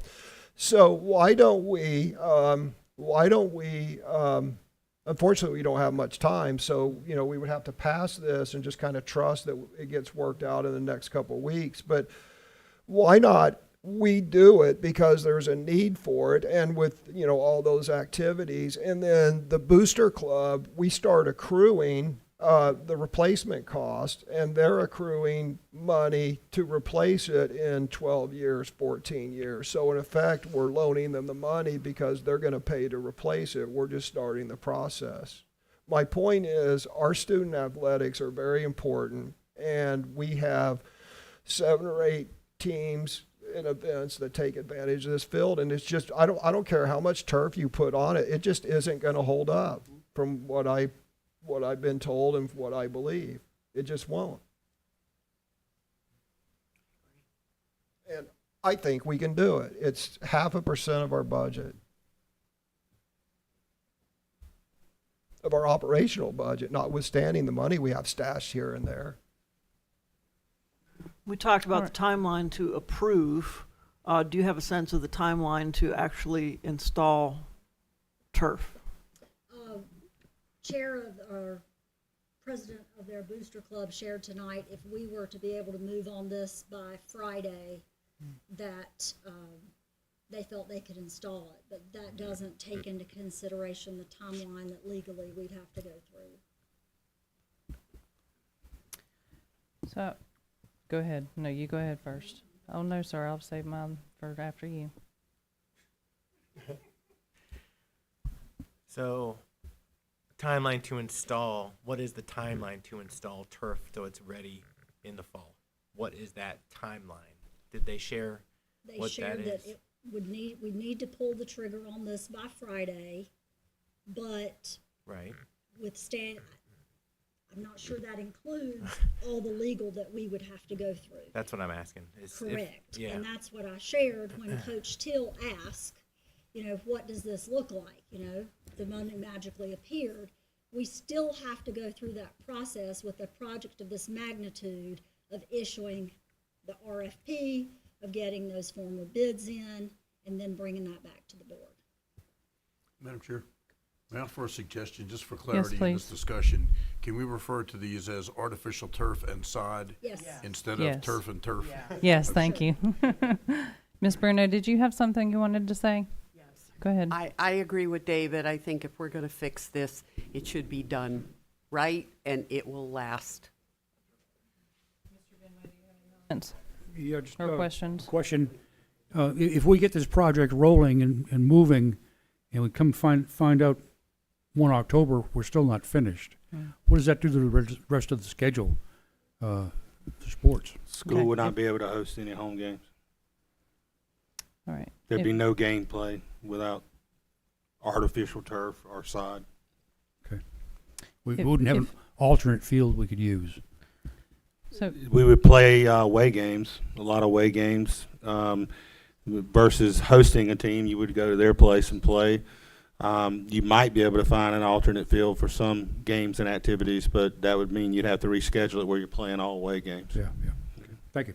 And that, sir, was the reason Principal McCormick was advocating for the sod this fall, is because he wanted these kids to be able to play. They're expecting a successful year. He wanted this team to be able to play at home.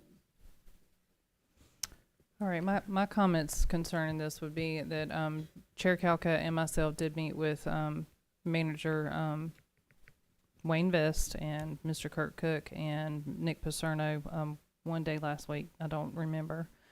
And it's become something that both boards, we've tried to work on open lines of communication and building trust between boards. And as I don't believe that it would be seen from the Board of Commissioners as us building trust if we did something of this magnitude without their recommendation first, or without reaching out to them and having communication to spend that money and expect them to pay it back. Even though I think they would be, I know that they want to work with the Visitor Bureau, and those plans are already in place to get that rolling in order to handle this legally and efficiently. We all agree that we want the turf because it's going to benefit us in every way, but I don't think that doing something in a knee-jerk reaction to the unfortunate emergency that we have there is the correct thing. Also, I'm sorry, I have one more point that if we had $1.2 million to spend, I would spend it on a writing curriculum over spending it on turf any day. And I understand that it's important to y'all, but the education of our children would be the most important, and that's where I would put the money if I had it. Ironically, 3 years ago, I would have agreed with your last statement because I think I said that. We got these needs. Why are we spending on this? Well, because I've matured and I've realized I've matured in, what I understand about academia, and I understand the importance of athletics and extracurricular activities and the character development of our people. So I've changed my view on that because it is important. Let me ask you this. This might be a Mr. Schwartz question. We actually have an expert in the audience who can answer some of these questions about the timeline. Is there any problem with calling Mr. Green up here and ask him about what the proposed timeline would look like? We could open up for a public hearing and have a short public You hearing. don't need a public hearing. It's up to the board if you'd like to hear from somebody. Do we need to make a motion to have? Other than staff. Okay, do we need to make a motion for that, or we you just can do it invite without him? objection. If we have no objection to I'm sorry, is Mr. Green somebody we're considering giving the contract to? No, not at all. No, he's the Booster Club president. Oh, okay. Yes, and is And spent he- a lot of time and effort and blood, sweat, and tears investing into Union Pines over I'm not sure how many years, but a significant amount of time. And he's also a past president of the Moore County Home Builders Association. So in addition to what he's researched about the artificial turf, he has experience in contracting and whatnot, I believe. So let me ask this. Let's just ask the board. I think this is a relevant question. I know my answer to this. So if it could be done in time, right? Yep, no problem. Home game, we're there. The band's playing, the turf's there. Everyone's happy, right? If the timeline could be met, who would be willing to authorize the money? Well, I mean, would need clarification on the money. Is it worth exploring? Madam Vice Well, Chair. so my gut is. I have not had my first chance to speak on this yet. Yes, please proceed. Thank you. I just want to say I think process is important. Paying attention to process is how we maintain relationships of trust, how we maintain positive working relationships. The superintendent has pointed out that going forward with this spending, and he worded it much more effectively than I can, but my understanding is that spending a kind of extraordinary amount of money on one school in a way that is not part of a bigger overall plan that includes all, invites all kinds of accusations of unfairness, feelings of being shortchanged, and so forth. So I feel like it's tempting to ride to the rescue on a white horse. But we should not throw process and the relationships with partners and stakeholders by the wayside on the way to doing that.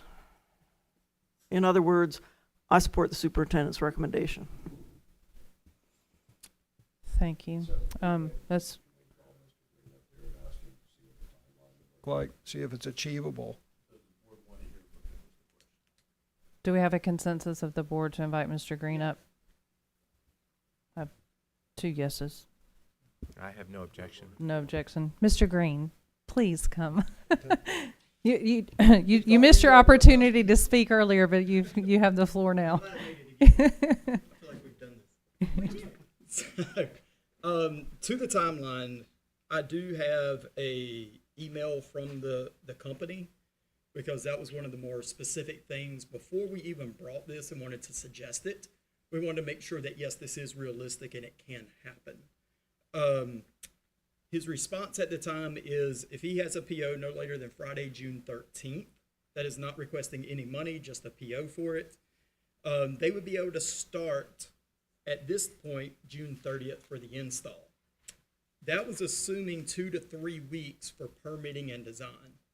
What we have further learned is there is no permitting and design required. When Pinecrest installed their turf, they had to go through Southern Pines to get that approved. They had to do stormwater erosion control mitigation plans. In September of last year, artificial turf became a permeable surface. It soaks water in just like sod will. That has now taken that process out. We have confirmed with LKC Engineering, which the school has used, or the school board has used multiple times. No permitting is required. We've talked with the town of Carthage, since Union Pines is in the town of Carthage, and again, no permitting is required for this. It is no different than the sod restoration of cutting out the sod and putting in new sod. So that equates to the same. So that saves 2 to 3 weeks within his timeline already, and his estimated completion is August 25th. Now, we cannot predict the weather. We cannot predict if we get 2 hurricanes that come back to back and wash us out. That is a true statement. There is a risk to this. There's also a risk to the sod. And there's no option that guarantees us anything. If we have a drought this year, which I think we have a higher risk of than back-to-back hurricanes or something of that sort, our pond cannot water. We have no other option to water it because we cannot use domestic water to irrigate athletic fields. If that happens, everything dies anyway. In the situation with us this year, I will speak to football. I cannot speak to men's soccer that would also be going on at this time. But for football, our first home game is August 22nd and is away. The second game is supposed to be home, but that would be Pinecrest this year, which is August 29th. We have had discussions with our coach, with Chad Hill, the athletic director, and I'd even spoken to Mr. McCormick about this. We could opt to play that game at Pinecrest this year and then flip and have them come back to us next year, since we do that in a 2-year contract. What's best for us is our third week is a bye week. We have our bye very, very early this year. So we wouldn't have another home game until week 4, which, if I do the math, should be September 19th. So that starts buying into a lot more flexibility into that. I'm not an expert on the situation of the bidding, and maybe our attorney could help us on this, but I know there are emergency relief efforts to where you do not have to bid out projects. I've been a part of those as a contractor.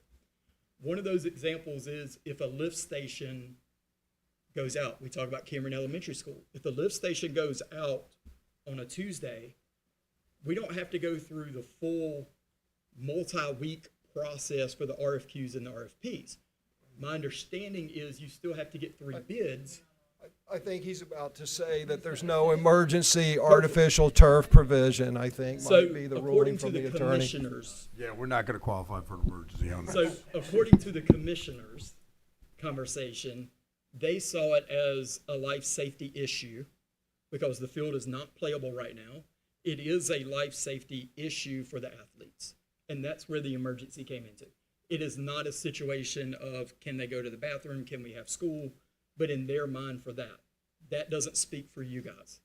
That's different, and obviously you're the attorney off of that, and we've got to go with whatever y'all's recommendation is. But there is 2 to 3 weeks built into it for that. So I say that to say there are risks on both sides of it. This is a very, very, very tight timeline. Trying to get this done is very difficult.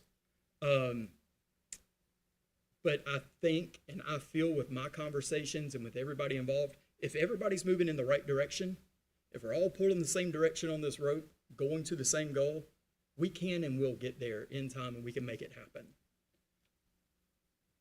Any other questions? Sure. So we have a motion made by Mr. Hensley and seconded by Ms. Bruno. Yeah, let me say this in light of what Mr. Green said is, look, I'm a risk taker. I do it every day in business. That's a life of an entrepreneur. My comfort zone is risk, right? Not everyone is as risk tolerant as I am, but you know, when you're We're all done. Yeah. anyway, again, risk taker. I am perfectly comfortable with this because the alternative is, you know, we spend 150. You know, you talk about the county commissioners. You know, maybe they're all for this and they're hoping that we do this. Again, I wish someone would have asked, "How about new money?" and then discuss the merit of that. But you know, we're going to go down the road of spending $100,000 for new sod, $50,000 a year maintenance, and then maybe just tear it all up and do it next year. It would the only problem with this is the timeline that we're working on. And if we could find 3 more days to have some discussions with the county commissioners and Convention Visitor Bureau, then we can make an informed decision. I would just say, and you know, I always tell you guys, it's my job to try to give you as much information as I can, right? That's what I'm here for, is just to give information. I am a huge proponent of athletics, having been a former high school principal. I truly believe that athletics drives attendance, athletics increases students who are involved and stay out of trouble and have good grades. The one thing I would caution and just want us to really think about is the fact that Northmore's playing field was installed at the same time as Union Pines. it is coming up, right? So if the board approves 1.2 and we don't come to an agreement for how the other fields are going to be funded, and then we have another school come next year in the same situation potentially, do we have that? And I don't know, because you all have the overall budget. I deal with capital budget, so I don't have all of that. But that would just be something I would say we have to be aware of, that this is a potential something that could happen at another school. And that's why Dr. Locklear and I had supported and really wanted to try to get a comprehensive plan, because this is not something that is going to be a one occurring thing. We will have other schools, Northmore, that will be in need because their sod was installed in 2000, same time. Yeah, but what are the team demands on the Northmore field? Do they have a lacrosse team? They do not have lacrosse. Do But they have one soccer? thing they do have, they also don't have is the base. So when we're talking about the money required to put into a field to keep it up, the money they can pour into their field is less just because of the. Well, when the time comes, we'll put artificial turf on theirs. But they don't have the demand. They don't have the 7 or 8 different activities on their field that just make it impossible to last through a season. Just wanting to make I mean, sure I you love guys were aware. I love Northmore. But they have the field that's 18 years old when the lifetime of sod,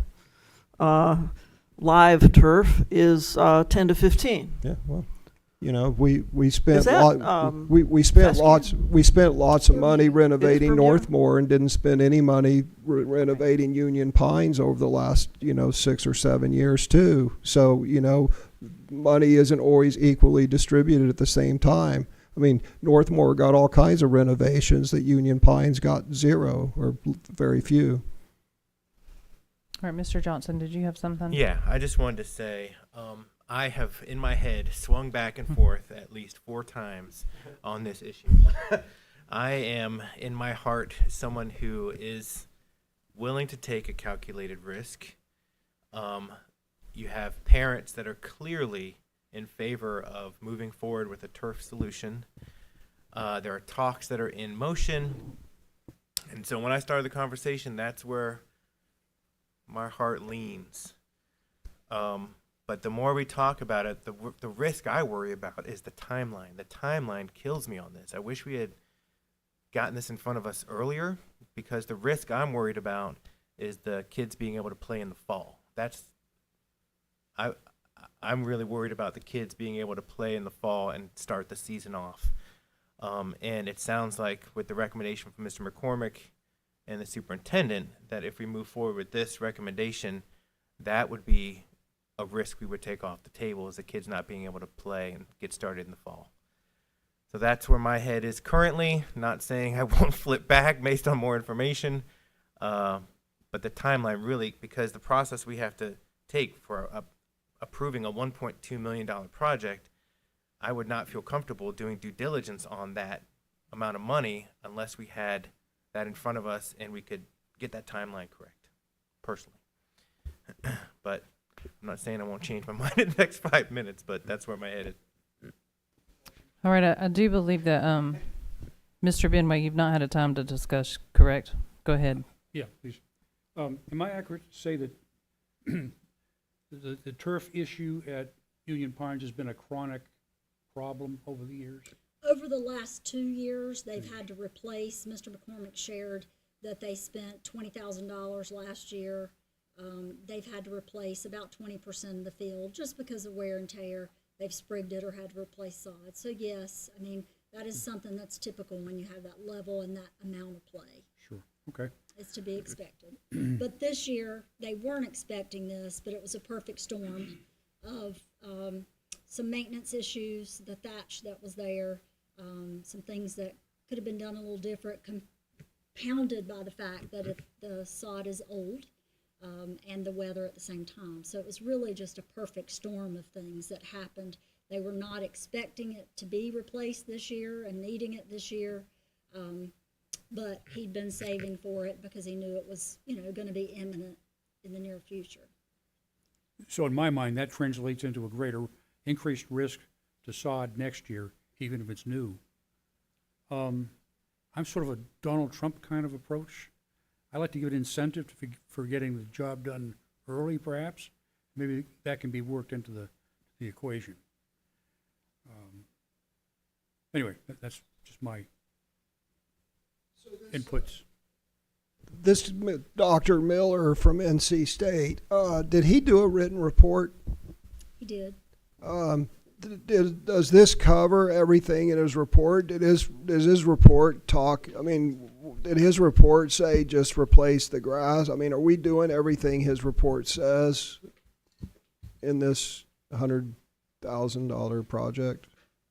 So in this project, we are using who he recommended, or one of the people that he recommended. His report, I'll share with you the evaluation of June 2nd, written and shared to me. I found the field to have very poor T10 Bermuda grass coverage. I generally expect overseeded Bermuda grass fields to have at least 80% Bermuda grass coverage at this time of year. The patchwork of blocks on the football field with moderate coverage was in areas that have been replaced with Tifway 419 Bermuda grass in a prior year. The field profile was found to have an excessively thick organic thatch layer. An acceptable layer of thatch is usually around ½ an inch or less. In several areas sampled, the football field had a thatch layer that exceeded 1 inch. Excessive thatch leads to shallow rooting, making the turf grass more susceptible to stress and disease. It also results in a spongy surface that may promote excess moisture on the surface, more algae and disease, but when it dries, it becomes hydrophobic, making it difficult for water to infiltrate the soil. The rapid buildup in excess thatch is most often caused by a combination of management practices that promote its formation while simultaneously failing to manage the thatch through verticutting, sand top dressing, and aerification as it's being produced. Once thatch becomes excessive to the point of widespread turfgrass loss, it usually requires a total field renovation to reset the field's thatch level. So I guess that's my point. Is this a total field renovation, or was there any problem with the foundation of the field itself?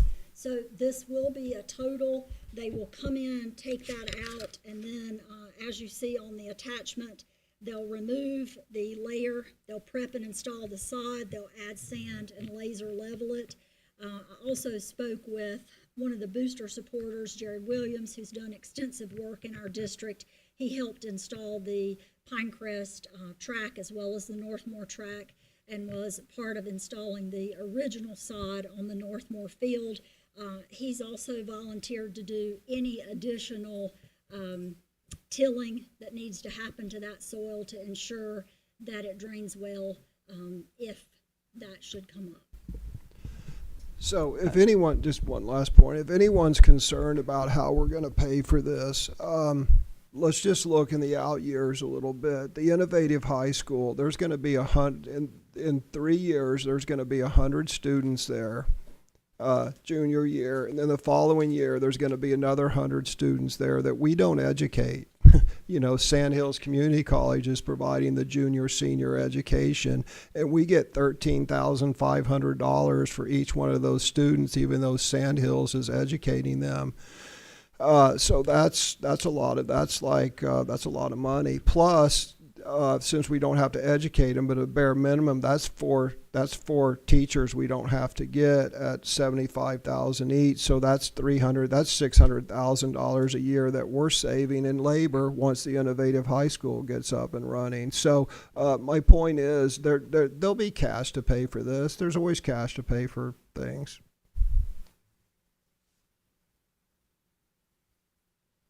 But I bet the commissioners will make us whole.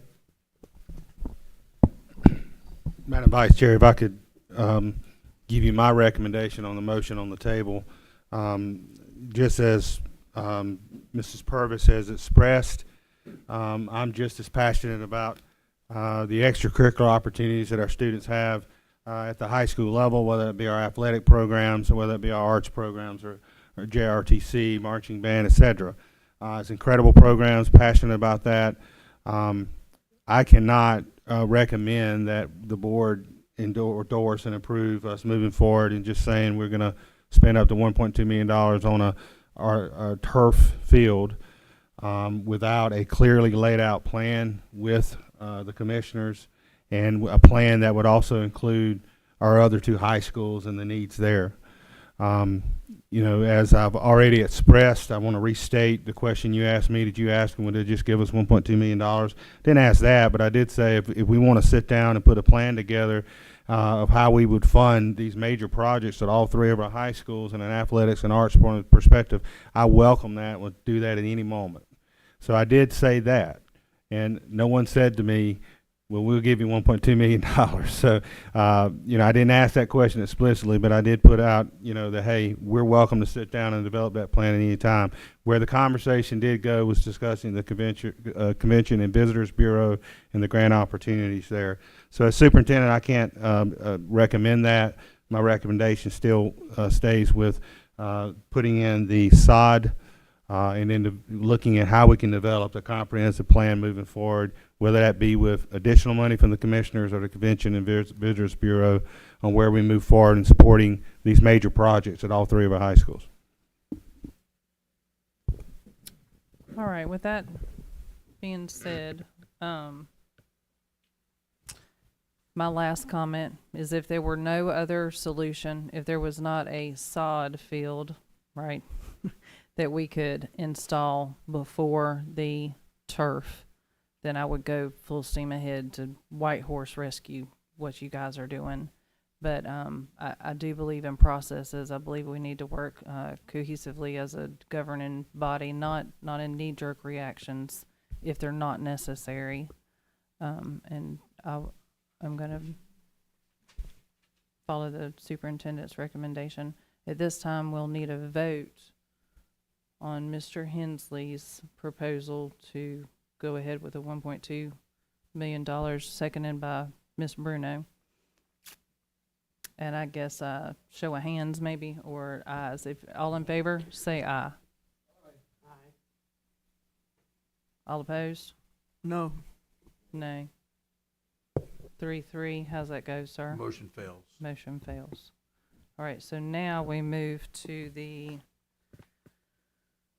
recommendation by the superintendent for the restoration of the turf at Union Pines High School Will Hoyt Stadium. I'm sorry. Thank you, ma'am.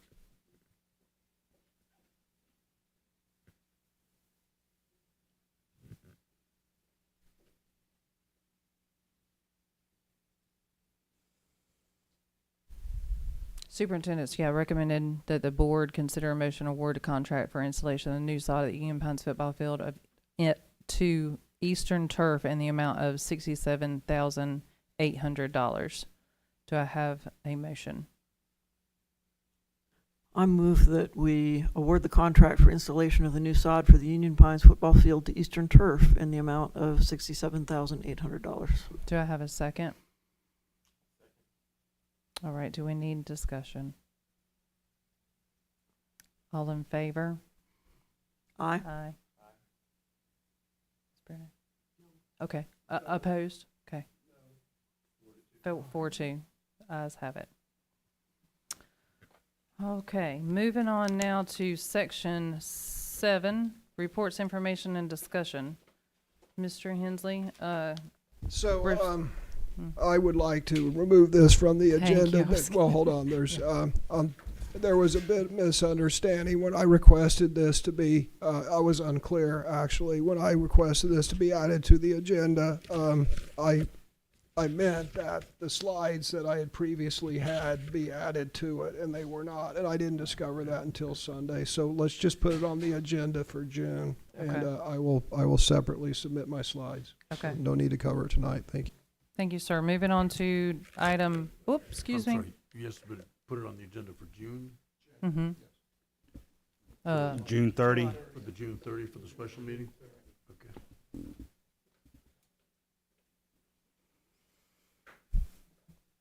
And we don't need to vote on that since he did it himself, correct? Okay, moving on. Superintendent's report. No further comments, Madam Vice Chair. Yes, Thank you. Thank you. Excuse me, anybody? you do need to vote to Oh. remove this from the agenda because you previously approved the agenda. Thank you. I need a motion to, Mr. Hensley made a motion to remove his report. Do we need a second? Yes. Excuse me, do I have a second? Second. Thank you. Seconded by Ken. All in This favor say, requires a two-thirds vote. all in favor say aye. Aye. Superintendent's report is been made, right? Do you have any? Oh, you don't have any No comments? further comments. No further No. comments. Thank you. Board members, any further comments? All right, thank you for our time. We need a motion to close the meeting. Adjourn the meeting. So moved. Second? All in favor? Aye. Thank you, guys.